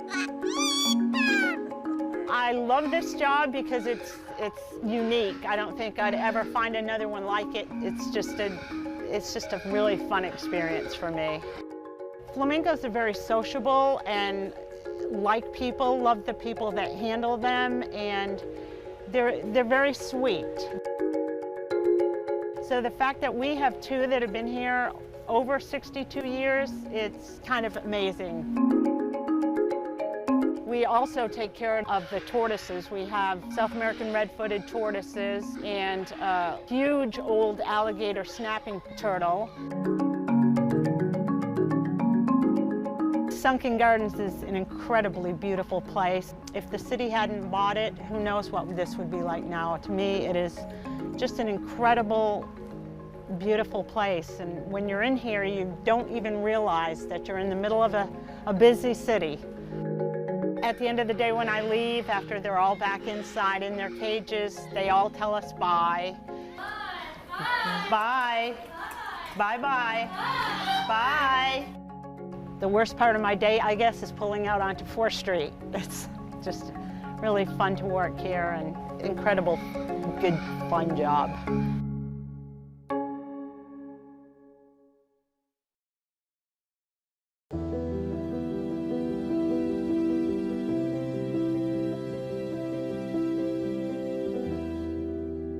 So, Bobby, how has St. Pete's history influenced you as a creative, as an artist? Well, two things.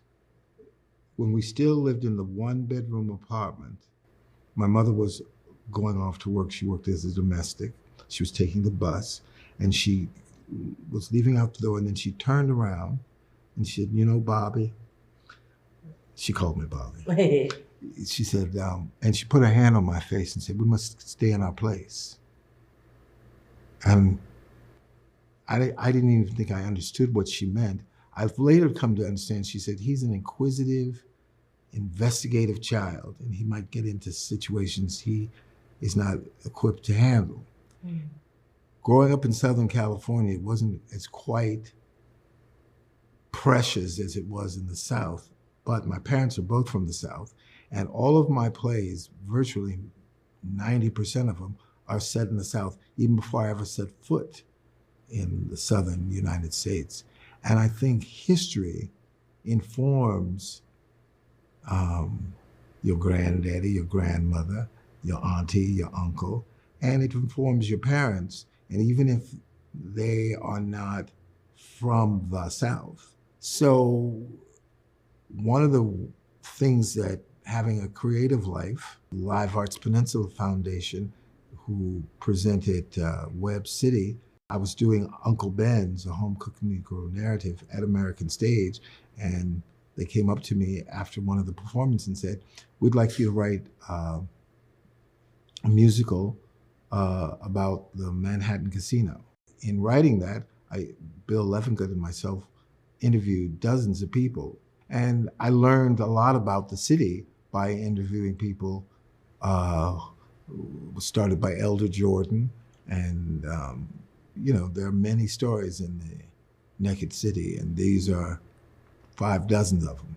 And it just started me and dovetailed with me already being interested in history and finding out the particular history of this community.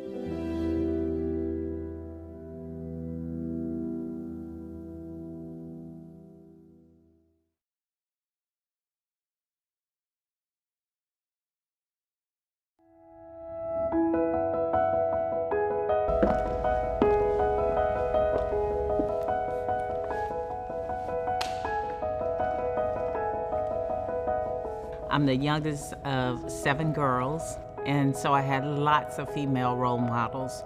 One in particular is most definitely my mother. My mother has always been my strongest influence. I distinctly remember growing up in South America, there were not very many opportunities for women in leadership, and my mom really made her own place. One of my grandmothers had ovarian cancer, and my other grandmother had 4 cancers.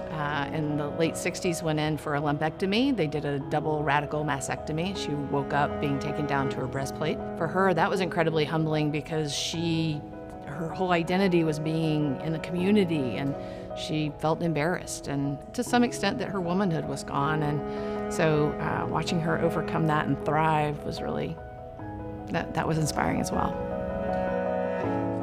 Growing up, I really admired one of my high school teachers in particular. She was this incredibly brilliant woman who was tough, who was smart, and who also would give everything to help her students.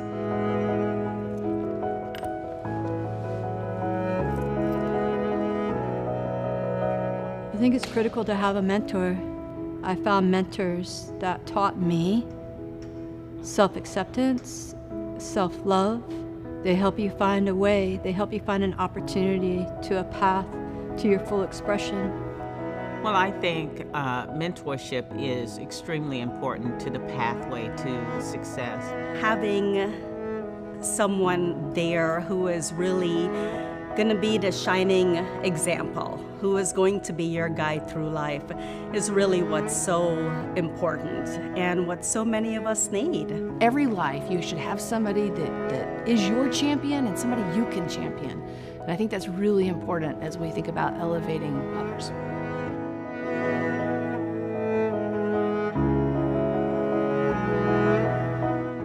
Oh, St. Petersburg Leadership for Women is outstanding. I think we are positioned perfectly. I feel so very fortunate to live and work in a city like St. Pete that's inclusive, that's progressive.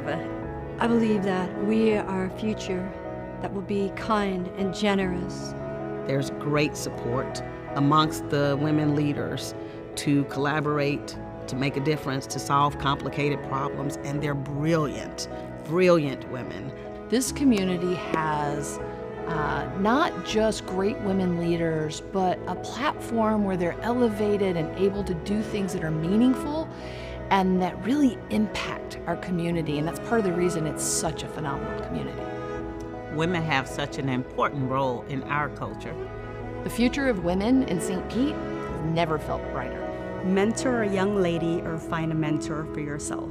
Be sure to honor the women in your life this month and every month.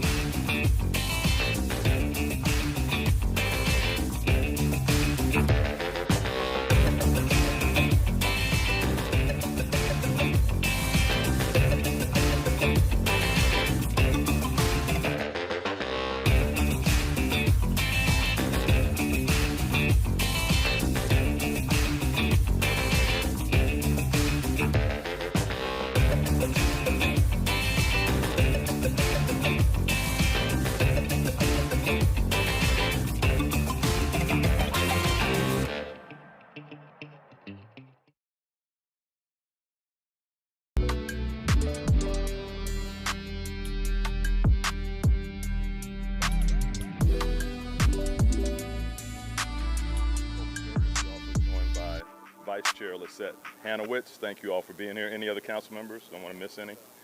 And certainly thanks to our St. Pete team who are here today. It is really hard to believe that 1 year ago today, we were facing the impacts of Hurricane Helene. And just 2 weeks after that, we would be gearing up again to respond to Hurricane Milton. I remember sitting in the Emergency Operations Center with our city staff, working through every single contingency from evacuations to sheltering and recovery, and thinking about what our city would look like after these storms passed.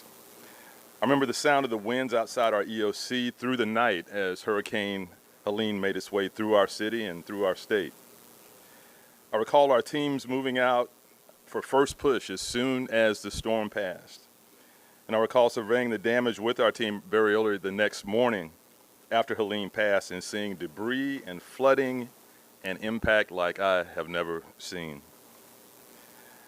We met with our residents and saw the stress and devastation in their faces as they began the monumental task of rebuilding their lives. I even remember getting a briefing from our emergency management team that despite all of that, we were going to see another hurricane in just 13 days. At that time, I wasn't sure what the future of our city would look like, but I knew that we would be committed to the long road to recovery for our community. These hurricanes changed our community forever.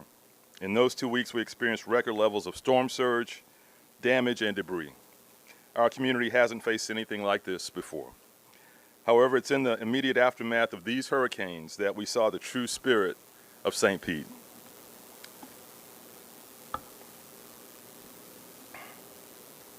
Our neighbors moved into action and began helping people haul debris off their property. Organizations were hosting food and supply drives for anyone impacted by storms. It was truly incredible watching the community band together after back-to-back storms. We're here at Tropicana Field today to reflect on the last year since Hurricanes Helene and Milton. As you can see behind me, we've made great progress on Tropicana Field repairs in the last year, and I want to thank our staff for their hard work. I'll provide a brief update on those repairs later in my remarks. Also, later in the press conference, we will recognize some of the remarkable individuals and organizations that displayed true community spirit and innovation in their recovery efforts. These individuals and organizations identified a need in the community during the initial aftermath of the storms, and in the last year have since developed that idea into a larger effort or program to better serve the community for future disasters.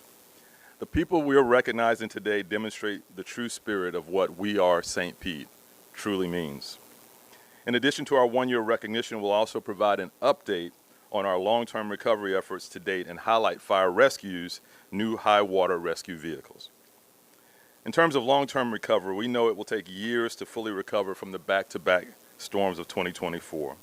Long-term recovery is a massive and complex undertaking that will take some time. In the initial aftermath of the storms, our focus was on immediate short-term recovery. This work included things like finding short-term housing for impacted residents, removing debris throughout the city, and facilitating recovery funding for our community.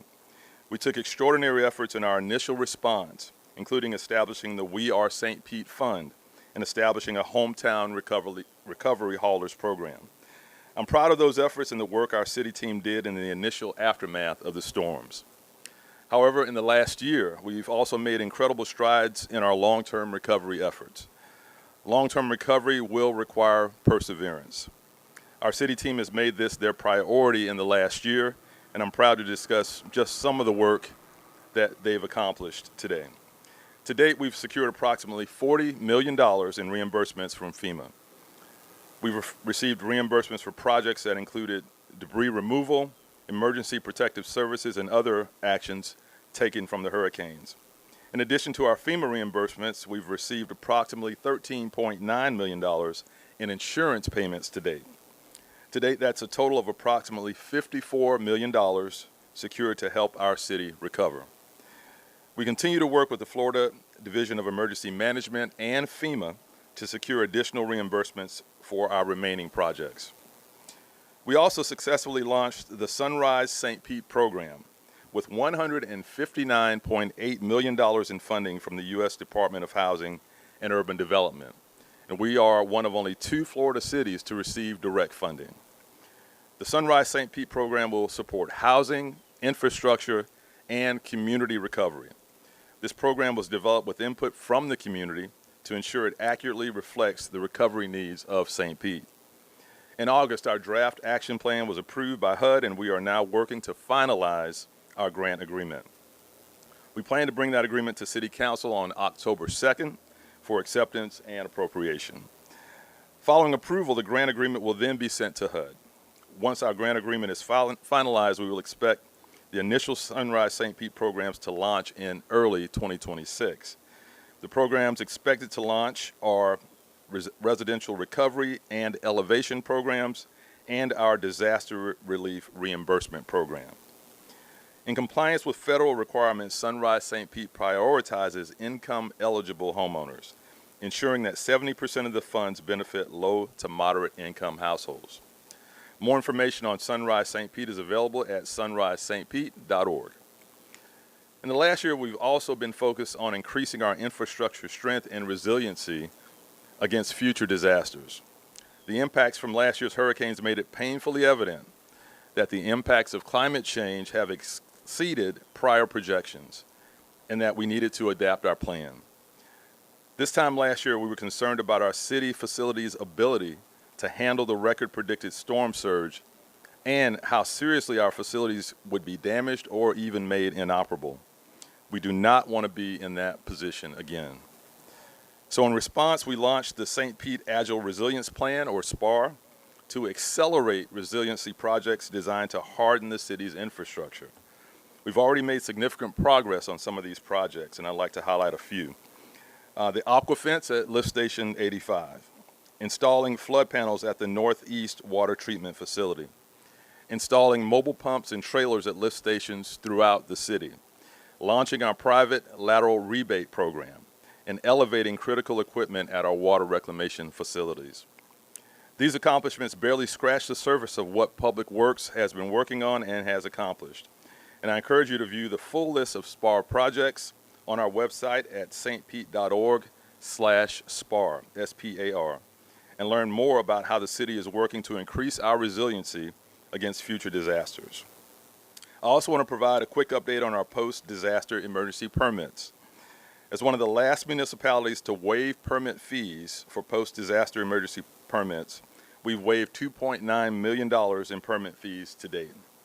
We've issued more than 14,500 post-disaster emergency permits.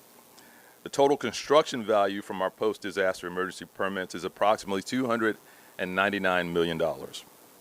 We anticipate that we'll be back to normal blue sky review times by the end of this month. And finally, let's talk about Tropicana Field repairs. We all remember that picture of the roofless Tropicana Field Stadium after the storms. That image really captures the violence of the storms and the significance of the impact. However, a year later, we have made significant progress on our repairs and anticipate the stadium will be ready for the 2026 season. I've been able to get a behind-the-scenes look at the repairs, and I truly admire the workers who you probably see working now, who are fearlessly repairing this roof and very skillfully. 6 roof panels have been successfully installed. I thought I counted 7 on the way in. I know they're working on 2. Are we up to 8? Up to 8. In terms of non-roof repairs, we've submitted permit drawings for interior repairs, and those are currently under review.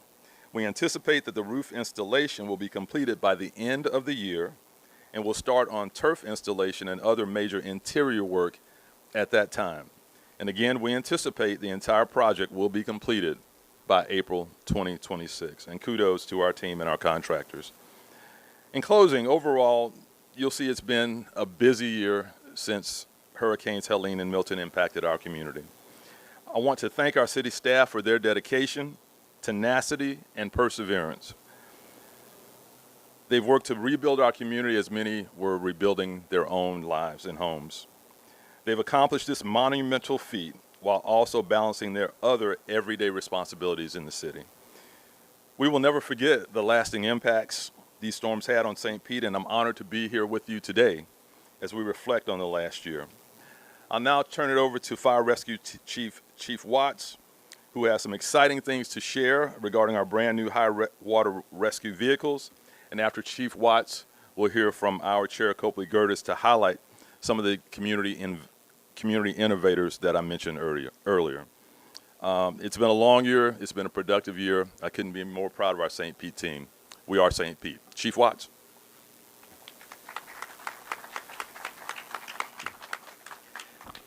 Thank you, Mayor. Good morning. Good morning. 1 year after Hurricane Helene challenged our community, St. Petersburg Fire Rescue is proud to announce a significant upgrade in our ability to serve our community during future storms.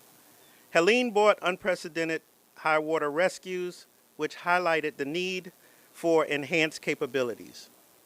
That experience drove change, leading to the acquisition of these specialized high water rescue vehicles.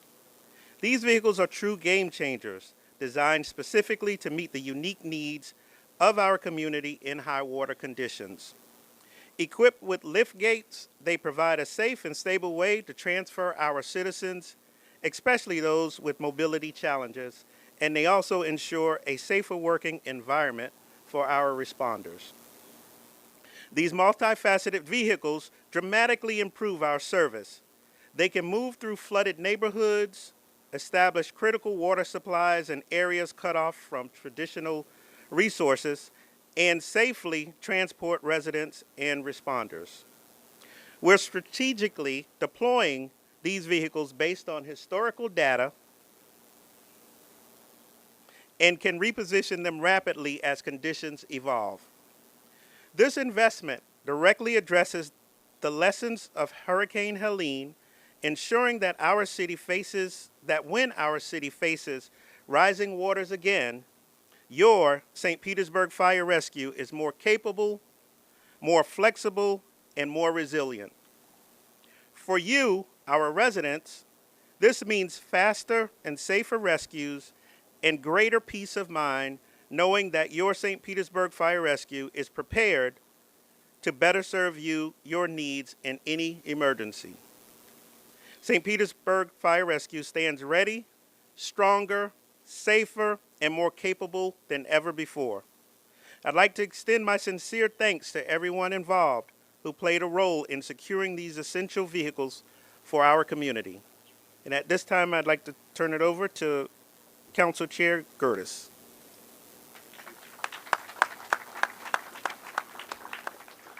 Good morning, everybody. So before I start my comments, I want you to do me a favor. I want you to close your eyes. And I want you to think about a year ago this morning. And I want you to imagine, maybe you were lucky enough to wake up in your own bed that morning. But there were some people who woke up in their bed and water was on their floor. They were on their kitchen counters. Maybe they were miles away at a friend's house or a VRBO or a hotel because they evacuated. Some of the staff here today woke up in EOC. Our emergency management department were out in the streets inspecting to make sure that it was safe for our residents to use those roads, to get to a hospital, to get to food, to get to gas. That's what that morning looked like. Now fast forward to this morning. The sun's out. It's a beautiful day, right? But we still have people not in their homes. We still have people in campers in their front yards and VRBOs on friends' couches. Let us not forget that. Let us not forget that. It's hard to believe that it's already been a year since Hurricane Helene. And while we're still finding our footing from that storm, Hurricane Milton struck soon after. For many of us, it feels just like yesterday. And in truth, the impacts of both Helene and Milton are still being felt across our community, just like I said a second ago. Even today, many are still recovering, rebuilding, and working to put their lives back together. First, I want to begin by recognizing my colleagues at City Council who have demonstrated time and time again their ability to come together, focus on the issues at hand, and ensure our city recovers stronger than before. And these trucks, Tropicana Field behind you, are just a few examples, and I'll talk about a few more in a minute. That spirit of unity has been essential in guiding our community through some of its most difficult days. I remember driving around the city the day after Helene, and specifically in District 1, I saw firsthand the damage these storms did to the hearts and souls of our community, not just their homes and their property. It was astounding. And in that moment, it became very clear to me just how much work lay ahead of us. But in that immense uncertainty, I saw something truly remarkable. Neighbors helping neighbors clean up their yards. Strangers checking in on one another. Acts of kindness and generosity beyond compare. In a moment that could have felt dark and overwhelming, the best of humanity shined through in the city of St. Petersburg, like the sunshine did the next morning after the storm. And Mayor, I have to say, Sunrise St. Pete is the perfect name for our disaster recovery dollars, because the sun will continue to rise in St. Petersburg. Fast forward a year. I couldn't be more proud of staff. I will double down on this. I could not be more proud of staff.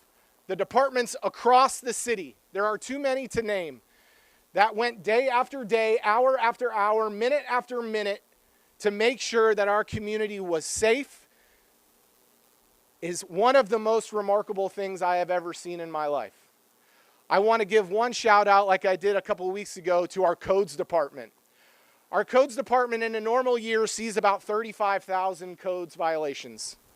This year to date, they are dealing with 55,000 because of continued investment in the storms from a year ago. That means over the last year, they have not been able to do the regular work of their department. They continue to invest on storms that happened a year ago. I could not be more proud of that department. Together, we've removed 2.1 million cubic yards of debris. You've heard me describe that. I won't do it again.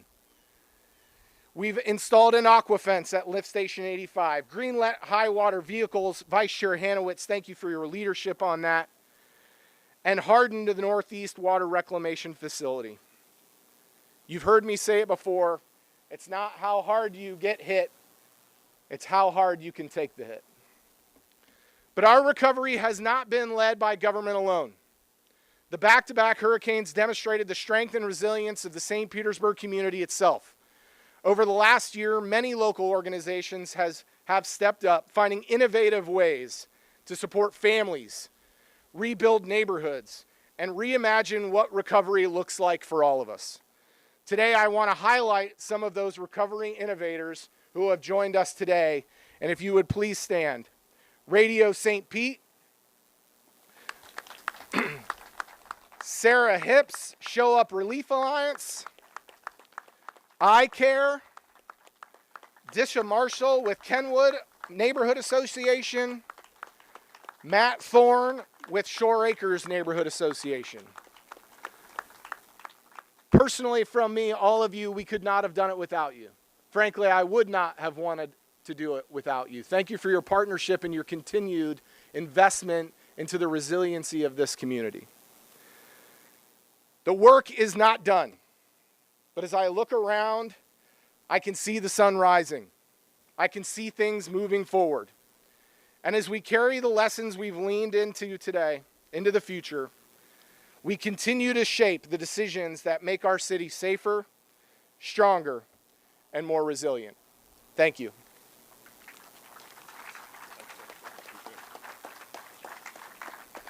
That concludes our press conference. We'd be happy to take any questions you might have. Hi.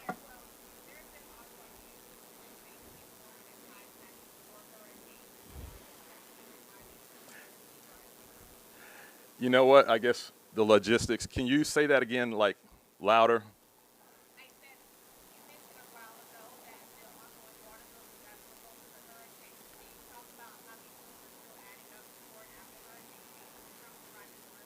So we think we've got a handle. It's the high water bills is what you're asking. So we've got a handle on that. It was a combination of metering, the impact where some of the houses were unreadable, old technology that was used for estimating.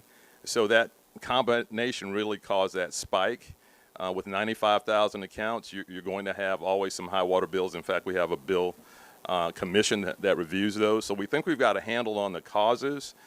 In between new meters, the new system, the Tyler system that will replace Naviline, which is a legacy system, we think we've got a handle going forward. And also the changes that we made in the code with City Council's support give us a much more flexibility in dealing on those one-off cases that seem, illogical. Why can't you deal with a $1,000 bill? Well, the code restricted us in some cases. All those things have been in place. So we think we've got a handle on it. There will still be high water bills when you've got almost 100,000 accounts, and we think we've got a way to deal with those on an individual basis.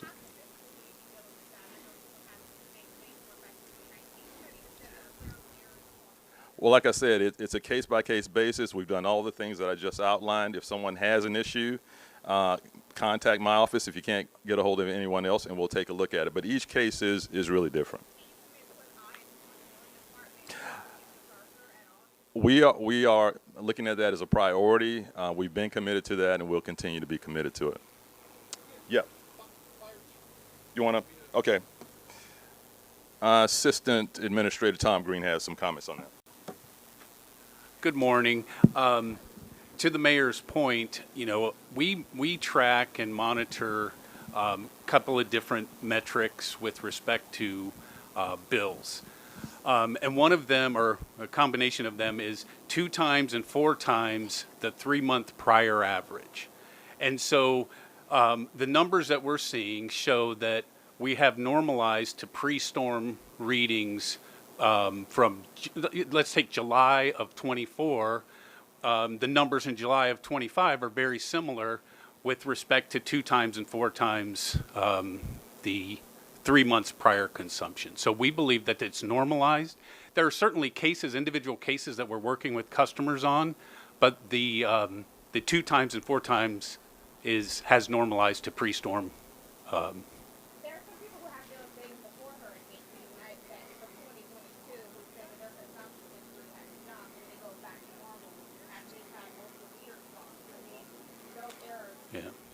And we're working through all those individual cases on a case-by-case basis. It's really difficult to answer all of those at one time, but we are working with our customers to address those issues.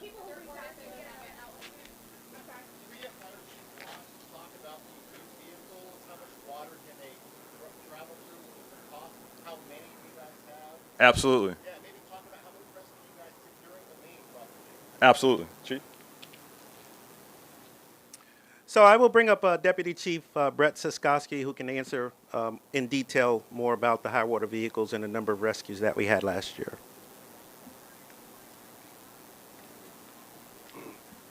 Thank you. I'm sorry, from standing over there, I didn't hear your question. If you could just repeat it. How deep of water can they travel through? Sure, absolutely. So during Hurricane Helene itself, we had 430 citizens that we rescued using our one high water vehicle that we had at the time, and then we were borrowing from other departments within the city, dump trucks. These vehicles themselves can go into 4 feet of water. As you can see, the exhaust is snorkeled out. So that's the highest safe distance that we can bring these vehicles into. So we have 3 new, and we had 1 existing, and with City Council's assistance, we were able to acquire the 3 new ones for approximately $300,000. 2 of the 3 will have fire pumps on them, with the capability of taking that pump off at a moment's notice if we need additional citizen transport units.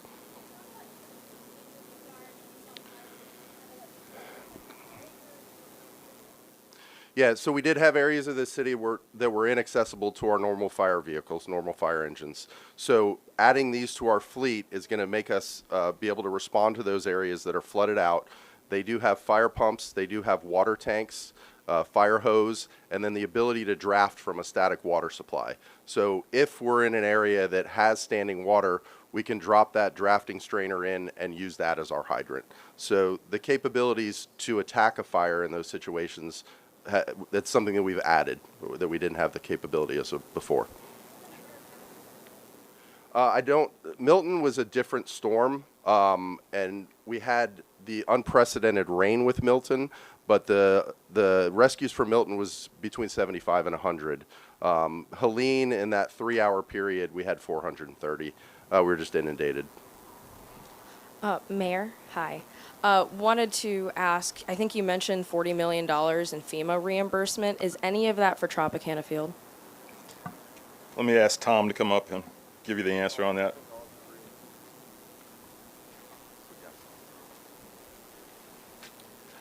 No, none of those are, zero of that is for Tropicana Field. We're still in the process of, as you can see, it's under construction. And when this project is completed, then we will have all the information that we can submit to FEMA for reimbursement. But we have been in long time communication with FEMA in the state of Florida, FDEM, to ensure that we're in the right position so that when we are concluded with the project, to submit that for reimbursement. Okay, so that would be submitted next year. When the project is completed, yes. Okay, and is there a limit on, you'd have to get a response within a year or a calendar year, or what's kind of the time frame for reimbursement? That is a very good question, and it really varies. It is so hard to forecast how quickly projects move through the process. Mayor mentioned in his opening remarks that some of the reimbursements we got were for things that we did prior to the storm. So sometimes those projects move very quickly. On big projects like this, it'll probably take longer just because of all the moving parts and all the different pieces of analysis that needs to go into it. Thank you. What is the backup plan just in case Tropicana Field is not ready by opening day? I'm not sure there is one. We're going to do everything we can to make sure it's ready.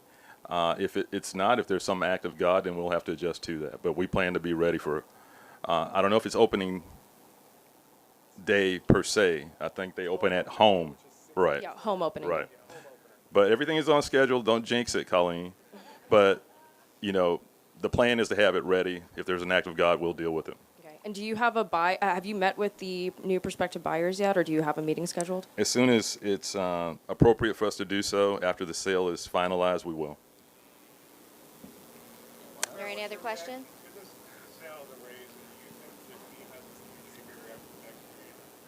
I think it's a positive development. I know they have a future here through at least 2028. I think they'll probably have a future here beyond that, just given logistics, even if they do want to move. So we're looking forward to having a conversation with them about what their priorities are, what ours are. But this other 60 acres to the east of Brooker Creek, due to our staff's work and the termination agreements, we want to start moving on that and turning this pavement into jobs and housing as has been the promise. So I think it's a positive development. We look forward to the conversation. Absolutely. Mayor, do you have a running list of the repairs done at Tropicana Field? Like what? I'm sure Beth has all kinds of spreadsheets on that. Absolutely. Any other questions? Yeah.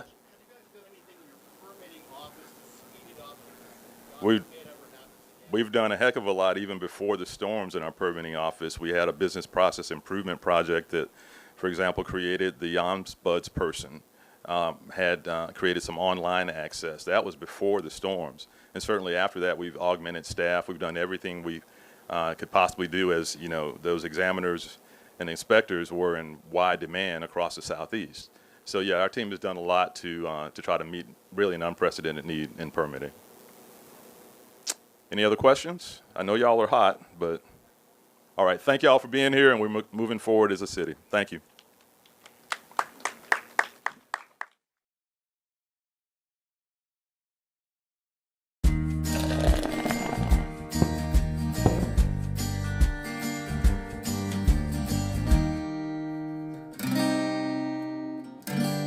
Wardsville, that was actually named for perhaps a businessman and his wife who was maybe for a while the postmistress in town. They took care of everybody's mail here, and we needed a name, and we were Wardsville until, you know, the magical day where we became St. Petersburg. And speaking of that, how did it happen? That's a great story. If you ride the trolleys, you hear a great story about, you know, a coin flip where, you know, Peter DeMenz and John Williams, who owned most of what is now downtown St. Petersburg, General John Williams, flipped a coin, right? The winner gets the name of the city, loser gets the name of the first hotel. Makes complete sense, right? The city is St. Petersburg, named after St. Petersburg, Russia, where Peter DeMenz is from. The Detroit Hotel is our first hotel, named after Detroit, Michigan, where Williams is from. Great story, but it's not true. We needed a name. And the postmaster wanted a name. Peter DeMenz had a press conference saying he was taking his train to St. Petersburg. John Williams didn't want to call it St. Petersburg. So there's all kinds of discussion. So what do you think happened after that? I think somebody, perhaps one of the partners in that railroad enterprise, said, look, we have to name this after Peter DeMenz, and so we're going to name it St. Petersburg, and you go to the post office and tell Ms. Ward that's what it's going to be. And that's probably about how it happened, as simple as that. It's as close as it came.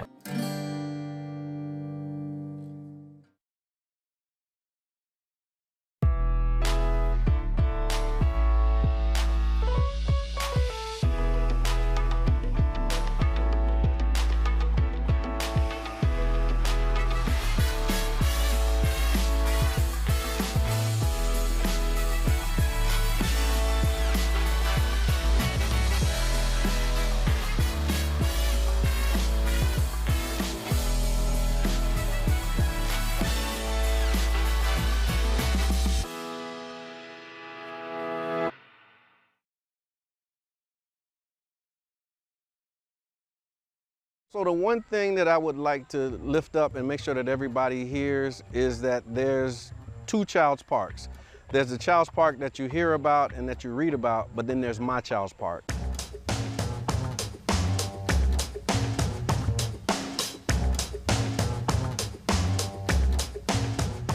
The parameters of Child's Park include 34th Street South to 49th Street, and then 18th Avenue to 5th Avenue South. And that's the Child's Park neighborhood, but the greater Child's Park area actually covers about 3 neighborhoods. It goes to about 1st Avenue to around 30th Avenue South.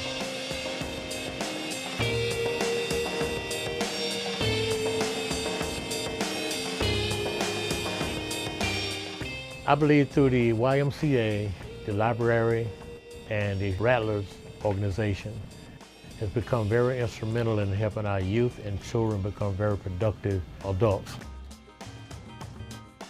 The Rattler program is a GAP program that's designed to engage the community, to build family and community and crime prevention by keeping the kids engaged in youth activities.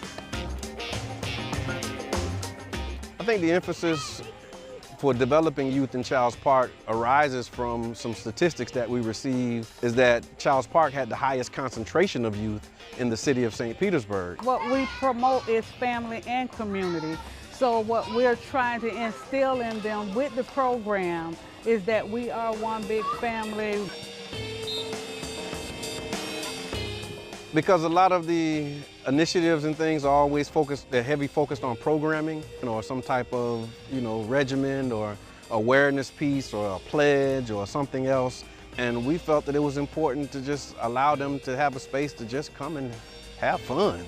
We're solely manned by volunteers, and we let them know that too. So we want them to come back and be volunteers, so the torch is just passed on, so we all learning from one another.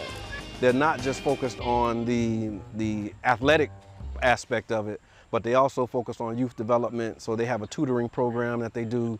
And with the YMCA, you have the Rattlers and you have the other programs that's offered. When kids get out of school, they have a place to go. They have the library there. The STREAM Club stands for Science, Technology, Reading, Engineering, Arts, and Math. We meet every Friday afternoon at the Child's Park Library. It's kind of an extra opportunity for them to get some exposure to topics they might not know about or might have heard in school and didn't quite stick. We just give them opportunities to have different kinds of experiences and hands-on experiences at that. The youth have a place to go and children have a place to come daily. Matter of fact, that's a great thing to help kids get off the street, have a place to go, a safe haven you might call it. One of my brothers, when we first organized this, he said, we're helping to create their back in the day. And I think that's important because, all of us have our back in the day, and I remember back in the day when we used to do that. So our responsibility as the adults now is to help create the back in the day experience for them. And what's happening today is Friday Night Done Right, an event that we created to create a safe space for children to come on Friday nights so they can be free to be kids. Sometimes you just want to remember when you went to the pool and they let you in for free, and that was it. And that's why I think it's important to help create those type of memories as well. The Child's Park neighborhood, if anyone would ask about it, I would state that it was often misunderstood. So I always encourage people to come and see for themselves. There's more to Child Park that I've seen more positive in Child Park than I have seen negative. And my Child's Park encompasses everything that we described today, and I hope that you will gravitate towards that and balance that once you hear the other stories and the other narratives that come out about the neighborhood.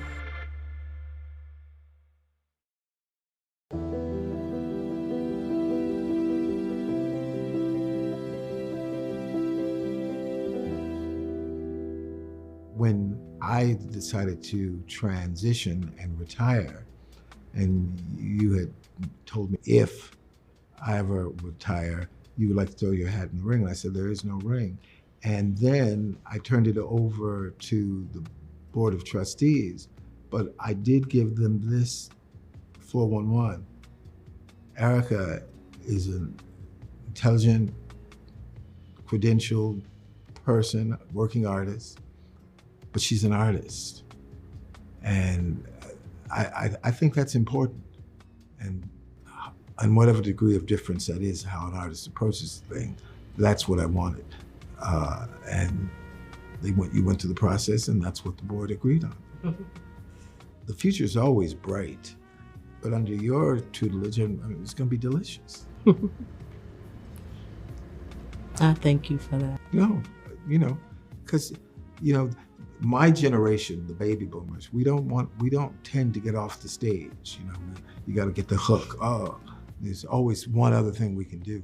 And I'm looking forward to that, seeing what's next. I think we talked about it before, we have the same sentiment about the space and what our job is. My job is to maintain the heartbeat that has already been created in this space. I am not here to alter the heartbeat. I'm here to take this heartbeat and strengthen it and bring a bigger light so that the world can see it as much as I can, and to take that to whatever that next level is. Well, as I told the Board of Trustees, we're getting an A+ candidate that you would normally have to scour nationally. And then she has the added thing of she knows this community, and the community knows her. I'm walking in the footsteps of a founder of an organization that is beloved. But I know that I gotta try it. And I know that we can do it.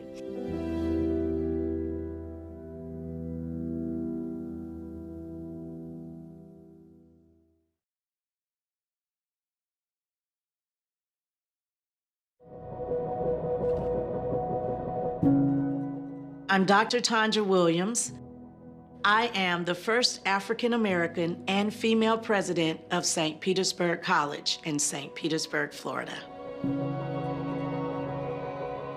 My definition of a trailblazer is a person who has a fire burning in the bottom of their belly that they just have to get out. A person who's willing to practice courage over comfort, who's willing to step out and do something that no one has done because they feel passionate about it and they feel that they have something that they could add to it to help make things better than they are now. Being one of the very few St. Petersburg natives born and raised in St. Pete, getting a job at St. Petersburg College alone was a big deal for us. Growing up, I did not get to see African American college presidents. As a matter of fact, I don't believe I had an African American faculty member when I was going to college. So to be president was not something that I thought was in my reach. It wasn't a part of my vision. But when it came to fruition, I realized that it was such a huge honor and a huge opportunity to help others understand that it's not where you start, it's where you finish. So being the president of SPC is an honor, it is a privilege, it's also a lot of hard work. One of the biggest moments of a college president is the investiture. I remember fighting tears because it's a part of my journey that my mom, who helped get me there, was not able to join me. She had passed away. She said, Tanja, you're gonna do some cool things in life. I'm not gonna be here to see it, but I know you will. And she said, don't sell your soul to get it, and don't sell your soul to keep it. And I remember standing on that stage saying to her, we did it, and I did not sell my soul. I've had a lot of people in my life who stood in the gap for me to help me do what I didn't think I could even do myself. People like Helen Callier at George's Pools. They were one of the first African-American millionaires in St. Petersburg who owned a swimming pool company. They pushed me hard to go to college, and they helped me stay in college. For those of you who are thinking, wow, I've failed 3 times, get up the 4th time. Many of us have failed. Many of us have made mistakes, but you dust yourself off and you keep going. It's all about the possibilities. Don't leave them on the table. Get up, dust yourself off, and keep trying.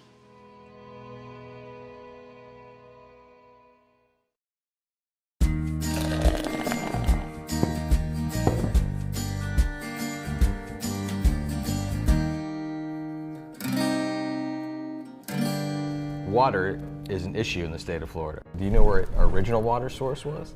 Back in the day, I believe it came from what we call Mirror Lake today. And back then, because it served as the city's reservoir, they imaginatively called it Reservoir Lake.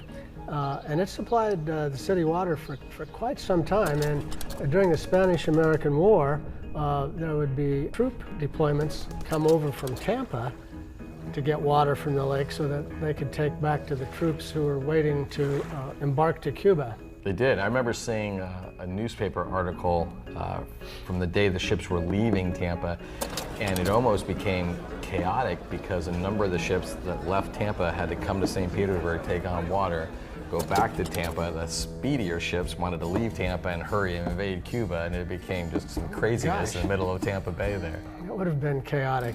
Very chaotic.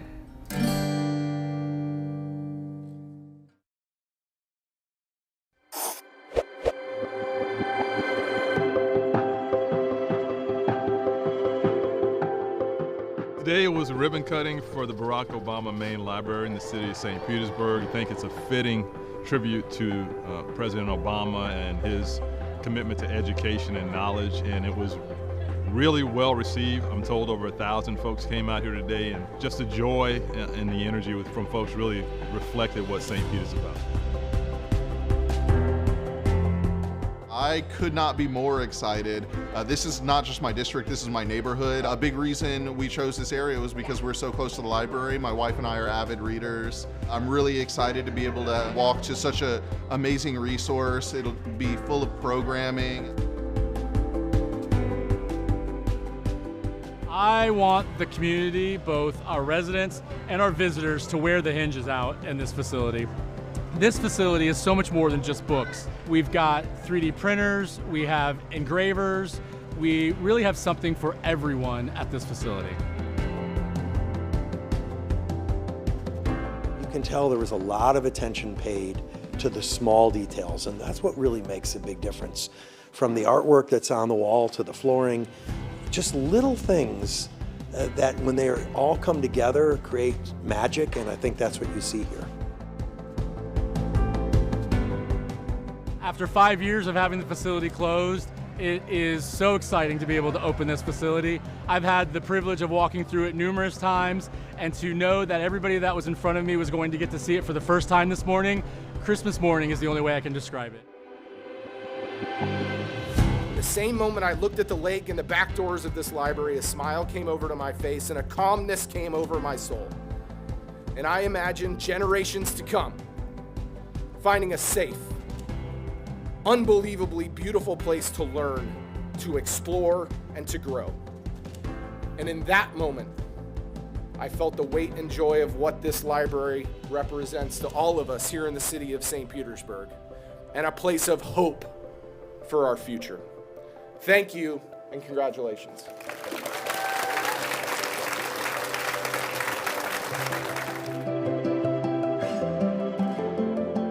This is the municipal gateway to education. You can come here to learn to read, you can learn to socialize, you can get on a computer if you don't have something like that at home. It's really just an asset that shows high quality public goods can be delivered by your local government, and that's what we're doing here.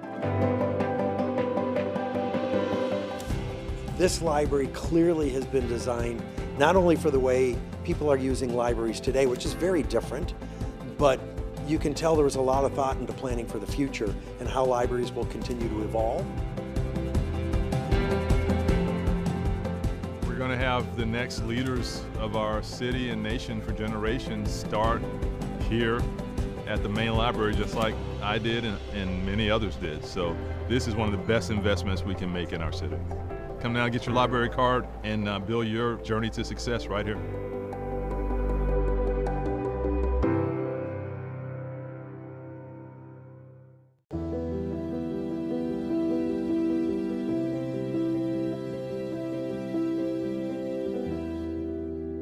So, Bobby, I have heard the origin story of your relationship with Jamie and how that kept you here, but I don't think I've ever heard why you wanted to start the studio. Well, you know, that's a very good question, but I think it stemmed most from, I mean, somebody told me this years later that Jamie was just trying to find something for me to do because Dave Ellis and myself, we had not fully formed what the studio would be. And Jim was out looking for a building, found this place, and we were calling it a theater, but not necessarily. And I had never run a nonprofit before. I'd worked for dozens of them, but I'd never run one.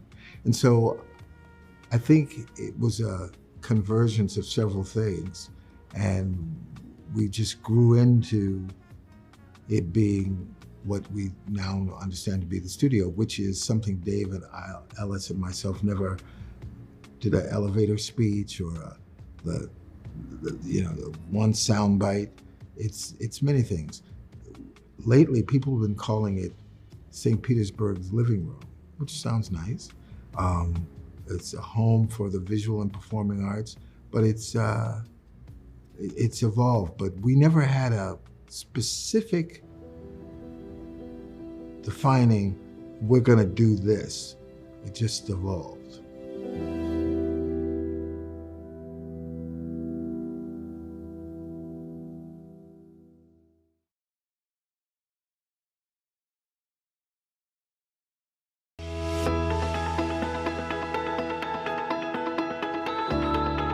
Camp Ignite is a 3-day program where aspiring female youth between the ages of 13 and 18 are able to come to fire rescue and experience what it's like to be a firefighter. The girls will be learning a lot of hands-on skills within the fire department. They'll learn about the importance of teamwork and mentorships and building lasting relationships. 18 starts! Together we ignite!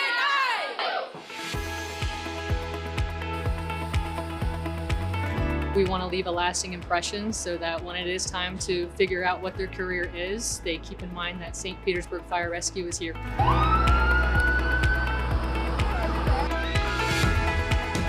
Last year, we provided opportunities for about 12 campers.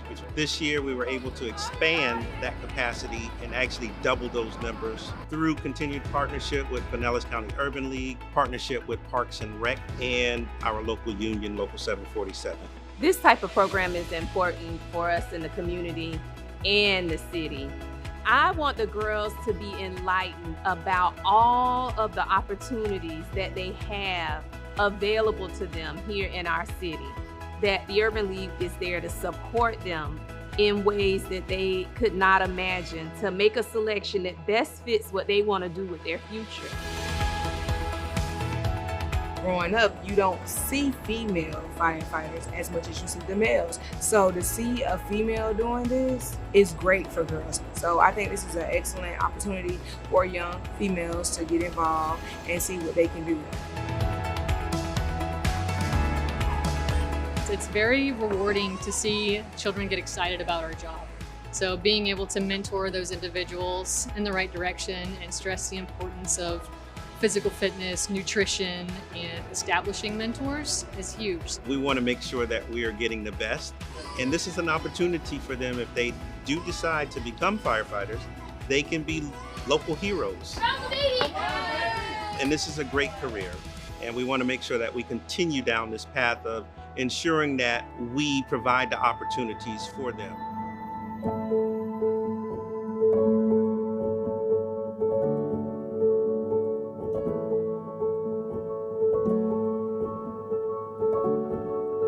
Camp Ignite is being a fighter. They're just giving us new experiences of what the firefighters actually do. They're trying to inspire young girls to want to try and be firefighters. I think my favorite thing to do was probably saving the baby, and you have to like go through the smoke and crawl on your knees to try and find the baby. I think that was pretty fun. I really liked going up in the ladder truck because they took us like all the way up. It was like 100 feet. It was really fun. My favorite thing was when we went in an ambulance, we got a thing on the radio that said there was an alligator attack. It was like cool to feel like the adrenaline and try to like save them. It's inspiring to see females doing firefighting because like when they do it, it means that I can do it too, and so many other women can too. They have taught us a lot, and they have brought different perspectives of being a female firefighter to us. Girls feel like that they can't accomplish the same things as men just because of the standard. But really, there's like some really strong women out here, and it just inspires you to do what you think you can do. I think they are all amazing women, and they do such a hard job. And I think it's very inspiring, and it really encourages like girls like me to really like want to join this force. 18 sparks, together we ignite. 18 sparks, together we ignite. 18 sparks, together we ignite. 18 sparks, together we ignite!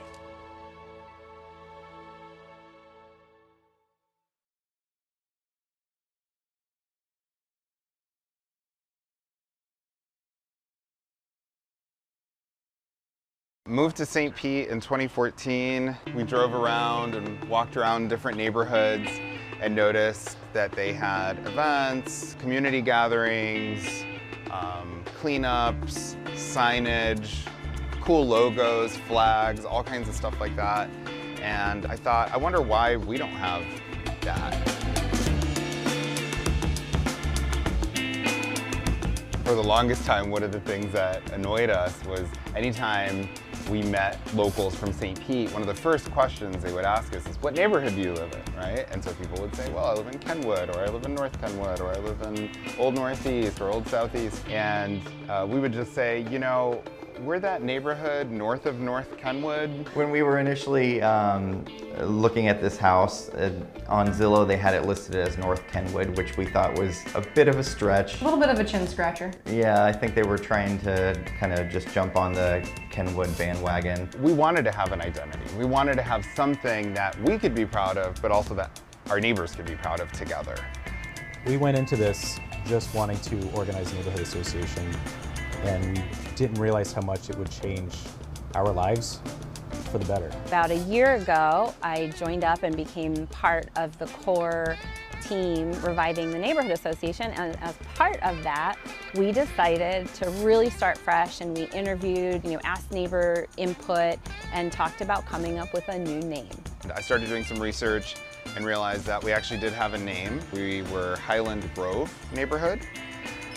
Highland Grove was actually a much larger neighborhood, and we decided to split the neighborhood into two smaller neighborhoods. On the west side of 28th Street, a neighborhood formed called Station View, and on the east side of 28th Street, our neighborhood formed, and our neighbors voted to call it St. Pete Heights. So St. Pete Heights is an amazing location, actually. It's pretty central. Our big intersections are 30th Ave North and 38th Ave North. We make up a kind of a perfect square in the center there, also from 275 over to 28th Street North. The more people start to see the name, hear the name through things like signage, which we're working on now, flags and other merchandise. We just got our branding done by a local St. Pete artist.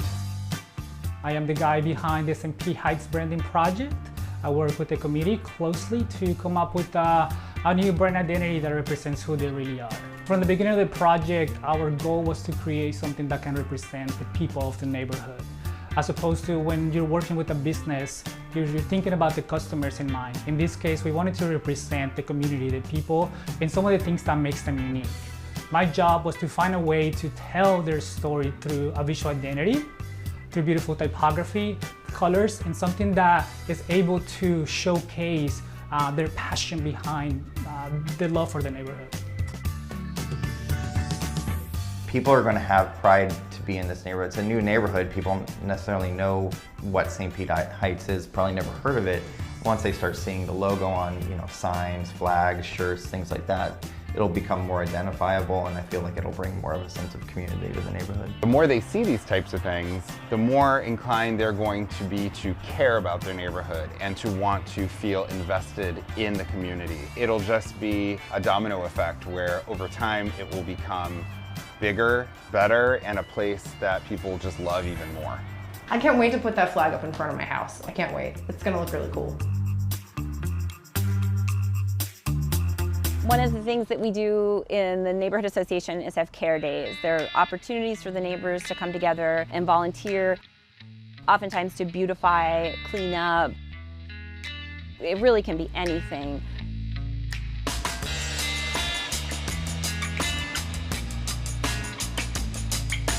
But the most recent one we did was a Drains to Bay project, where we put the signs that say Drains to Bay on the storm drains.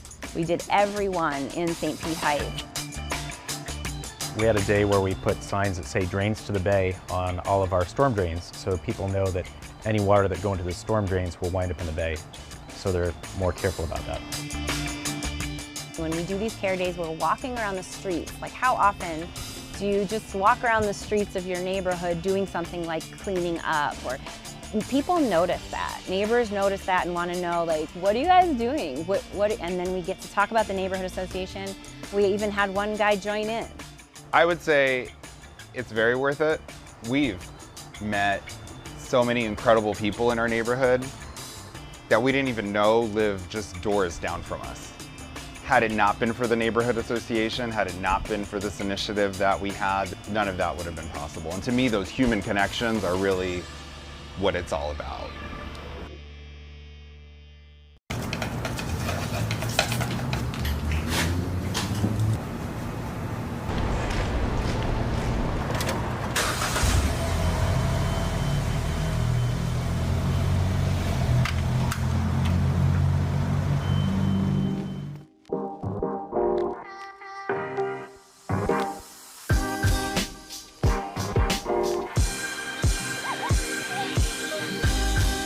I'm Jane Ordner, Park and Enforcement Officer.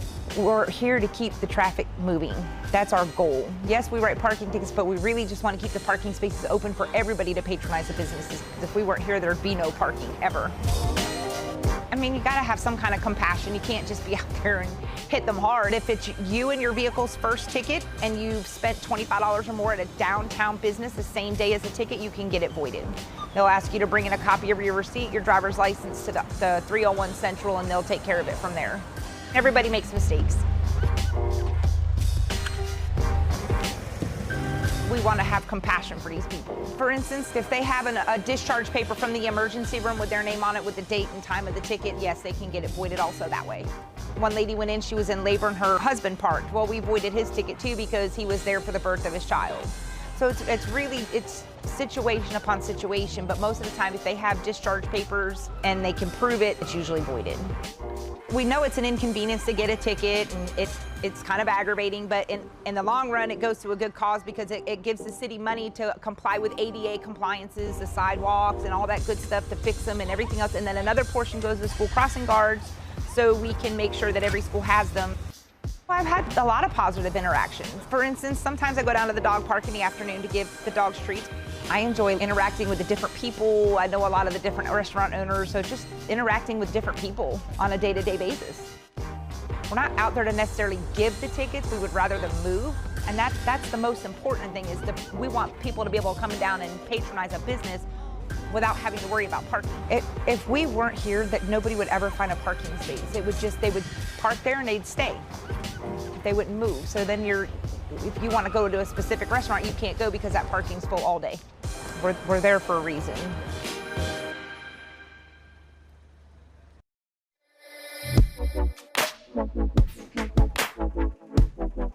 I started this company almost 20 years ago out of my parents' garage. Growing year after year after year, you eventually, can grow out of a garage space really quickly. Scooter Cardoza with Trinity Graphics, I'm the owner here, and we do screen printing, embroidery, and promotional products. One of my long-term goals was to have a brick and mortar space. It took us a little over 12 years,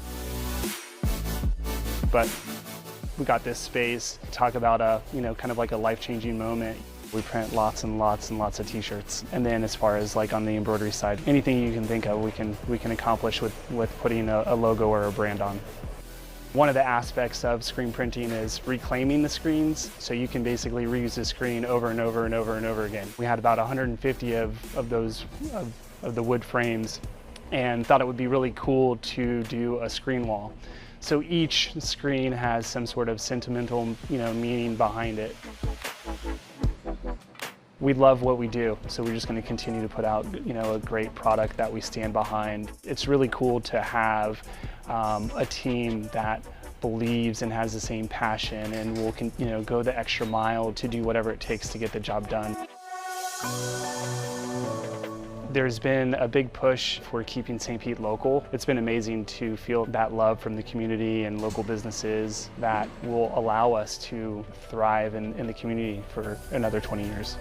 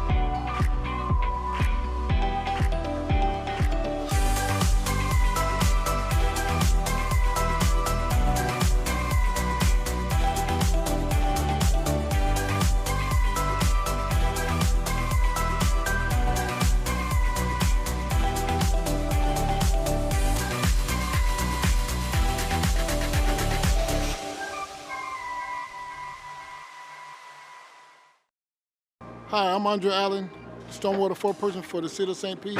I'm here to talk about sandbags. First important thing you need to know about sandbags, we have them year-round. We distribute sandbags every second Saturday of the month. You can get sandbags at our complex, 1744 9th Avenue North.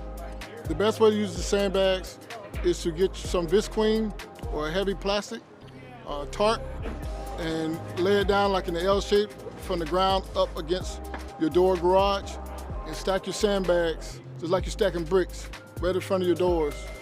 If you didn't have no flooding in your area and no flood water touching your sandbags, you should store them in a safe area just in case another storm comes through. If flood water touch your sandbags, we recommend you take it to Pinellas County Dump. For more information, you can follow us on social media at St. Pete FL.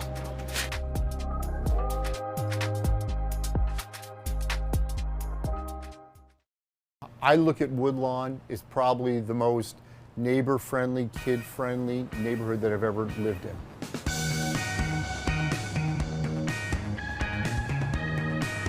It's a wonderful neighborhood to grow up in. I wish I was a kid growing up in this neighborhood. It's a real family-oriented community, super close to downtown, and it's just kind of one of those picturesque, nice, quaint little neighborhoods.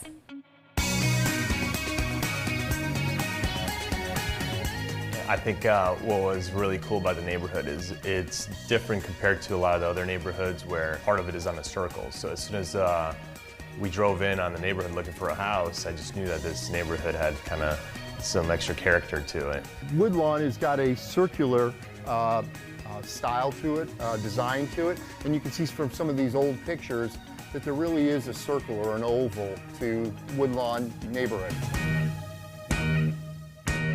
My favorite part of the day is driving home. You turn onto our street from MLK and there's beautiful oak trees, blooming crepe myrtles, and then there's a park. We have a park just at the end of our street. So here in Woodlawn, we have 3 public parks within our community. We use those parks a lot for our garage sale in the fall. There's cookouts that go on in those neighborhood parks, and they become very handy. And that's where we have all of the holiday events, all of our neighborhood events, potlucks, things like that. But then on the weekends, you can just kind of go out there and hang out. So I worked out in the park, take my dog to the park. There's a basketball hoop for the neighborhood kids to hang out. Got it! As the fall and into the winter and into the holiday season, every one of those little pocket parks gets used for certain events. Christmas caroling going on during Christmas. There's an Easter egg hunt through the neighborhood. Halloween is huge in this neighborhood. And then Halloween, you forget about it. It is crazy around here. Woodlawn likes to party. So, like everything, trees come and go, and a lot of the trees in this neighborhood are laurel oaks, and they've got a time period of about 70 years in their lifespan. And we realized early on that the trees in this neighborhood were going to go away. What we did several years ago as part of a grant is got additional oak trees planted in several of those quadrant parks, just to give a little shade so it's not as hot during the summer. And I would guarantee that 50 years from now, 100 years from now, the folks that are living here in these houses will be looking at those trees, wondering who planted them, and gosh darn it, they got to be getting old. Maybe we need to think about putting some new ones in. There's so many generations of families here, old houses, new houses, young families, families that have been here for 20 years. But amidst all that, it's just a really cool community feel. When we saw this house, as scary as it was, we knew it was the house just based on coming into the neighborhood and feeling so welcomed. And the other interesting thing is about the folks that live in Woodlawn, the majority of them are very passionate about living here. It's just a very outgoing and nice community.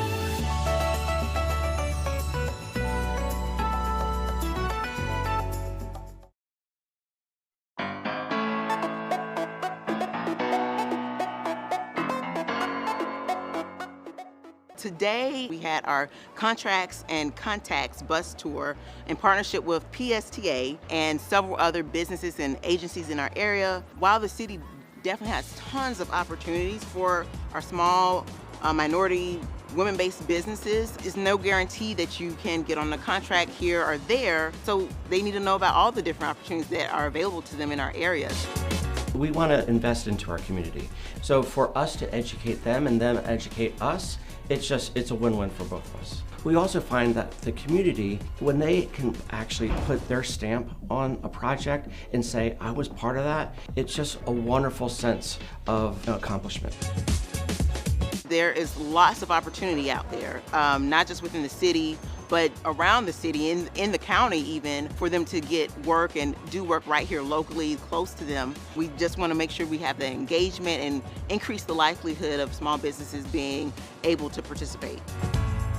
In order for us to help them, we provide ways in which we can just put the word out there of the work that they do, so that way they can be contracted and win these projects. It's easy to say, oh, that's a $200 million project, and they're not gonna look at me. Well, you know what? They're looking for small businesses.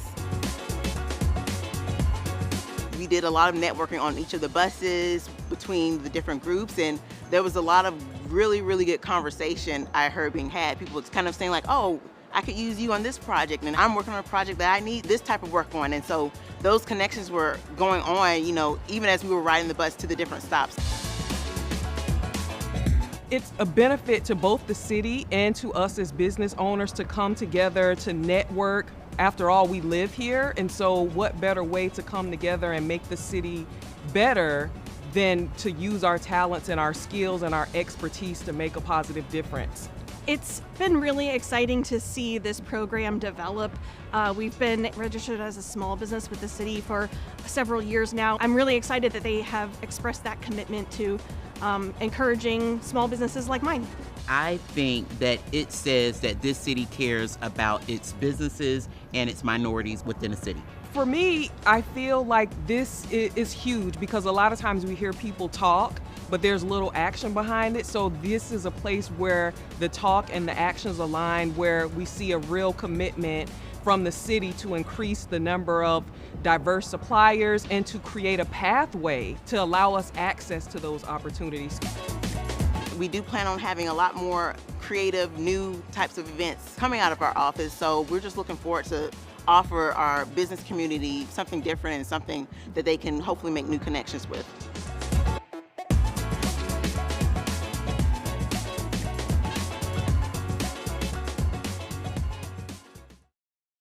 The new Minority and Women Business Enterprise Program, referred to as the MWBE program, aims to promote business and economic development for minority-owned business enterprises and women-owned business enterprises in the St. Pete area.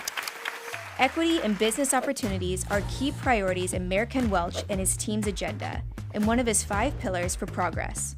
The MWBE will be administered by the City of St. Petersburg's Office of Supplier Diversity, created to promote fair and equal business opportunities, ensuring equity in contracts and procurement for all members of our community who want to do business with the City of St. Petersburg. The city awards millions of dollars in contracts each year for services, supplies, and construction, which results in the creation of a wide variety of opportunities. The new MWBE program will create participation percentage requirements, providing more opportunities for St. Pete's diverse business community. For more information on qualifications, eligibility, and how to apply, visit stpete.org/MWBE. Hi, I'm Mike Perry from the Stormwater Pavement Traffic Ops Department. I'm the Senior Stormwater Operations Manager, and I'm here to talk about floodwaters. First and foremost, here's what the city does to get ready for wet weather events. Our department sends out street sweepers in low-lying areas to get rid of debris on the streets. We also have special crews that do stormwater inspections to make sure our stormwater systems and their conveyances are clear, including our pipes and our ditches. We do have our sandbag operations mobilized citywide, and where we can, we also pump down lakes to provide storage in the community to get ready for any extreme weather. Should you encounter any floodwaters, do not walk through that area or try and drive through that area for safety reasons. You are the eyes and ears of the community, but please do let us know either through calling the service center or using C-Click Fix on your phone so that we can prioritize that work.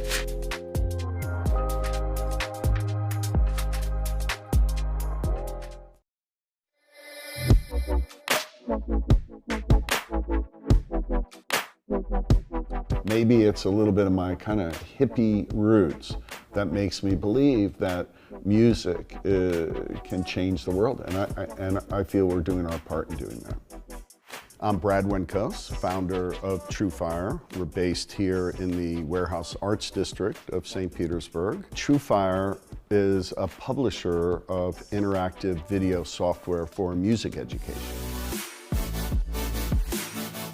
In the Warehouse Arts District, you still have a lot of warehouses and industry, but you have artisans, you have pottery, you have painters, studios. What do we have? 3 or 4 breweries even. So you've got this really kind of hip scene that's growing up Central Avenue. We're really looking forward to what the Warehouse Arts District is going to look like in 5 years. I think it's going to be one of the country's premier art centers.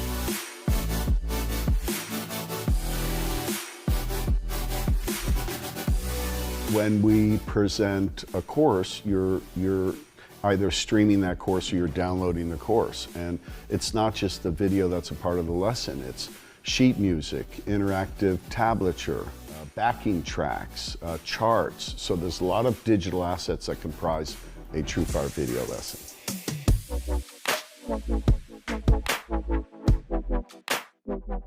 I wish we had more teachers here in St. Petersburg, but typically we'll fly them in from Europe, South America, all over the States, Canada, fly them into St. Petersburg, put them up at one of the nice hotels downtown. When I'm in St. Petersburg, I'm happy. For that reason, I wrote a couple of songs in my acoustic album dedicated to St. Pete. When I was growing up, if you wanted to play guitar, you couldn't even learn that in school. You had to go find another guitar player. There were no books, there were no DVDs. Certainly wasn't any internet, so you'd found another guitar player. Today, you can sit a student in front of a screen. You can show them multiple angles so that they can see the right hand, the left hand, everything that the player, the teacher is doing. So you're watching a video, you have a little map for where to put your fingers, you're listening, and you're able to learn how to play music. We do live broadcasts every time an artist comes to town. Streams around the world. For those 60 minutes, we have people of all creed, color. For that hour, we are one, we are a family. We share a passion. That's a very, very powerful influence.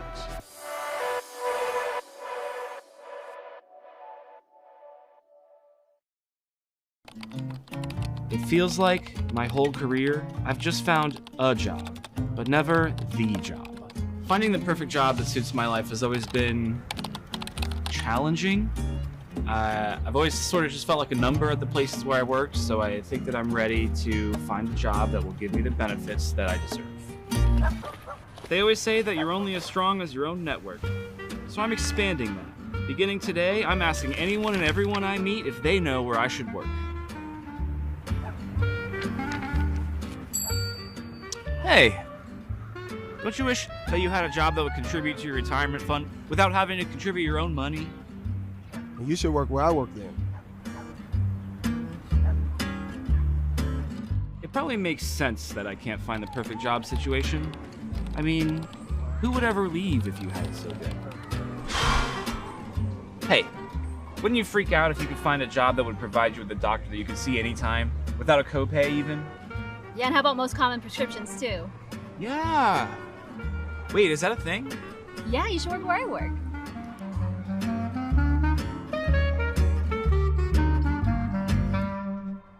Everyone always says, find a job you love and you'll never work a day in your life. But I feel like a job like that doesn't actually exist. It's just a thing that you decide. Hey. You know what I want? I want a job that carries over my sick and vacation leave, instead of it just going away if I don't use it. Well, you should work where I work.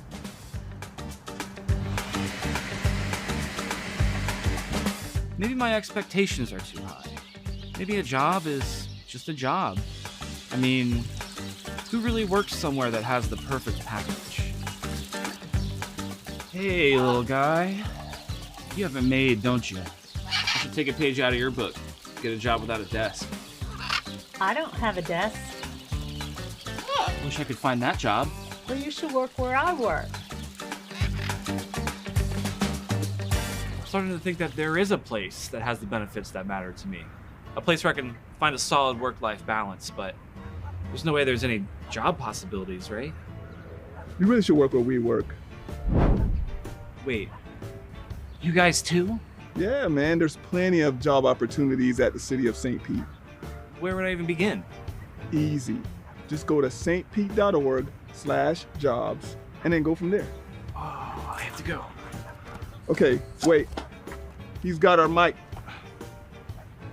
I need to work where they work. Cut.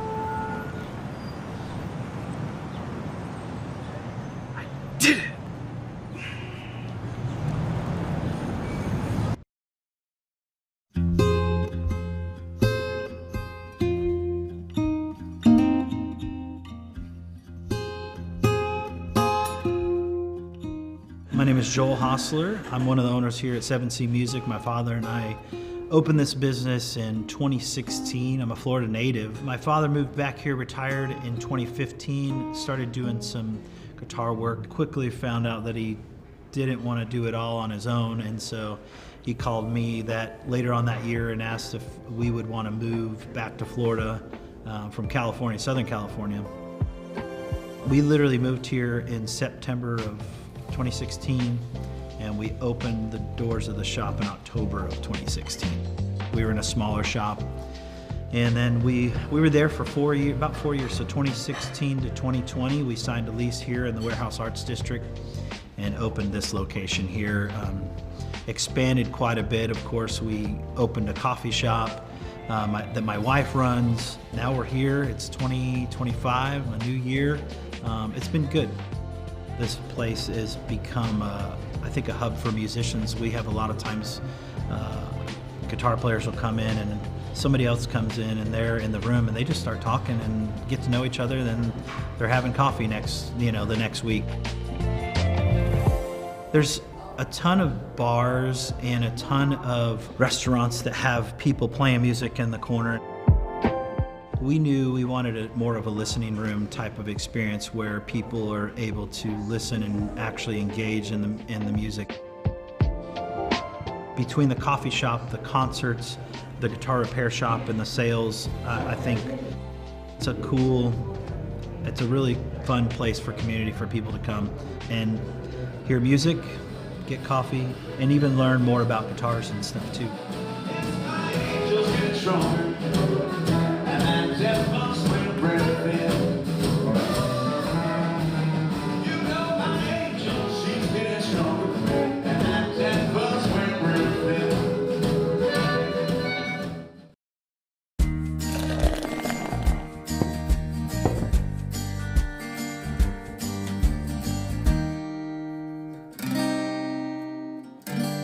Talk a little bit about the Vinoy, because it back in the day used to be a big major building in town that would catch people's eye right away, and they'd ask questions about it. What is this thing? The gentleman who built it was Amor Vinoy Lofner, and the story goes, and this goes into the category of lore again, I think, but he and his wife had a place on Beach Drive, right across from where that Vinoy would be built. Mm-hmm. And they were having a party that went on to 2 a.m., 3 a.m., 4 a.m. And at some point, he bet Walter Hagen, one of the era's foremost golfers, that he couldn't drive a golf ball off the crystal of his watch without breaking the crystal. And he said, if you can do that, then I'm going to build a big hotel over there. It was no big deal for Hagen. He stepped up, whack, whack, whack, 3 balls. This was in about 1923, and Lofner was a man of his word. He built that hotel. It took him about 11 months, and I believe it opened on New Year's Eve of 1925. Rui, does that sound right? It did.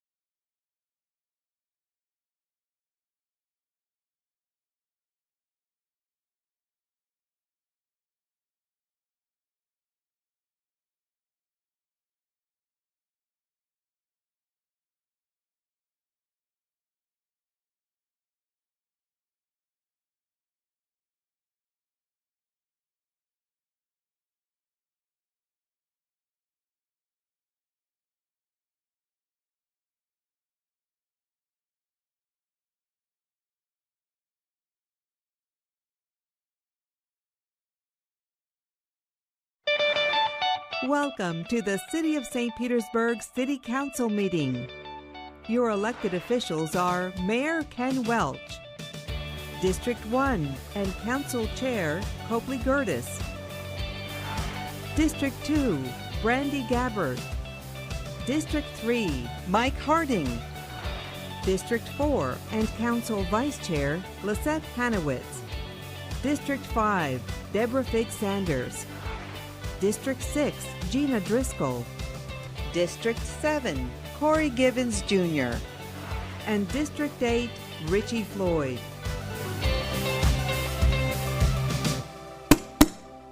Good afternoon, everybody. Welcome to the November 6, 2025 City Council meeting. Could we do a roll call, please? Harding. Here. Hanowitz. Here. Big Sanders. Here. Driscoll. Here. Gibbons. Here. Floyd. Gertis. Here. And Gabbard. Here. Thank you. Okay, we will now have our invocation given today by Pastor Kevin Loughran from Grace Lutheran Church. Then please remain standing for a moment of silence to honor our fallen first responders and the Pledge of Allegiance. Please join me in standing. Pastor, welcome. Thank you so much, and I do bring greetings from Grace Lutheran Church and School, particularly our 8th graders who I was just teaching prior to coming here. Let's bow our heads for a word of prayer. Dear God, our Father in heaven, we give thanks and praise to you for this day, for the body gathered here, for living in a country where we have so many great freedoms. Lord, these freedoms give us the opportunity to thrive, to grow together, to gain a sense of community with people who are different and yet wonderful and glorious in the ways in which they knit a fabric. Lord, I pray that you would be with this assembly today in the decisions that they have to make. I pray that you would keep safe our firefighters, our police officers, our first responders, that you would be with the families of those who are fallen as well when we commemorate them. Lord, bless the work done here today and always. In the name of your Son, Jesus. Amen. Amen. Please join me in a moment of silence for Officer Jean A. Bissett. End of watch, November 10th, 1961.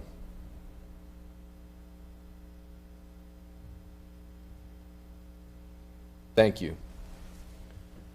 I pledge allegiance to the flag of the United States of America and to the republic for which it stands, one nation, under God, indivisible, with liberty and justice for all. Thank you. Please be seated. Pastor, thank you for joining us, and thank you for that beautiful invocation. God bless you. Thank you. Back at you.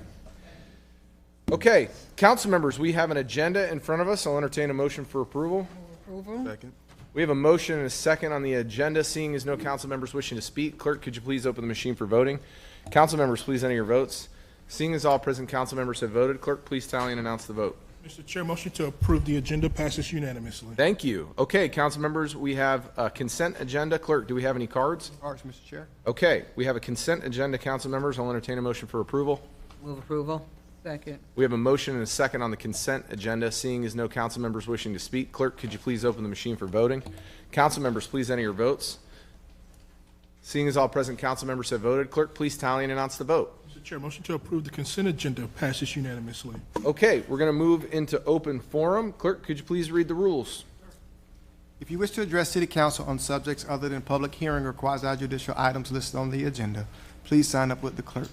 Excuse me. Only the individual wishing to speak may sign the open forum sheet. Only city residents, owners of property, business owners in the city, or their employees may speak. All issues discussed under open forum must be limited to issues related to the City of St. Petersburg government. If you are speaking to an item on the agenda, you may only speak once during the open forum or when the items come up on the agenda. In order to provide an opportunity for all citizens to address council, each individual will be given 3 minutes to speak, and after which the microphone will be muted. If you wish to address City Council through the Zoom meeting, you must use the raise hand feature button in the Zoom app or enter *9 on your phone at the time the agenda item is addressed. When it's your turn to speak, you will be unmuted and asked to state your name and address. At the conclusion of your comments or when you reach the 3-minute time limit, you will be muted. All raised hands will be lowered after each agenda item. Regardless of the method of participation used, normal rules apply, including the 3-minute time limit on comments. the requirement that any presentation materials must be submitted in advance of the meeting, and the rules of decorum.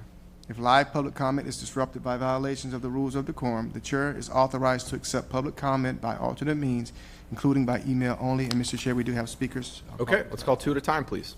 First two speakers, Dr. Perry Washington and Brad McCoy. Please go to either podium, state your name and address for the record, and you will have 3 minutes to address City Council. Washington, do you need to call this mic or you okay? I need that mic.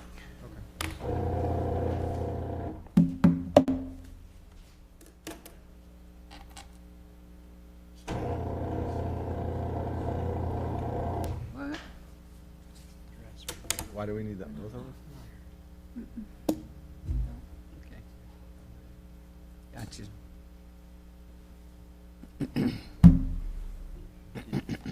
Stand here.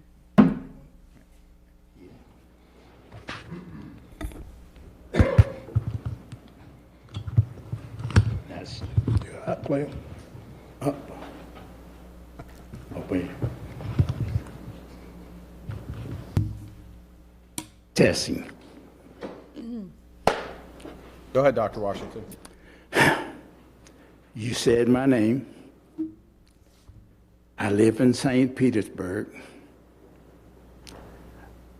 I'm here to address Corey Gibbons, Jr. Dr. Washington, please give us your cross streets.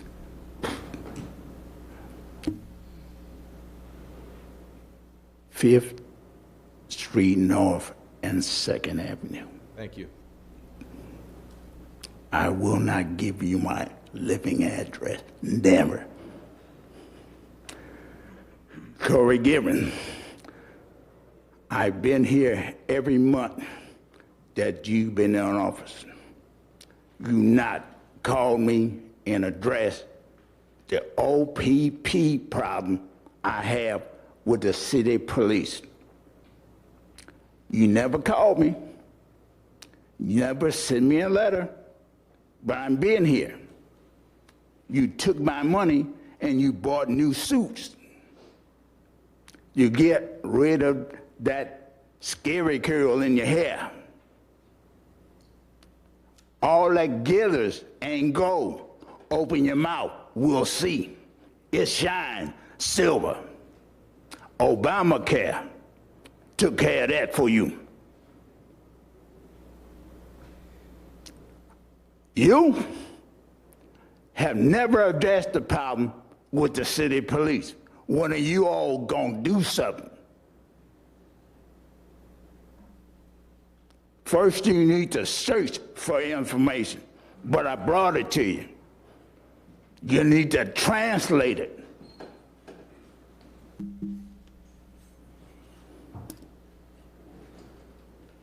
Then articulate it.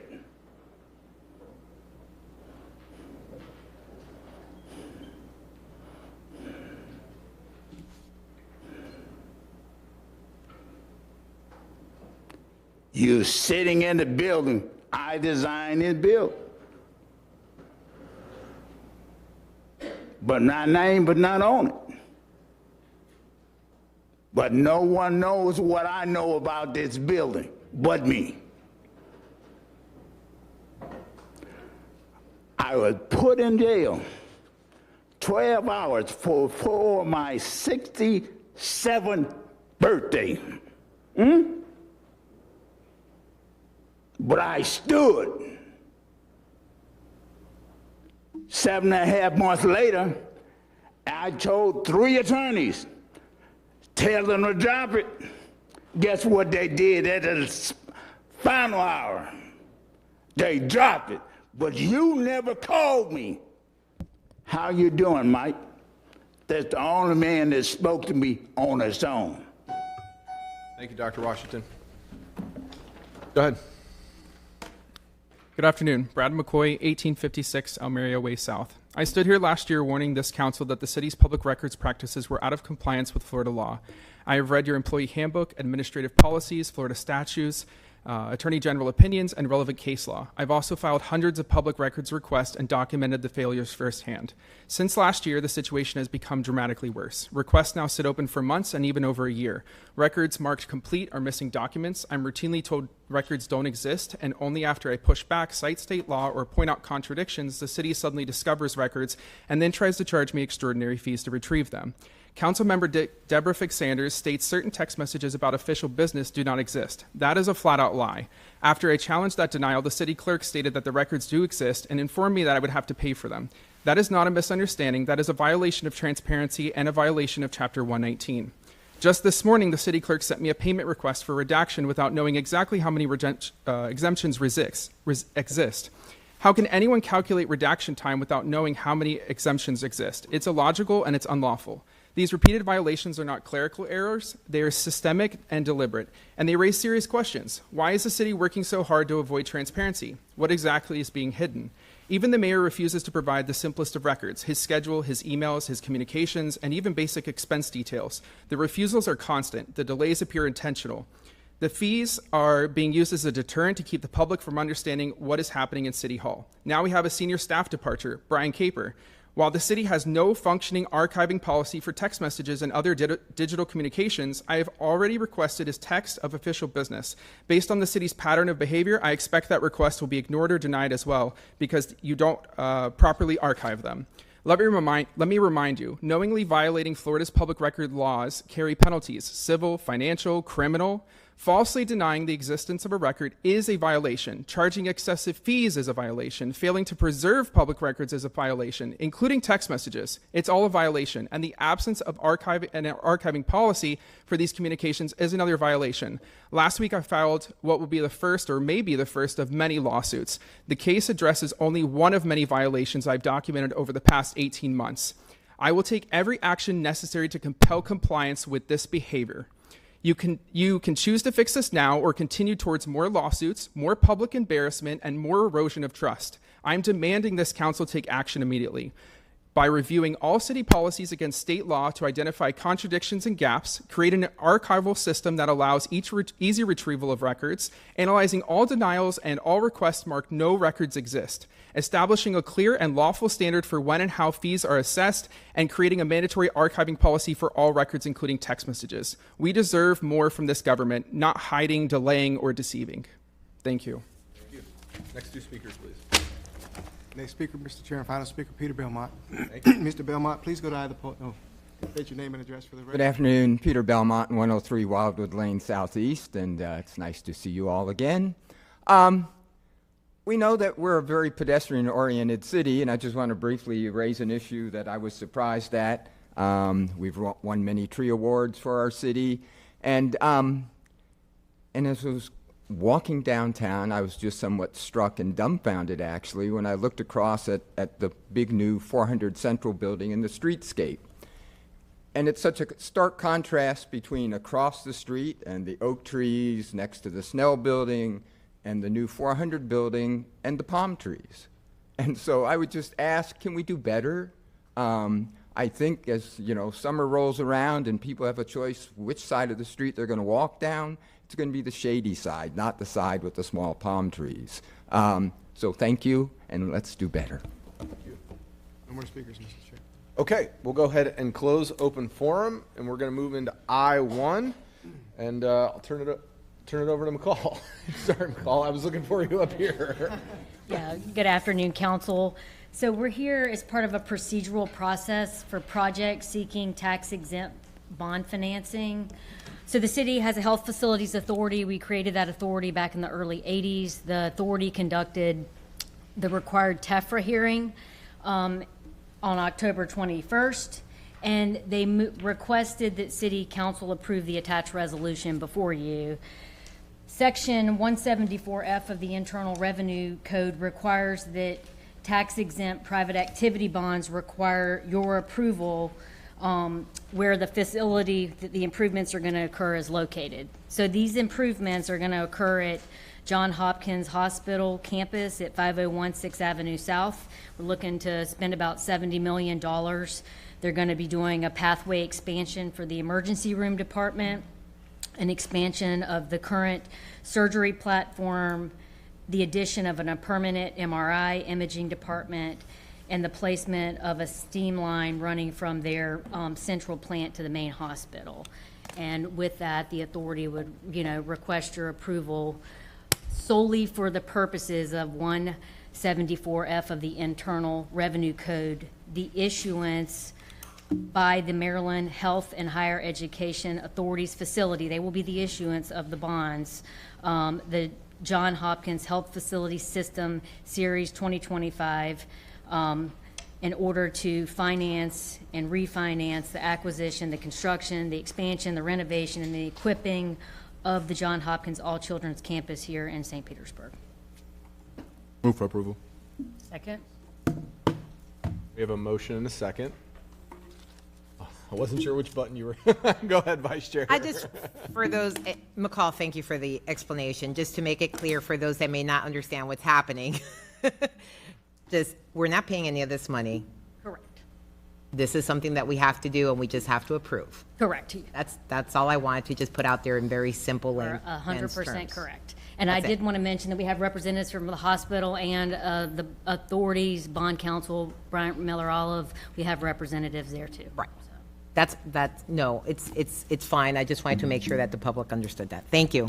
Thank you. Just quickly, very excited for all the Johns Hopkins All Children's staff in the room. Very excited for this expansion. I've seen renderings.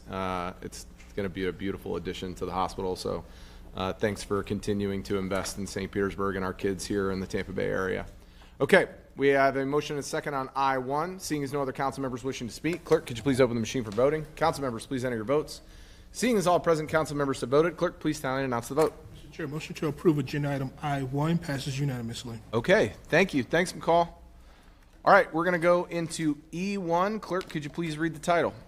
Sir, proposed ordinance number 141HL, an ordinance of the City of St. Petersburg, Florida, designating the First Church of the Nazarene located at 1225 9th Avenue North as a local historic landmark and adding the property to the St. Petersburg Register of Historic Places pursuant to Section 16.30.070 City Code and providing an effective date. The public hearing for this item is on November 13th, and we do not have any cars, Mr. Chair. Move approval. Second. We have a motion and a second on E1. Seeing as no council members wishing to speak, clerk, could you please open the machine for voting? Council members, please enter your votes. Seeing as all present council members have voted, clerk, please tally and announce the vote. Mr. Chair, motion to approve agenda item E1 passes unanimously. Okay, thank you. All right, we're going to go into E2. Could you please read the ordinance? Proposed ordinance number 623H, an ordinance in accordance with Section 1.02, subsection C, subsection 3 of the St. Petersburg City Charter, authorizing the grant of a public utility easement to Duke Energy Florida, LLC, a Florida limited liability company, DBA Duke Energy, within city-owned property located at 1160 62nd Avenue Northeast, St. Petersburg, Florida, authorizing the mayor or his designee to execute all documents necessary to effectuate this ordinance and providing an effective date. And the public hearing for this item is also on November 13th, and we do not have any cars, Mr. Chair. Move approval. Second. We have a motion and a second on E2. Seeing as no other council members wishing to speak, clerk, could you please open the machine for voting? Council members, please enter your votes. Seeing as all present council members have voted, clerk, please tally and announce the vote. Mr. Chair, motion to approve agenda item E2 passes unanimously. Okay, thank you. All right, we're going to move on to E3. Could you please read the title? Proposed ordinance number 621H, an ordinance enacting year-end appropriation adjustments for fiscal year 2025 for the operating budget and capital improvement program budget and adjustments to the fiscal year 2026 budget and providing an effective date. And the public hearing for this item is scheduled on November 24th, 2025, and we do not have any cars, Mr. Chair. And council members, we reviewed this today at BF&T, and I told Liz that we did not require a presentation because chances are the numbers will change by the time second reading comes along, so I just wanted to give you that heads up. Move approval. Second. We have a motion and a second on E3. Seeing as no other council members wishing to speak, clerk, could you please open the machine for voting? Council members, please enter your votes. Seeing as all present council members have voted, clerk, please tally and announce the vote. Mr. Chair, motion to approve agenda item E3 passes unanimously. Thanks, Liz. Okay, we're going to go into E4. Please read the title. Proposed ordinance number 1175V, an ordinance approving the vacation of an unimproved, isolated 25 by 60 foot dead end right-of-way on the southern side of Block 1, Lot 1, in the Maximo Woods Unit 1 plat, generally located at 3010 58th Avenue South, setting forth conditions for the vacation to become effective and providing for an effective date, and the public hearing for this item is on December 4th, 2025, and we do not have any cards, Mr. Chair. Second. We have a motion and a second on E4. Seeing as no other council members wishing to speak, clerk, could you please open the machine for voting? Council members, please enter your votes. Seeing as all present council members have voted, clerk, please tally and announce the vote. Mr. Chair, motion to approve agenda item E4 passes unanimously. Okay, thank you. All right, we're going to move into E5. Could you please read the title? Proposed ordinance number 1176V. Oh, I'm sorry. Yeah. It's all right, it's a lot of them. There's no judgment. An ordinance approving the vacation of a street corner easement at the southeast corner of Lot 1, excuse me, in the Powers Central Park Block 16 partial replat, generally located at 3601 First Avenue North, setting forth conditions for the vacation to become effective and providing for an effective date. And the public hearing for this item is also scheduled for December 4th, 2025, and we do not have any cards, Mr. Chair. Move approval. Second. We have a motion and a second on E5. Seeing as no other council members wishing to speak, clerk, please open the machine for voting. Council members, please enter your votes.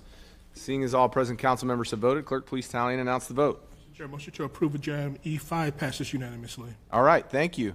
All right, let's go into E6. Last but not least, could you please read the title? Proposed ordinance number 624H, an ordinance of the City of St. Petersburg, Florida, amending City Code Chapter 8 to add a new section 8-38, milestone inspections, providing definitions for milestone inspection, qualified building, and substantial structure deterioration, providing for an inspection schedule, providing for consistency with state law, prescribing timelines and penalties to ensure compliance, amending, amending section 12-6 to add milestone inspection fees, providing for severability, and providing an effective date. And the public hearing for this item is also scheduled for December 4th, 2025, and we do not have any cards, Mr. Chair.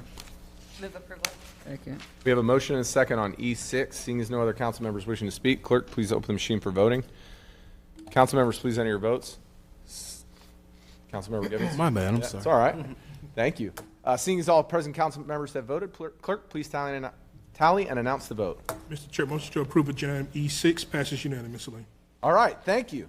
All right, now we're going to move into reports, and this is F1, your neighborhood produce store. This is an item I brought forward, although I will apologize to Councilmember Givens because it is in his district, but I drive by it every day. And so I want to invite Kelly Casto, the founder of your neighborhood produce store, to come and just give us an update on what she's got going over there and all the cool stuff that's going on. Oh, okay. All right. Can I just talk, or do I have to do this? Can I just chat, or do I have to follow this along? You could do Okay, both. yeah. So I'm Kelly Casto. I'm the founder of Saving Our Seniors, which is a local nonprofit. Have given out over 96,000 seniors fresh produce. I don't believe in donated food. I believe everyone should have the basic right to be able to choose what they want. We run free markets around town. After the hurricanes, I started helping local families to get fresh vegetables and different items. And through that process, I really saw that there was a need for affordable fresh produce for people to come and shop at. So I guess I prayed to God and asked him where I should go. And I landed on 132 49th Street South. I think it's a great area because I have Gulfport, I have St. Pete, I have various areas, and I have a lot of individuals and families that are struggling to put food on their plates because they just can't afford it. So I did a video the other day that a family of 3 can come and shop at my produce store and get 8 meals for less than $27. I don't know where else you can do that. I know you can't, but if you want to maybe go against that, that it's not true, please send me your information. But I have seen in the last 7 months of opening a produce store a lot, and I have learned more things than I ever thought I would learn. My background is in occupational therapy, so you have a stroke, I can make you better. But learning families and issues that they might have, families come in and they're like, I don't even have a working stove. And I'm like, I didn't even think that was a possibility. So I'm like, well, I can't cook either. So you can eat most of this stuff raw. we would have like an overflow of produce, even though we're still doing our free markets in the community. I was like, I'm wasting money that I don't have. So I launched a cold pressed juice line. Took that from literally, it was the worst juice I think I've ever tasted to something phenomenal. I sell 250 to 300 juices a week. I just got into Duckweed grocery store. I'm in different gyms across the area. But then I was like, there's still like an overflow of some like zucchini and potatoes and this and that. So what do? I asked my friend ChatGPT, what can I make out of this? And next week I'm launching a dehydration line of fresh soups, spices, snacks, and healthy snacks. So that's what I'm launching next week, and it will be called the Healthy Pack. I've learned giving out fresh vegetables that are non-donated, I look like the non-traditional food bank, but I think food banks and things serve a vital purpose when you're in a crisis, but I think we lack sustainability in our community. I would love to offer like wellness nights to have families come in, and sometimes they don't even know what to do with the food, right? Or it's just overwhelming for them. They're working multiple jobs and they're just not sure what to do. But I will say I worked 115 hours last week. And I'm not sick and I feel great because it's what I eat. I drink my juices that don't sell because they should be expired, and I eat my vegetables that should be composted.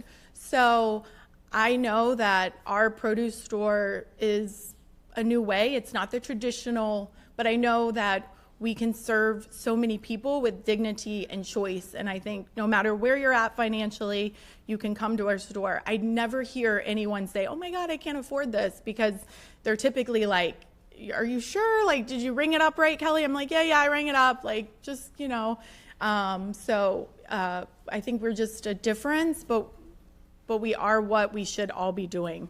There should be a neighborhood produce store in every district because everyone deserves the same access. And I just think that we'll be self-sustainable. I mean, I will say the last 6 months has been challenging, but we are going to get there because I have the grit and the community drive, and I see the neighbors that I help on a daily basis. A woman, Brenda, that was my mother's name, and I always say you never meet a bad Brenda, and she passed away a few years ago, and this lady came into my store. She drives the Sunrunner down, and she pops off, and she came into my store, and she only bought like one lemon, and then she walked out, and I was like, well, that was weird, but okay. So then she came back later that day, and then she came back again, and now she's like my best customer. And she was actually in my store today, and I said, oh, I'm gonna go speak to city council, like, what should I say? She was like, you gave me hope. She couldn't afford, she made too much money for a food stamp to get EBT, but she didn't make enough to really survive.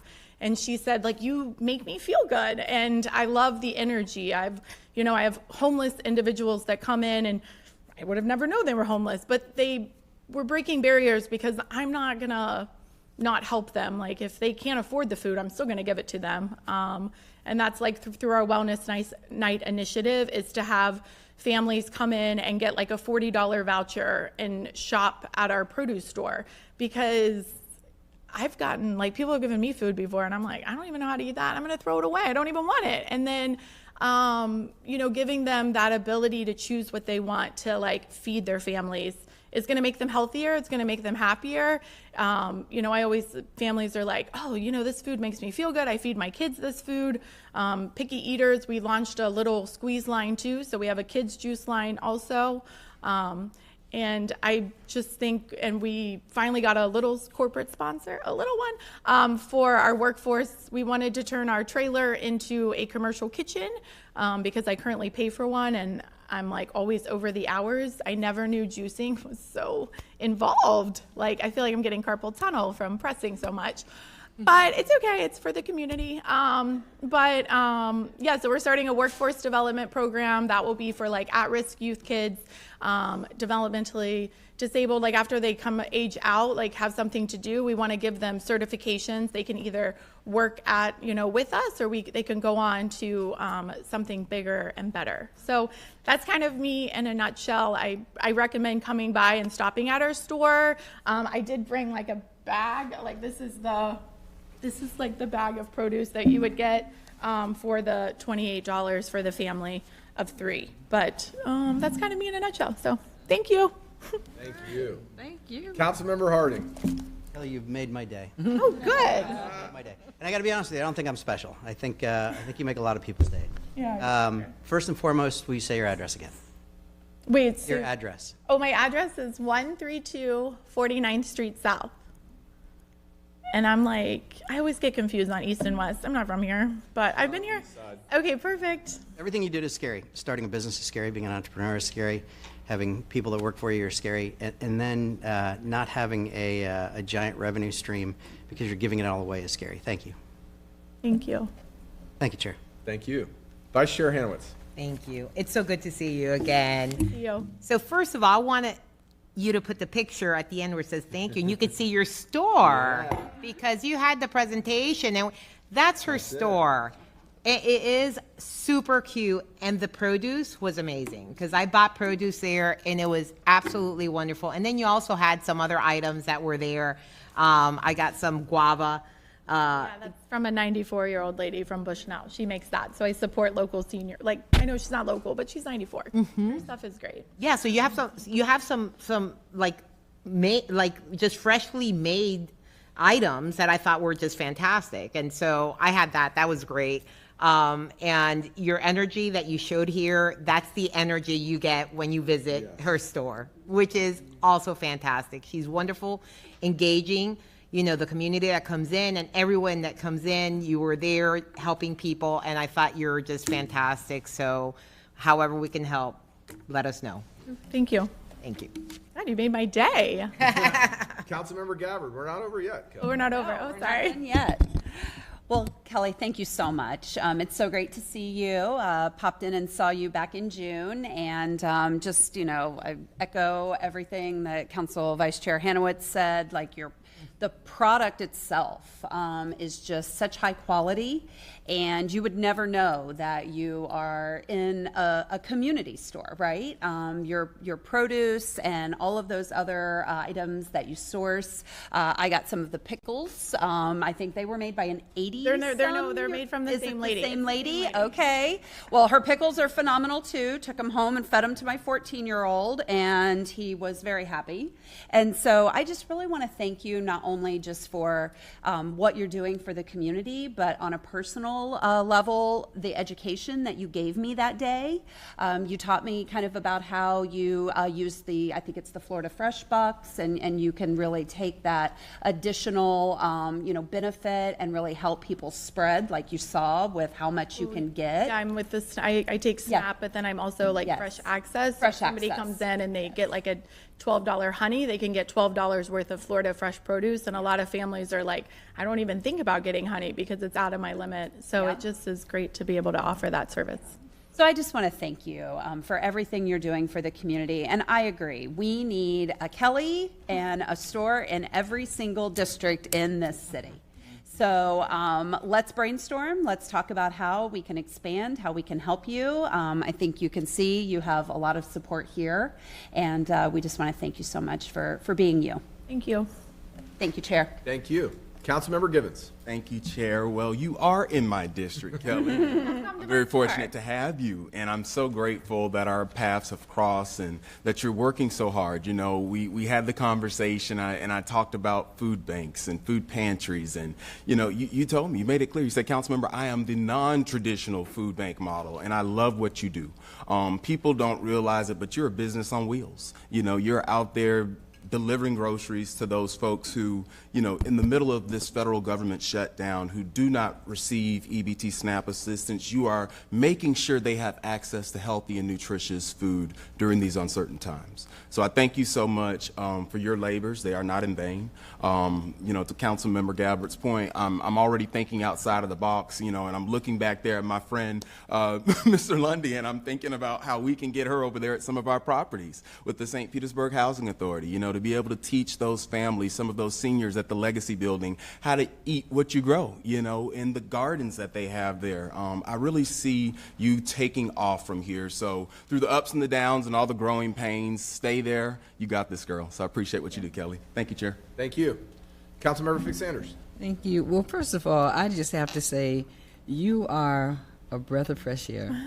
Your whole personality, your whole light, and I find that to be a part of your personality and your characteristics of someone that cares, someone that gives back without expecting, and those are my favorite people in the world, and especially those that take others with you. So as you say, your 94-year-old, your local entrepreneurs that you actually support, the whole goal, the whole mission that you've set out on, trust me when I tell you, you're going to keep glowing.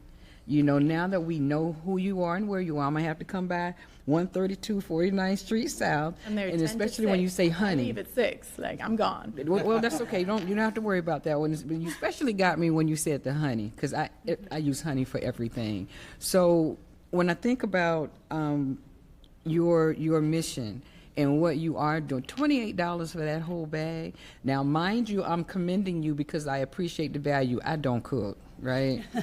So that's nothing that I do, but I will support you in other ways. I will support you. I'll buy some broccoli and whatnot, but I just have to say thank you, because it takes a certain person to want to help others as you're helping yourself and not gain anything personally other than the satisfaction of knowing that you made an impact. So with that, I say congratulations and thank you. I am going to come by and see you, and you don't have to worry because it's dark at 6 o'clock. So I would do that prior to. But then you talked about your compost. I do know that they do accept some compost at our St. Pete Youth Farm. If you don't want to eat everything that you did not get rid Well, of. now that I have the other program starting, I probably won't have any waste. I will have no waste. Because I don't want you to waste it, because we can definitely use it at the youth farm. But other than that, I applaud you. I have a cousin out in L.A. who's doing just what they call it the prosperity market. Oh, okay. So she's doing the same thing. So if we have more people like you making a difference like that, just imagine what type of world this would be. So thank you so much and congratulations. Thank you. Thank you, Chair. Thank you. Councilmember Driscoll. Thank you. Thank you for the presentation and for bringing so much sunshine into the council chambers today. It's wonderful and refreshing, and I'm really grateful for all that you're doing for the community.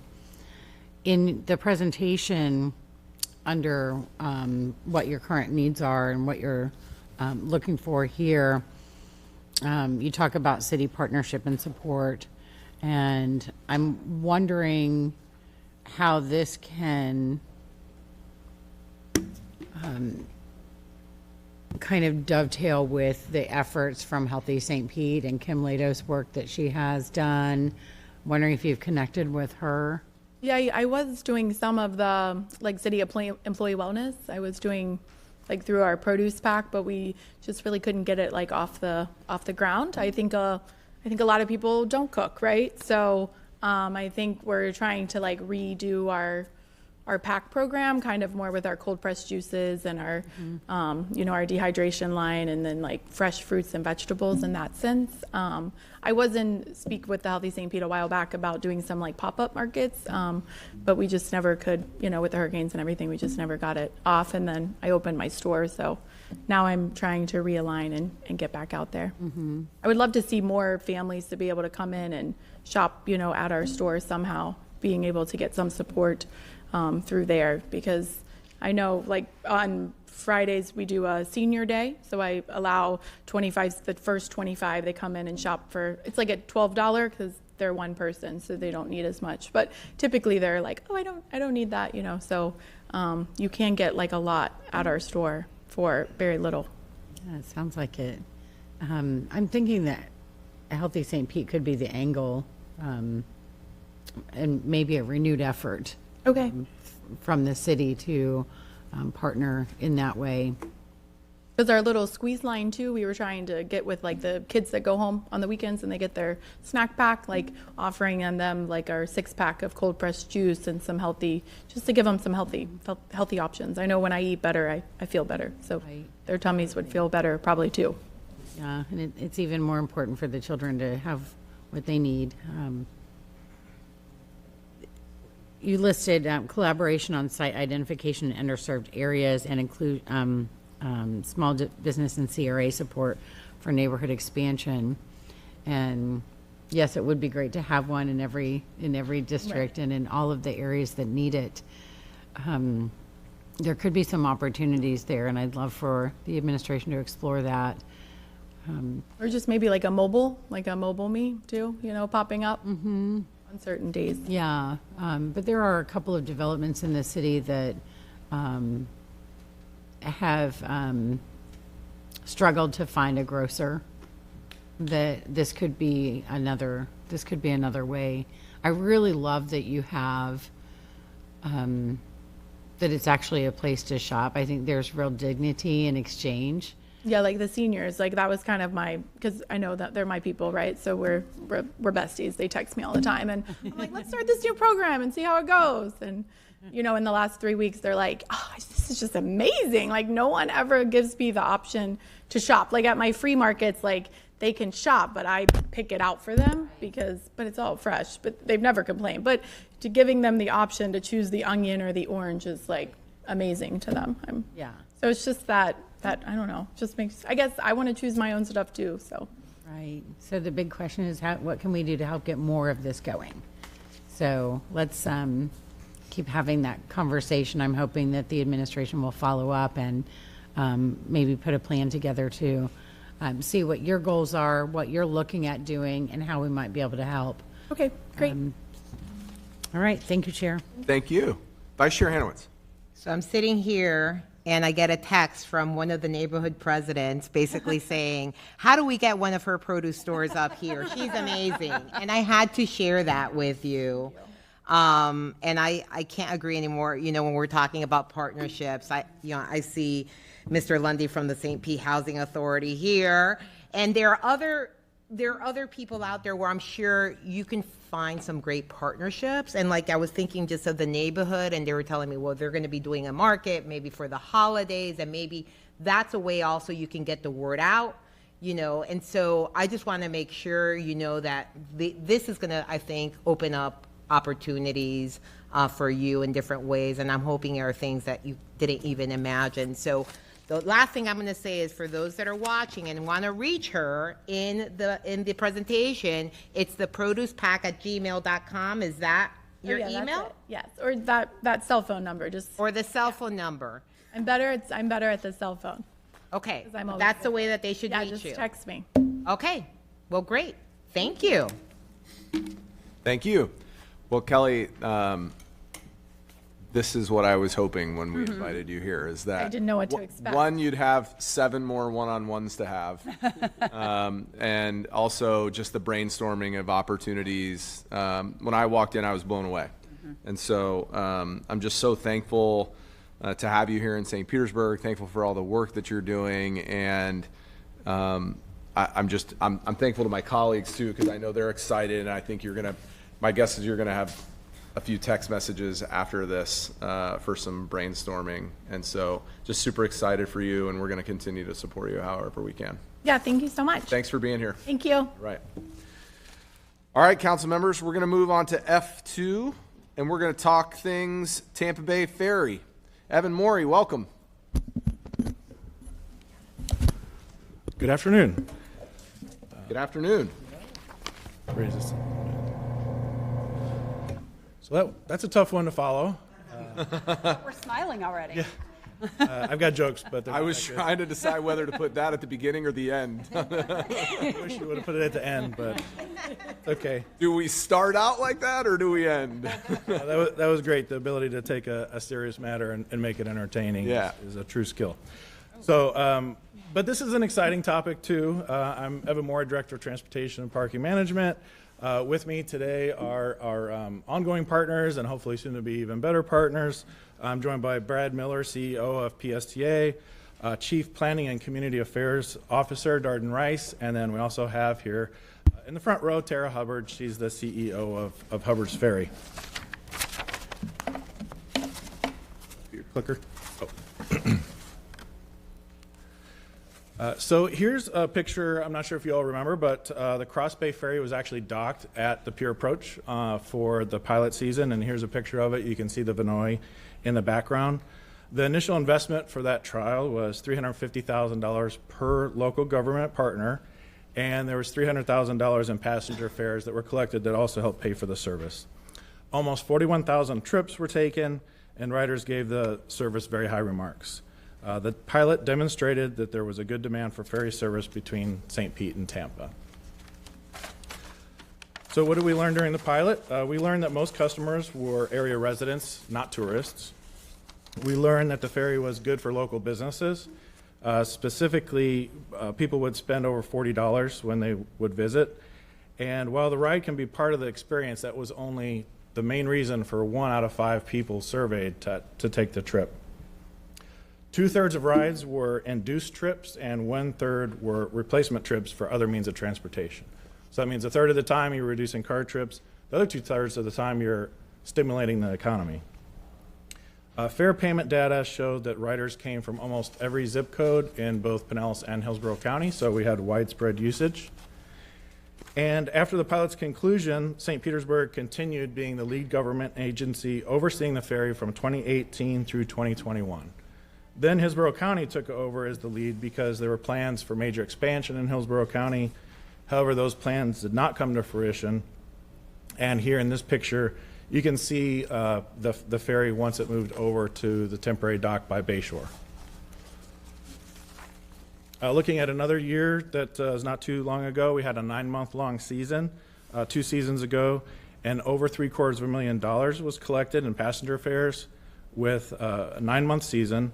63,000 trips between the convention center in Tampa, which you can see pictured above, and Port St. Pete that you can see pictured below. And here we can see the ferry encountered some rough waters earlier this year. In 2024 and 2025, it was supposed to be our first full year-round service. However, the operator went through bankruptcy, restructuring, an ownership change, and eventually lost control of the vessel, and this resulted in a default of the contract with Hillsborough County and an early end to the season. Last year we had some assistance from Forward Pinellas. They commissioned a market demand study, and the results showed that 83% of the statistically valid survey, 83% of the respondents were somewhat or very likely to use waterborne transportation services. And while we know that some people like to use the ferry to attend events such as hockey games or baseball games, the majority of people were using it as a true transportation service between the two cities to conduct all sorts of different activities.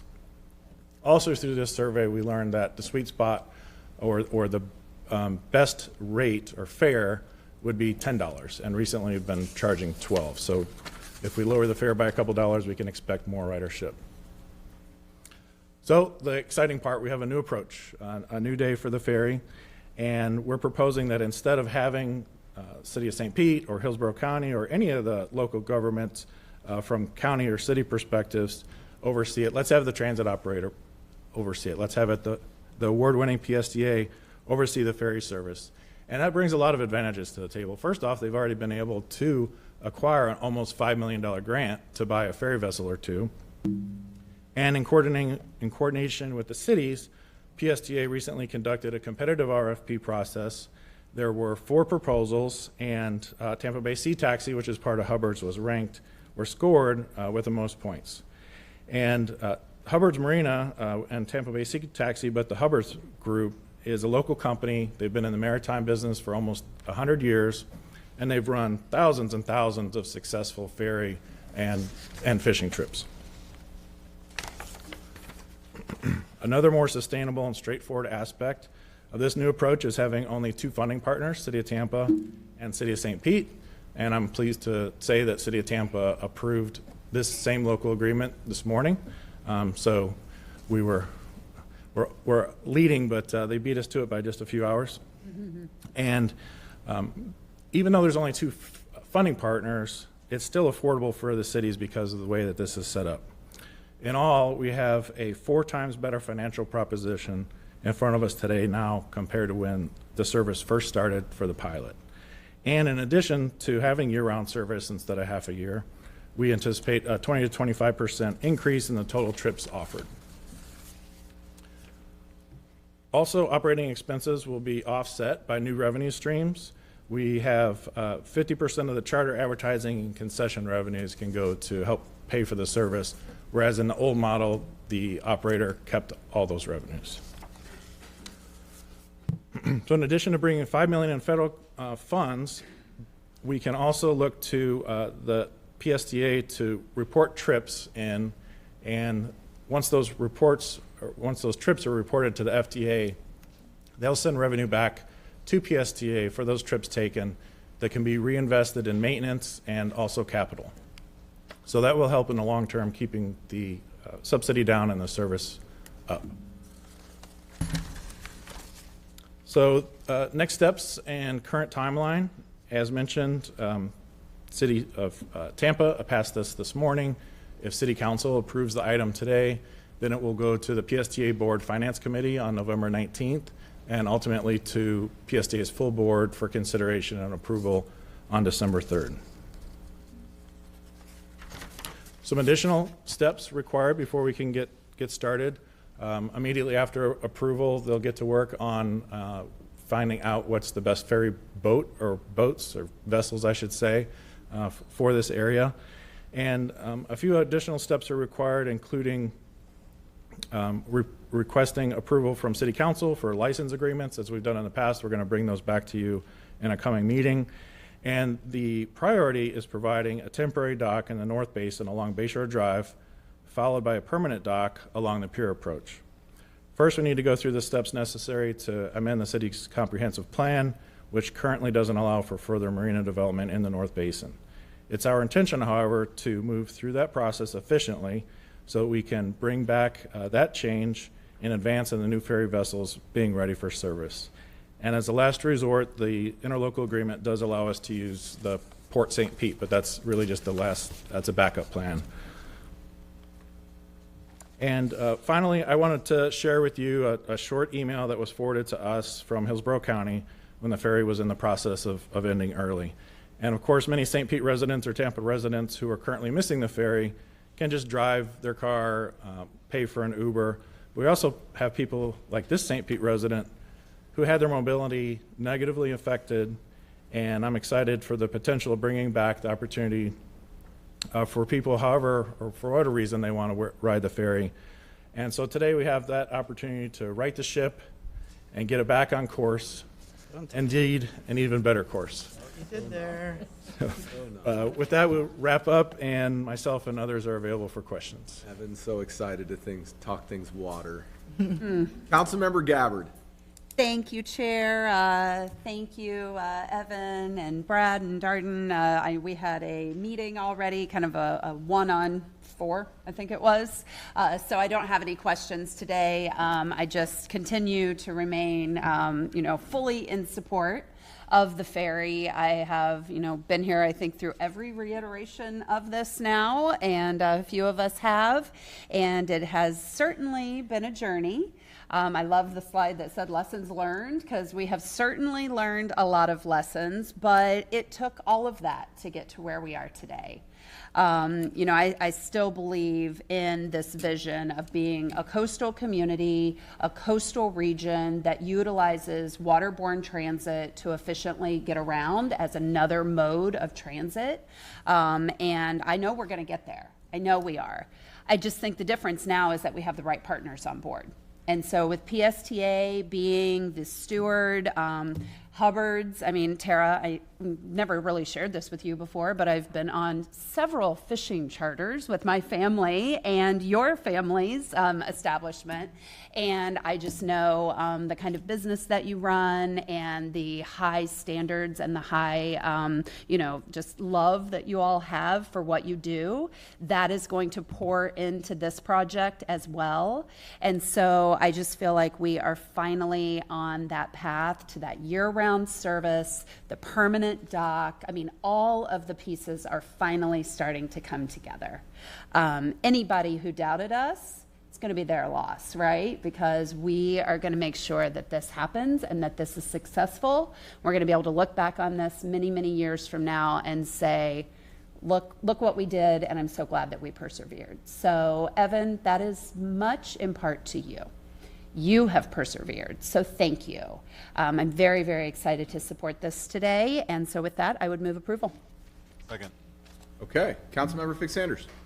Thank you, thank you, thank you. Well, first of all, Evan, you know, I'm true ferry champion, and also as being the chair, for those that don't know, of PSTA, this was not an easy into obtaining this ferry. Please know it was not. And I have little bullets here of so many reasons why we should. Hopefully I don't have to read them all, but as to why we should have the ferry. But I also want to make sure that everyone knows there was a lot of attention played in getting to where we are with this interlocal agreement. There was a lot of conversations that actually had to be had, and so I'm glad that all of my colleagues had those one-on-ones. But I still want to remind everyone, we still have a few more steps to go. We have to look at the comprehensive plan that will be coming back to us. We met the hurdle with the Tampa City Council this morning, but we still have to pass PSTA's Finance Committee. That's going to be, I'm not on the committee, but I'm going to show up that day, on November 19th, as well as the full board on December 3rd.